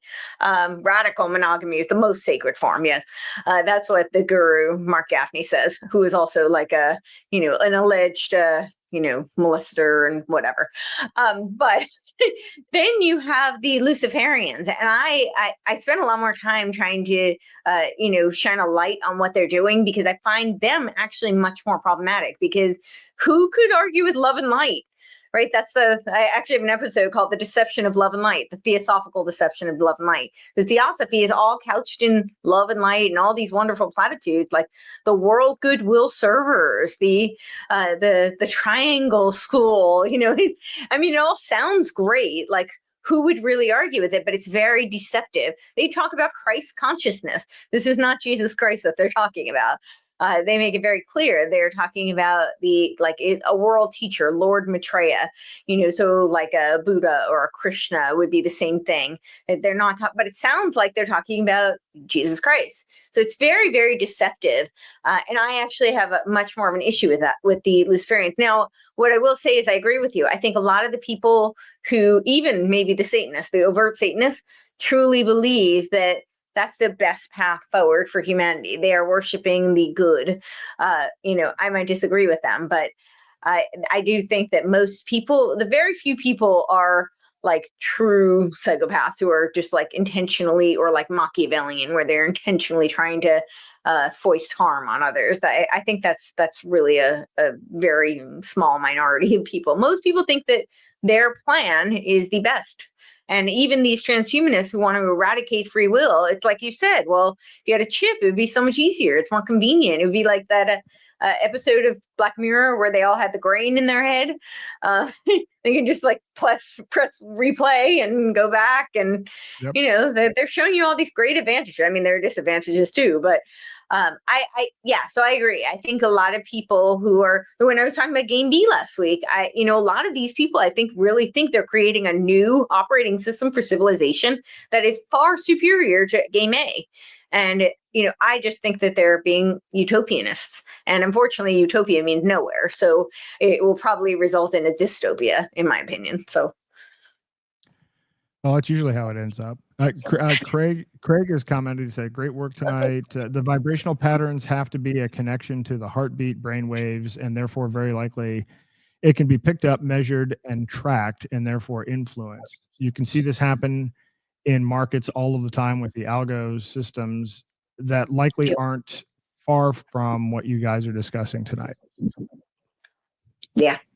So is he giving us trading advice? Is there an app for that? No, he's actually very knowledgeable. I'm going to have him on. He's actually how Courtney and I know each other. And I've been on his show on World HD. He actually knows quite a bit about markets and harmonics and patterns. This is his area. So actually, you should check out. I was just chatting with him recently. Go to worldhd.com, world-hd.com. And he's got all of his information, some information about all of this. So fascinating. Beyond the roundtable that we're doing on the 27th. Yep, absolutely. Yeah, he's going to be on the roundtable. So, yeah, it's great. He's a great guy. So you should check that stuff out. But yeah, he knows a lot about it. I've actually talked to him about Martin Armstrong a bit as well. Okay. So I'd be really curious what he has to say about Martin Armstrong. He would know much more than I would. Well, the thing, I found Martin Armstrong when this movie came out called The Forecaster that talked about his situation. I wasn't familiar with him before. I was really taken aback by it because he was talking about how he had these models that, predicted everything and how he had analyzed currency, physical coins, and was basically able to predict, whether a country was going to go to war based on how money was moving and everything else. And so he had all these really interesting insights, and he's claiming that he predicted the mortgage crisis and .com or whatever based on his model, and that he was arrested and he spent 7 years in prison for contempt because he was unwilling to give the Goldman Sachs owned judge access to his proprietary model. This is basically what he's saying his story is. And so brilliant guy, like he was talking about how he would buy coins and then analyze historical patterns going back all of these ways. The problem is that his model has not been accurate lately. So it's one of these things where it seems like, he tells you all the times that he was right and doesn't, but he omits, he's nowhere to be found. The model doesn't work. Right. But I have no doubt that he's a smart guy, but he actually reached out. He reached out to me. I wrote an article for Brownstone about Roger Ver, and he actually reached out and he said, if you want to hear a real story about corruption, let me tell you about it. So I should actually have him on to talk about his ordeal, because the movie, The Forecaster, is a phenomenal watch. I actually recommend it I actually think I recommended it to Roger. I don't know if he actually watched it or not, but it's a very entertaining story. It's another one of those, how much of it is true, but Right. It's if it is true, it's pretty incredible. Yeah, he's definitely a really smart guy. I mean, I followed some of his stuff and it was very interesting, but I haven't followed enough to know how much of it's accurate. So, and I know, yeah, some of his later stuff hasn't been. So, Yeah, Craig says we should do a show with Martin Armstrong. He isn't perfect, but he can't be ignored. He has a wealth of knowledge, and I have followed his work for at least 10 years. So there you go. I concur. Not that my opinion matters at all on this, but I think he comes across as sincere in the interviews I've seen. awesome. Yep. Well, I'd be curious. Yeah. So, very cool. All right. Well, what else do we have? Anything else going on? What we can't have covered everything. That's impossible. We definitely didn't cover everything. I'm just not sure which can of worms to open next. Well, I will tell you, I've been coding this thing, so I'm actually out of the loop in general on what's going on. I mean, I haven't even been remotely following the feed, so I don't know what's going on. Yeah, I haven't been super following like what's in terms of the current event stuff, but I've been kind of following these various AI programs where they're trying to create benevolent AI for global citizens. That's what I've been digging into. Yeah. Somehow it doesn't feel like it's going to be all that benevolent when they try to eradicate free will. And you know what's going to happen? Is you're going to have these robots who are going to fight each other. Because so this is very interesting. Like if you listen to Robert Mueller, you know, he was one of the Secretary Generals for the UN for like 4 decades. He's the one who did the World Core Curriculum, which is predicated on Alice Bailey's Education in the New Age. And there was a speech that an interview he did, and it was at least for me, it was very eye-opening because he talks about how, you know, ostensibly the whole premise behind the UN is peace, right? World peace. And so he was talking about how, like, you know, we have to create this, so the UN is all about creating world peace. And so we have to eradicate all the, you know, dissension. And I realized that this is why they can't have people have free will. Because if the 3 of us, and then everybody watching, we all think about our vision of utopia, right? Again, utopia means nowhere, but this is our fantasy, right? Our perfect world. Each of us could have like a vision that is diametrically opposed to the other. And so I'm trying to work towards creating my vision of the perfect world, and it's in like direct contrast to what your vision of a perfect world is. And so in order for us to have peace, one of us has to be eradicated, like, because your view can't exist in my perfect world. And that's why they keep saying we have to have war to have peace, right? Because you have to eliminate any dissenting views. And that's why it's about creating this noosphere where you have a complete eradication of free will. And for them, it's really about creating peace. That's what they think is, you know, that's the utopia they're trying to create. It's just unfortunate that, you know, some people who have views that are outside the box don't get to come along. Yep. That's what I keep on saying is that technocracy doesn't allow for other models. This is why this is important to understand. It's not something that allows for the coexistence of other things. You can't hide the woods, because I know there are a lot of people that are like promote that as the, well, you know, if I just go over here, they'll ignore me. And that's not the way that they think. It is an all or nothing top-down thing. Absolutely.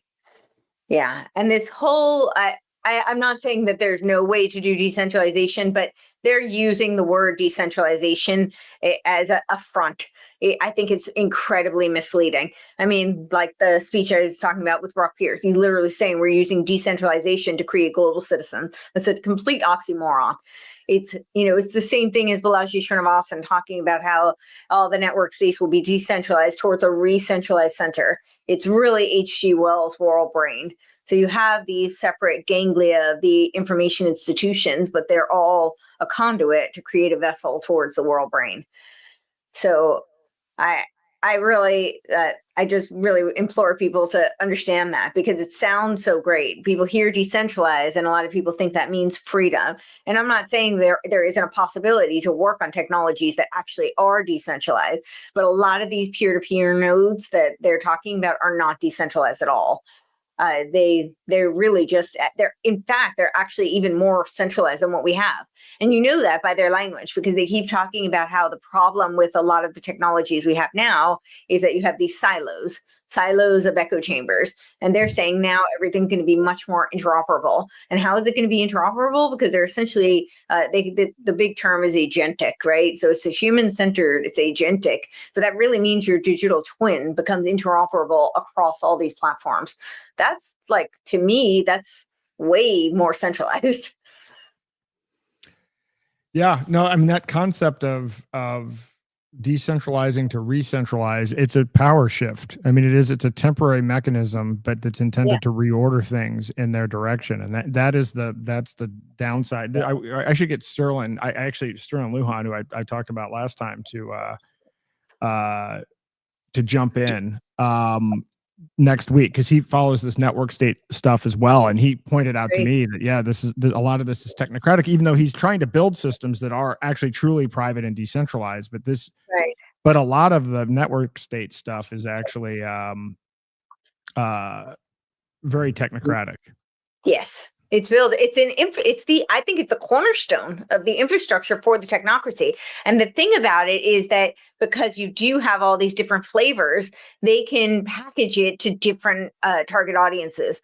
So you've got like the Civium, which is the Game B version, and it's, another freedom city or another 15-minute smart city, but it's a network state. Then you've got the libertarian space with like Prospera and all of Peter Thiel's various network states. And then you've got the Sob Corps, Gov Corps, on the right with the, more Curtis Yarvin and Nick Land variations of them. But I think it's actually the overarching that helps it all to converge. It's the ultimate cornerstone for the technocracy. And the greatest thing about it is people opt into it. So you opt into your own tyranny, which is exactly what they want. They don't have to force you. They make it enticing, and people enter into the, because they come to love their servitude in Huxley's Brave New World. Yeah, it's problematic. Hold on, we got somebody here. Courtney, you're brilliant. The Christian church lives the utopia angle. The who lives in the utopian angle? The Christian church lives the utopian angle. Well, I think that a lot of churches have been very infiltrated. So I think church and, personal relationships are very different things. But unfortunately, they're using Christianity, absolutely. And they're using it on all sides, right? We've got Peter Thiel's version of Christianity, which is not Christian at all. We've got now Jordan Hall converted to Christianity. He's talking about using he's talking about using liturgy essentially to create communitarianism. And that is not what liturgy is about at all. But he actually said this in a speech at Prospera on network states. And that's where he talked about it. So we've got like all different, I call it Christianese, where they use it as a cover, right? We've got the Theo Bros, we have the American Dynamism movement. So there's, unfortunately, a lot of the churches have been infiltrated, and they're using it as a cover. And I think they're operating particularly aggressively right now because the quote unquote right is in power. And the right tends to be more traditional and therefore more religious. And so it's a good time for them to infiltrate that way. Yeah, no, they are having some effect. I mean, Jordan Peterson and Russell Brand. I saw Jordan Peterson, I guess, has some kind of illness, mold, something or other. I don't know what that is. He has a what? He's taking time off. He was diagnosed with chronic inflammatory response syndrome. Interesting. So Jordan Peterson, I have a whole video on like his ARC, Alliance for Responsible Citizenship, which I think is a master operation. And the whole thing is predicated as being like the counter, their exoteric messaging is that they're going to be the counter to the World Economic Forum. But if you look at their funding, is primarily Legatum, who is their direct client of the World Economic Forum. So essentially, the World Economic Forum is funding ARC, Alliance for Responsible Citizenship. And talk about using Christianity, like it's all under the guise of, like, they keep talking about Western civilization and the Christian values, but it's very mystical when you actually look into it. It doesn't look Christian at all, actually. It looks like mysticism. But I think it's a total off. And it's very interesting to me. This doesn't prove anything, but, just looking at the dots that connect. So if you look at what, like if you go to the filing of Alliance for Responsible Citizenship, the very first filing was Prosperity UK 2016. When did Jordan Peterson come on the map? It was in 2016 when he was fighting Bill C-16, which was against the pronoun usage. Right. He didn't want, and it was in 2016. So I just thought that was very interesting. So that's the first filing for the company that became ARC, Alliance for Responsible Citizenship. It was called Prosperity UK 2016. So again, it doesn't prove anything, but I do have a theory. And it's just a theory. I can't prove it. But I do feel like he was MK Ultra. He talks about when he went to Russia for, his benzo addiction. Benzodiazepine, right? His addiction to, and he talks about how he had to relearn how to speak, and he says he was split in two, and then he comes back, and what does he wear? Like the Two-Face suit. Yep. Which is very strange, right? Yeah. So I kind of do feel like he was MK Ultra, and he's been used as and you hear him speak, and it's almost like a false prophet talking. I've gone to some of his lectures, and that is how he talks. It's like, it's like a church, a sermon. And I think part of the problem is that because so few people do much real reflection and introspective thought, right? Like they did that study that most people don't even have an inner monologue. And I think a lot of it is because people don't read much anymore. Now the attention spans have been truncated so significantly that people can't even handle watching a full 3-minute video, let alone 3-hour video, or read a full 250-page book. Forget a tome like a War and Peace. Those days are over. But I think that part of developing your own personal identity, like as a human, we're so much of our developmental process is internal thought. And the fact that so few people have it, they still crave it.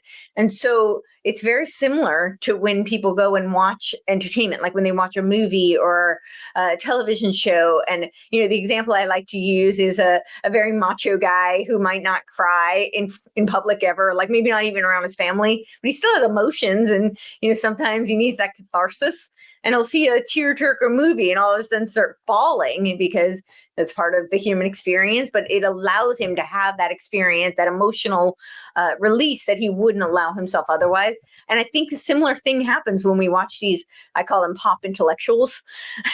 And Jordan Peterson's like the iconic pop intellectual. And he bloviates he says things that could take 3 sentences to say, and he'll take 5 paragraphs. And people feel like they've had a very deep, introspective thought processes, but really they've just listened to him, say something he could have said in 3 words. So is there any of his 12 rules that you approve of? I was hold on. I was late to Peterson, and then I read some of his books. I'm like, this is rambling. Like, I didn't even understand why this was popular. Him trying to explain Jung and the way he goes, I don't even think he's that articulate. I didn't quite understand what the appeal was at all. I still don't. And but maybe it's just maybe things have gotten so bad in universities that is now the pinnacle of whatever. But I never understood it. And then it just keeps on getting worse with the vaccine and the compliance with this. And then he's fighting to keep his ability to practice in Canada. And it's just, I keep on looking at this. It's like, this guy will jump in line with anything. But anyway, but I know a lot of people are really passionate about him, and I've gotten into trouble commenting about it. Yeah. Well, first of all, he's a Jungian, and people think he's Christian. I'm like, Jung was literally a Mithrian who thought that he was like the Leocapantus, the lying godhead, which is basically Satan. And he came up with this whole concept of the quaternity. And so that's, like the Trinity. He thought of the quaternity, and the fourth was the fourth godhead was Satan.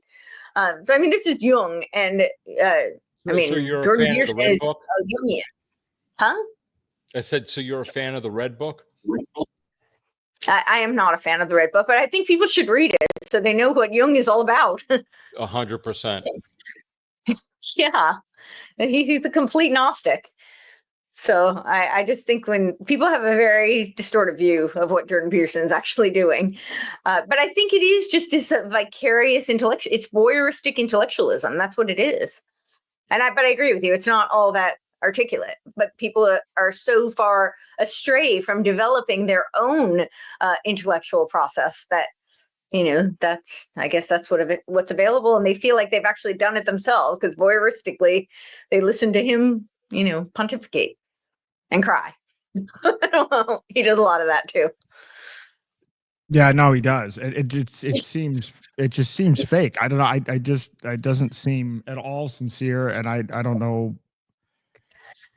I don't know. It's just it's the WWE of pop psychology, pseudo intellectual, whatever. I can't. I don't have any. I never got it. I still don't. But is this ARC thing making? I'm looking at this up. I forgot that he even started that. Did anything happen? I haven't heard anything about it. Oh, they're huge, and I think it's a huge op. I think they're steering so much. Yeah, I'm very concerned about ARC. That whole network is the quote unquote con Inc. The emphasis on con, the con man Inc. But conservative Inc. is what it's short for. But it's a huge operation. And most of these people are not conservatives, and it's all centered around the and what do they do again? Just like the cosmoerotic humanists and just like CERN, they talk about we need a new story. We need a better story. I mean, it's changing images of man 2.0, right? It's all about changing the consciousness of man and through storytelling, through mythology. And that's Jordan Peterson's whole thing. It always has been since Maps of Meaning, which took him 20 years to write. I actually think Maps of Meaning was a better book just because it was a little bit more authentic. You could actually see his intellectual trajectory, through the time that it took him to write it. But part of the changing images of man was Joseph Campbell. It's all centered around mythology. Yep. Yeah. I enjoyed Myths of Meaning. I also enjoyed watching a lot of his lectures that he did in the early days. I think the early lectures, before or after he wrote that. But yeah, Joseph Campbell, the Heroes Arc, because occasionally my daughter's a filmmaker, so we reference that a lot. Right, the hero's journey. Yeah, that's the formula for filmmaking. Yeah. Yep. But it works. It's very effective. And what do they say? Actually, Game B had a whole conversation. It was Jake Ruiz who talks about because they talk about transmedia, and this is this whole concept of like we're going to bring the storytelling into all the different types of media. So not just film or theater, but the social media, the YouTube. And he said he was working on a Disney project. And he's like, we're going to Trojan horse Game B right through that project and every other one they hand me. It's very powerful. That's all of propaganda is done through storytelling. There's actually a film liaison with the CIA has a film liaison. They consult to do, people call it predictive programming, but the military term is actually operational preparation of the environment. Yeah, numbers tell, stories sell. Yes, that's right. Yeah. Wow, I get more rabbit holes every time I talk to you. I got another. We're gonna need a bigger database. Yeah, I'm kind of queen of rabbit holes. So maybe we should name it Orca. Orca? Yeah, we're gonna need a bigger boat. Oh yeah. So whenever you're ready to wrap this up, I've got an inappropriate story about a dead cat. or maybe we'll save it for another time. Well, I don't know. I don't know if that's a good It's way not to end it. Schrodinger's cat. No, no, no matter how many times I looked in the box. Yeah, right, right. Fair enough. Yeah, I mean, you can look it up on the CIA website. Like, they literally have a film liaison department. It's out there, like, hidden in plain sight. Pretty easy to find. Oh yeah, no, they're involved with all kinds of movies. The Navy had that very famous film studio in Laurel Canyon. Yeah, right.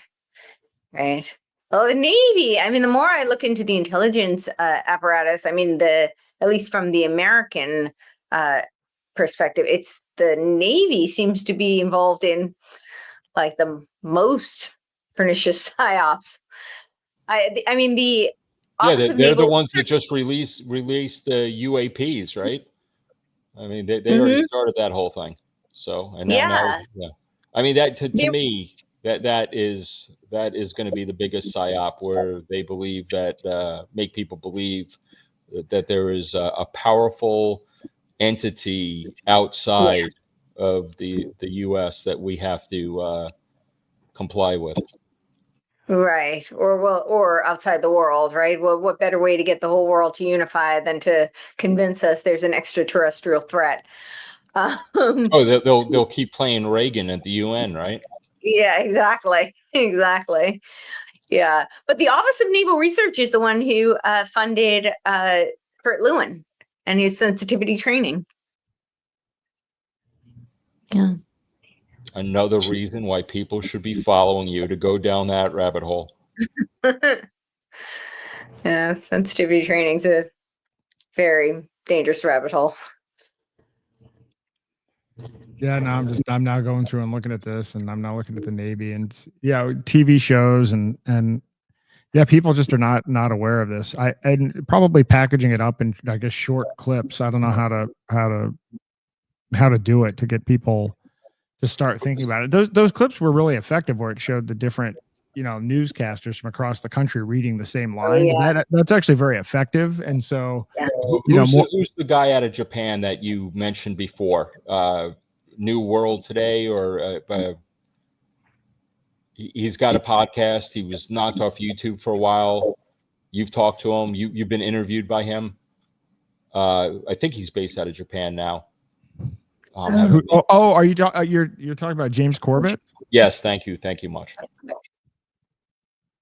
Yeah, so the reason why I'm bringing him up is because many of the things that we're talking about right now, he's got in-length, in-depth videos out there about that dig into all this. Yeah. Yep. Yeah, and I need to reach out to him. I haven't talked to him for a while. That's I know he's really close with Ernie Hancock. I think they're on every week. Okay.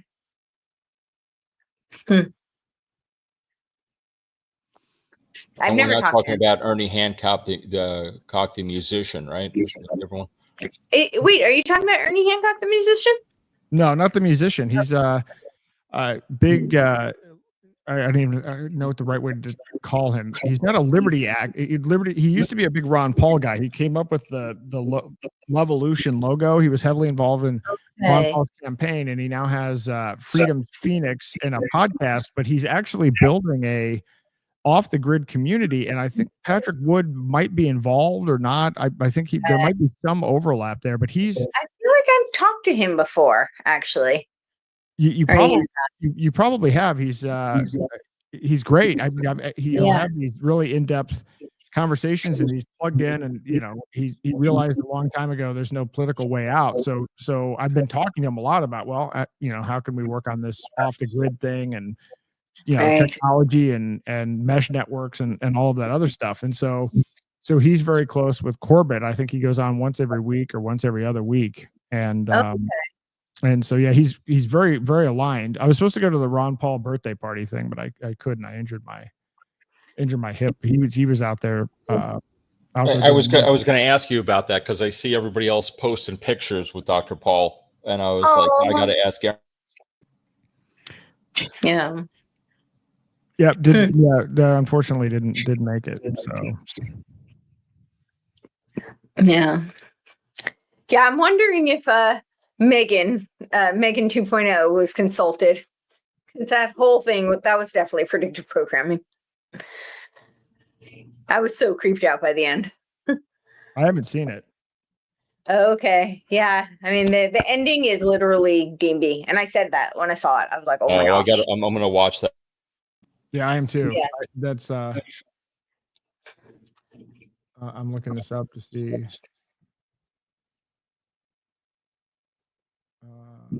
So what are you looking at? I'm seeing if there was any documented consultation. Oh. Yeah. It's a Megan 2.0. It was actually kind of funny. It was very like a Buffy the Vampire Slayer kind of humor. Yeah. No, this one isn't getting it. But Is it worth the $19.99 on Amazon? Oh, you could buy it? Well, you can It's watch. on That's what it's going to cost me to watch it. on Amazon?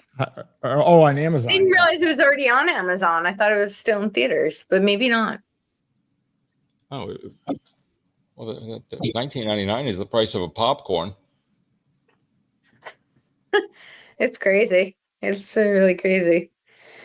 You can become an AMC investor, and then you get big discounts, but you have to pay monthly, so it has to be worth it. I see that you can rent it from Fandango at home. Okay. Yeah, but that's still $19.99. Yeah, no, it's still $19.99. Yeah, that's the market price, $20.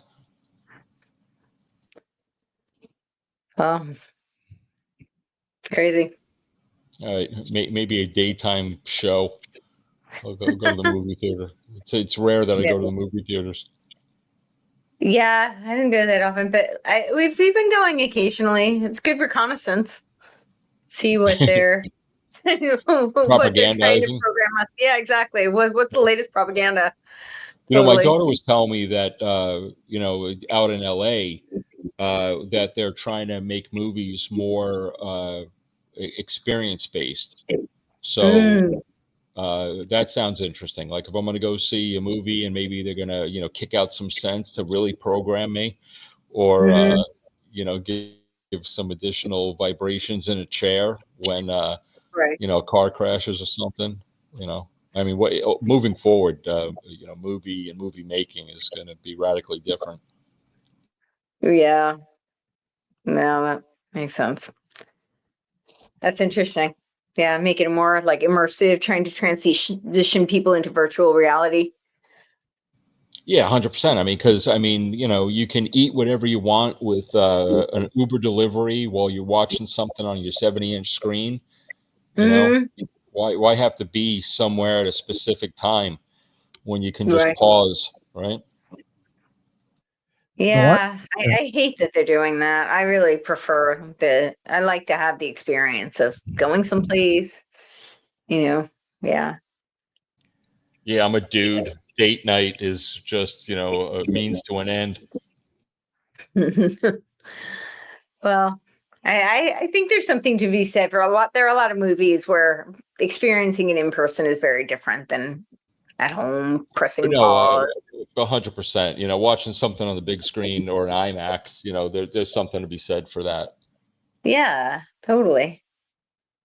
I saw Eddington. That was the last movie that I saw. I saw that actually. Yeah, that was really crazy. Talk about programming. Yeah. I felt like it reminded me a lot of that movie. It reminded me a lot of that movie Civil War. Yes. Very similar type of programming, right? Yep. Yes, very similar. Yeah.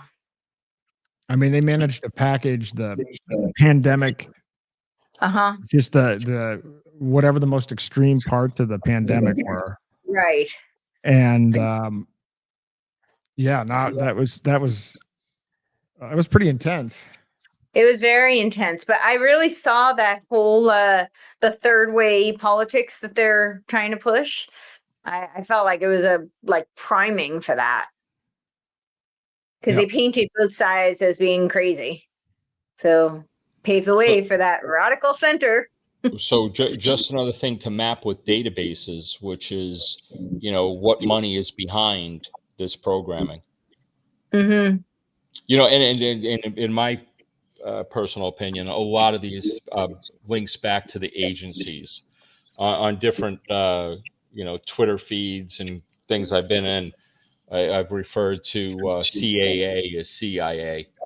Yeah, yeah. Well, they do work with the CIA. I mean, that's yeah. Well, Eddington was A24, so was Civil War. Yeah, which is I know. interesting because It reminded me so much of it. Like the program, the propaganda message was very similar.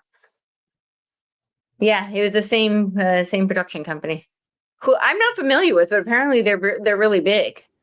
yeah, I'm a fan of A24 and Blumhouse. Okay. I mean, they must be a newer company because I'm kind of out of the loop now. I mean, when I was in the industry, I was very up to date on all the production houses, but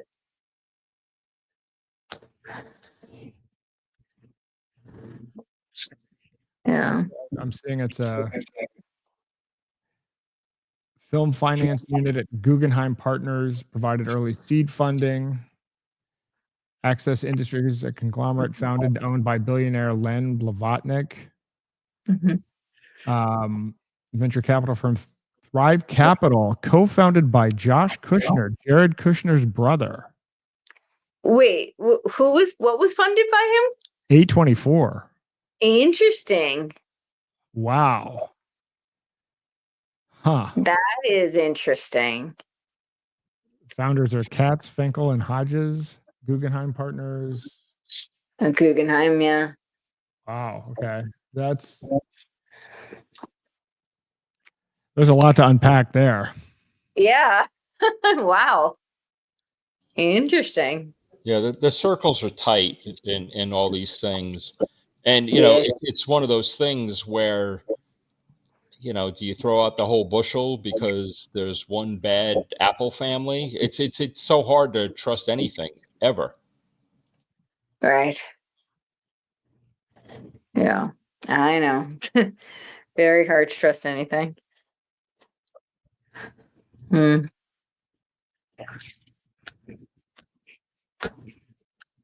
Wow. All right. Well, that's definitely something to. This is a rabbit hole. Their movies do have a distinctively unique aesthetic. All of them. Every movie that they produce, and so now I'm kind of like, all right, well, what's behind it? Because I have found them to be they're jarring movies. They're Well, they go for it's interesting because they go for almost like hyper realist, but because it's not, it ends up being super jarring because you feel like it's so real. And then when you have like all of the, you know, interjections, and you're thrown off. Well, typically they'll get involved in a movie after, you know, all the final cuts, and if they get involved, they'll come in and maybe they're gonna, you know, they're gonna want to control the soundtrack and the coloring. But in some cases, you know, they just buy A24. But you know, at the end of the day, you know, they have the multiple arms. So whether they're involved in it from, you know, well, but they produced both of these films. So I mean, there's a style that they have, and I do think it's a hyper realistic style. Yeah, which I think is very jarring. Yeah, when they're in full control of a horror movie from start to finish. But there's plenty of things they get involved in just when it comes to you know, distribution. Sure. But I was really thinking of the Civil War and the Eddington movie. Yeah, I mean, so realistically, I'm talking about the, you know, under 5 mil, under 10 mil. You know, when they start getting into the big budget things, if they're gonna, you know, get involved in it, they're, you know, and it's, you know, there's a lot of money, you know, because at the end of the day, every movie's a startup, and they're essentially, you know, VCs of movie production, right? Yeah. Of course. I just think that the reason they use the hyper realistic aesthetic is because it makes the propaganda more effective. And they have strong messaging. I mean, but there seems to be strong messaging for people that can see it, right? And everybody else even if they can't will see just it, they're incorporate. experiencing it. Oh no, 100%, and it becomes the lexicon of the next generation. That's right. So And they don't have to unfortunately, know that they're seeing it, yeah, for them to be impacted by it. fortunately for Aaron and I, we've been influenced by Office Space and Oh yeah. what's the movie when all the dumb people keep reading? Idiocracy. Yeah. Yeah. Soylent Green. Well, those dystopian movies back from the 70s were the things that influenced me. Gattaca became way more relevant today. Oh yeah. But that Gattaca came out the 90s. Yeah. Yeah. Mm-hmm. Yeah, no, I mean the idea that they're, cultural gatekeeping through indie looking movies, but I guess they also own, Guggenheim has a big ownership stake in private prisons and detention centers. Oh, interesting. Anyway, this is. Does Rubio sit on the board? but they came out of nowhere, and now they produce a large number of movies. And I think what I'm saying. I wasn't familiar with them. They're a newer production company, but they do like big films.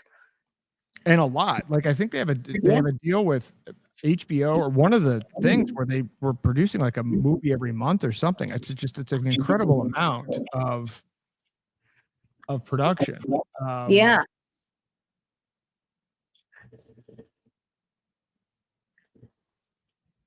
Well, I'll dig through this. I'll dig through this offline. Okay. New rabbit hole. Yeah. Oh. Yeah. What was it made me think of because was it Emma Stone was in Eddington, right? And she also did that Poor Things movie. Talk about that was also like operational preparation of the environment. That movie was disturbing. I haven't seen that. A review of it. I was gonna do a review of Megan. I might still do a review of Megan. But yeah, I did a video on Poor Things. That was super disturbing. She plays a lot of strange characters. Yeah. So Peter Thiel was involved in funding Thank You for Smoking. Really? Yes, in fact, it produced by Thiel Associate. Oh no, sorry, my bad. David Sachs. Thiel Associate David Sachs. Okay. That's okay. Interesting, though. I mean, that's still very interesting.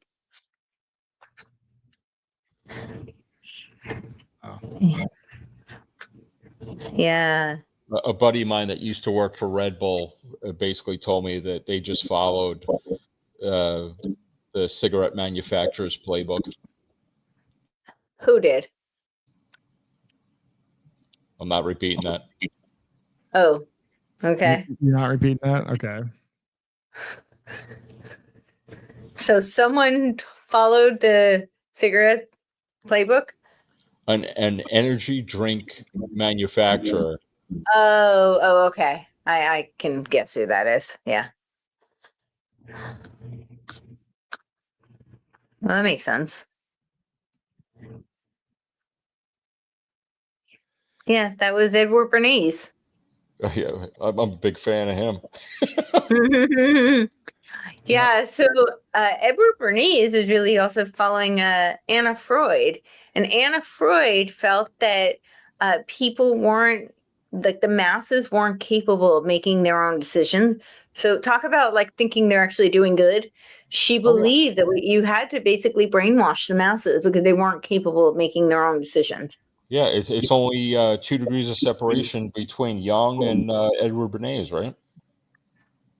So what was the separation? Bernays Freud, Young. Mm-hmm. So he's only 2 degrees of separation away from Young. Yeah, well, Edward Bernays was the double nephew of Sigmund Freud. Oh, And okay. A lot you of know what's inbreeding there, huh? Yeah, but here's what's really funny about it. Talk about like keeping it in the family. The co-founder of today's modern propaganda machine, also known as Netflix, is Edward Bernays' nephew, Mark Randolph Bernays. Oh, I knew that. I never would have remembered that if you didn't say that. Yeah. He actually went to my alma mater. He went to Hamilton College. Sort of reference back to the cigarette manufacturers. What are the torches of freedom? Mm-hmm. Yeah, torches of freedom.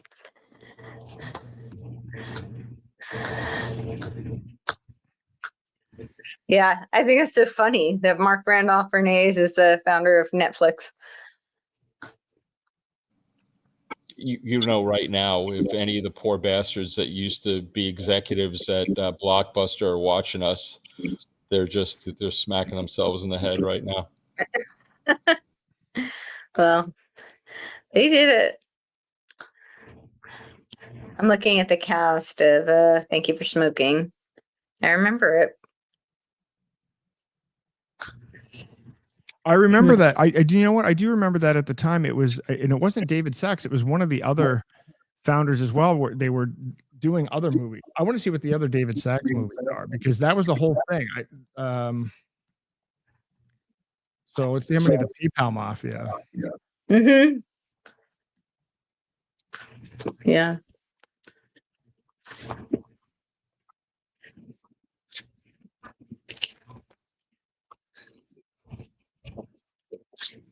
Dali Land? How about Salvador Dali? That's it. I guess that's all he did. I think at the time when he did Thank You for Smoking, he was talking about doing more. I guess he didn't. No, he did do Dali Land, and then he also did Untitled Satoshi Nakamoto film.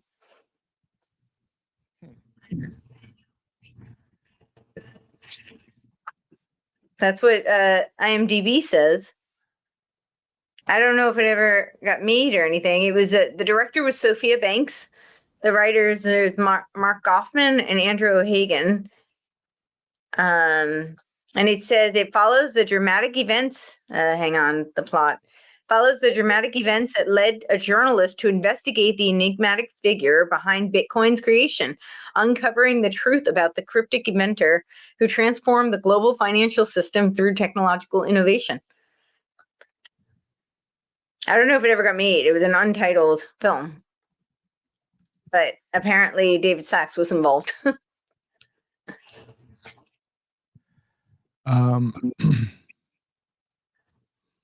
Yeah, it doesn't. Current phase in development, pre-production, no shooting started yet. Yeah, I mean, it's still untitled, so it might never have gotten made. Might have just been a script that got shelved. That's interesting, though.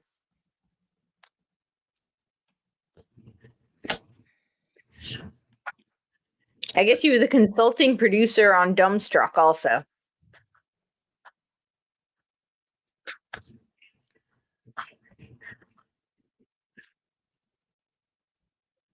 Interesting. I was recently asked to get involved in a Satoshi movie. Okay. And I don't think I'm gonna have any time. I ran into the guy at Freedom Fest. Interesting guy. I think his take. Right. I don't know if I should spoil the plot, because I don't know if the plot is supposed to be known. But he's making a guess as to who Satoshi is. Oh, okay. Yeah. And I'm so rooting for Craig Wright. I'm not. I'm so done with that. I can't even watch any of that anymore. It's not even funny to look at. It's just a train wreck. But to figure out what the psyop is there. So I mean, think about this. You have this guy, Calvin Ayre, who was on the FBI's most wanted list. involved with a lot of offshore gaming. Then all of a sudden, he, with minimal technical background, ends up being the sole funding source of the guy who claims he's Satoshi, who was on the run from the Australian tax authorities. How does that team get together? And then, then they try to pitch it as this is going to bring transparency to the world. It's like, this doesn't comport with your background. It's just very bizarre. Yeah. But it was a great distraction. I mean, you look at all the divide and conquer, and I talked about this. This happens with I called this a few months ago that the divide and conquer is going to come to the privacy crypto space. And there's been a lot of stuff going on in the Monero community that I think is being socially engineered. And then you've got this 51% attack that may be going on. And the one thing that we haven't figured out is, we know, this is probably the most frustrating thing. We know what tactics they're using at this point. We can even describe, because it's out of a playbook, what's happening, but that doesn't give us, apparently we can't stop it. So it doesn't even matter. Like, knowing it doesn't even matter. So if you know exactly how Bitcoin was hijacked, okay, great. Could we prevent it from happening again? I don't know. I don't know if we have, I actually don't have an answer for that. Yeah. I fear not, because for whatever reason, it's just, these tactics work, even if you know about them. Right. They're still very effective. I'll have to go through there. Well, I've actually got to go to the restroom. So either I'm going to go to the restroom and come back, or we can wrap up, whatever you guys want to do. We should probably wrap. I think it's getting late. So that'd be good. All right, good. Well, thank you. All right, thank you. Remind me to tell you about that story offline. All right. Well, thank you guys for coming on. And like I said, this was my first draft at this website or whatever, but I am excited about it. I've been spending a lot of time on it, and hopefully we'll have more to show in a couple of weeks. Yeah, I'm super excited for it. So yeah, if I can be a sounding board in any way, let me know. Oh, I will. As soon as there's something that can be looked at, you will be the first to know. Okay. Awesome. Awesome. All right. Well, have a good night, and happy birthday, George. Yeah. Happy birthday. Thank you. Good night. Thank you. Good night. Good night. Bye.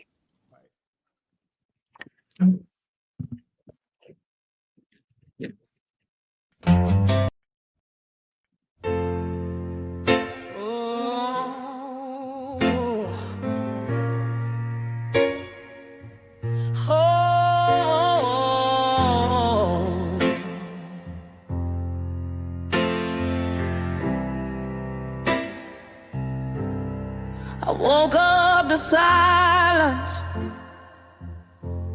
but the war had begun. They froze my account, said I'd done something wrong. Wasn't no crime, just living free. Now the system got a chain on me. They took my savings, my future, my land, with a single code line and a government hand. Said it was safety, said it was green, but all I see is tyranny behind the screen. This ain't innovation, it's a trap in disguise. You'll own nothing, be watched all your life. Genius ain't freedom, reality ain't clear. It's a cage they built while we cheer.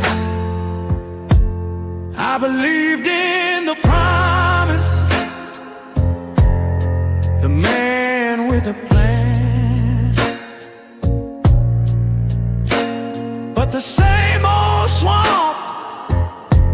just changed his brand. He banned the front door, opened the back,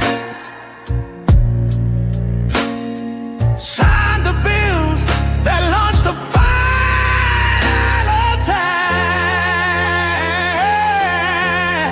This ain't innovation, it's a trap in disguise. You'll own nothing, be watched all your life. Genders ain't freedom, quality ain't clear. It's a cage they build while we cheer. Your gold, your guns, your voice, your name. They'll digitize it all, then shift the blame. Palantir-izing AI chains, freedom dying slow in patriotic flames. This ain't about safety,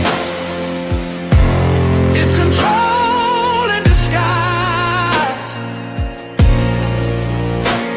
With your ID, your face, your tears, your time, they wrapped it in stars, sold it with pride. But freedom's bleeding out from the inside.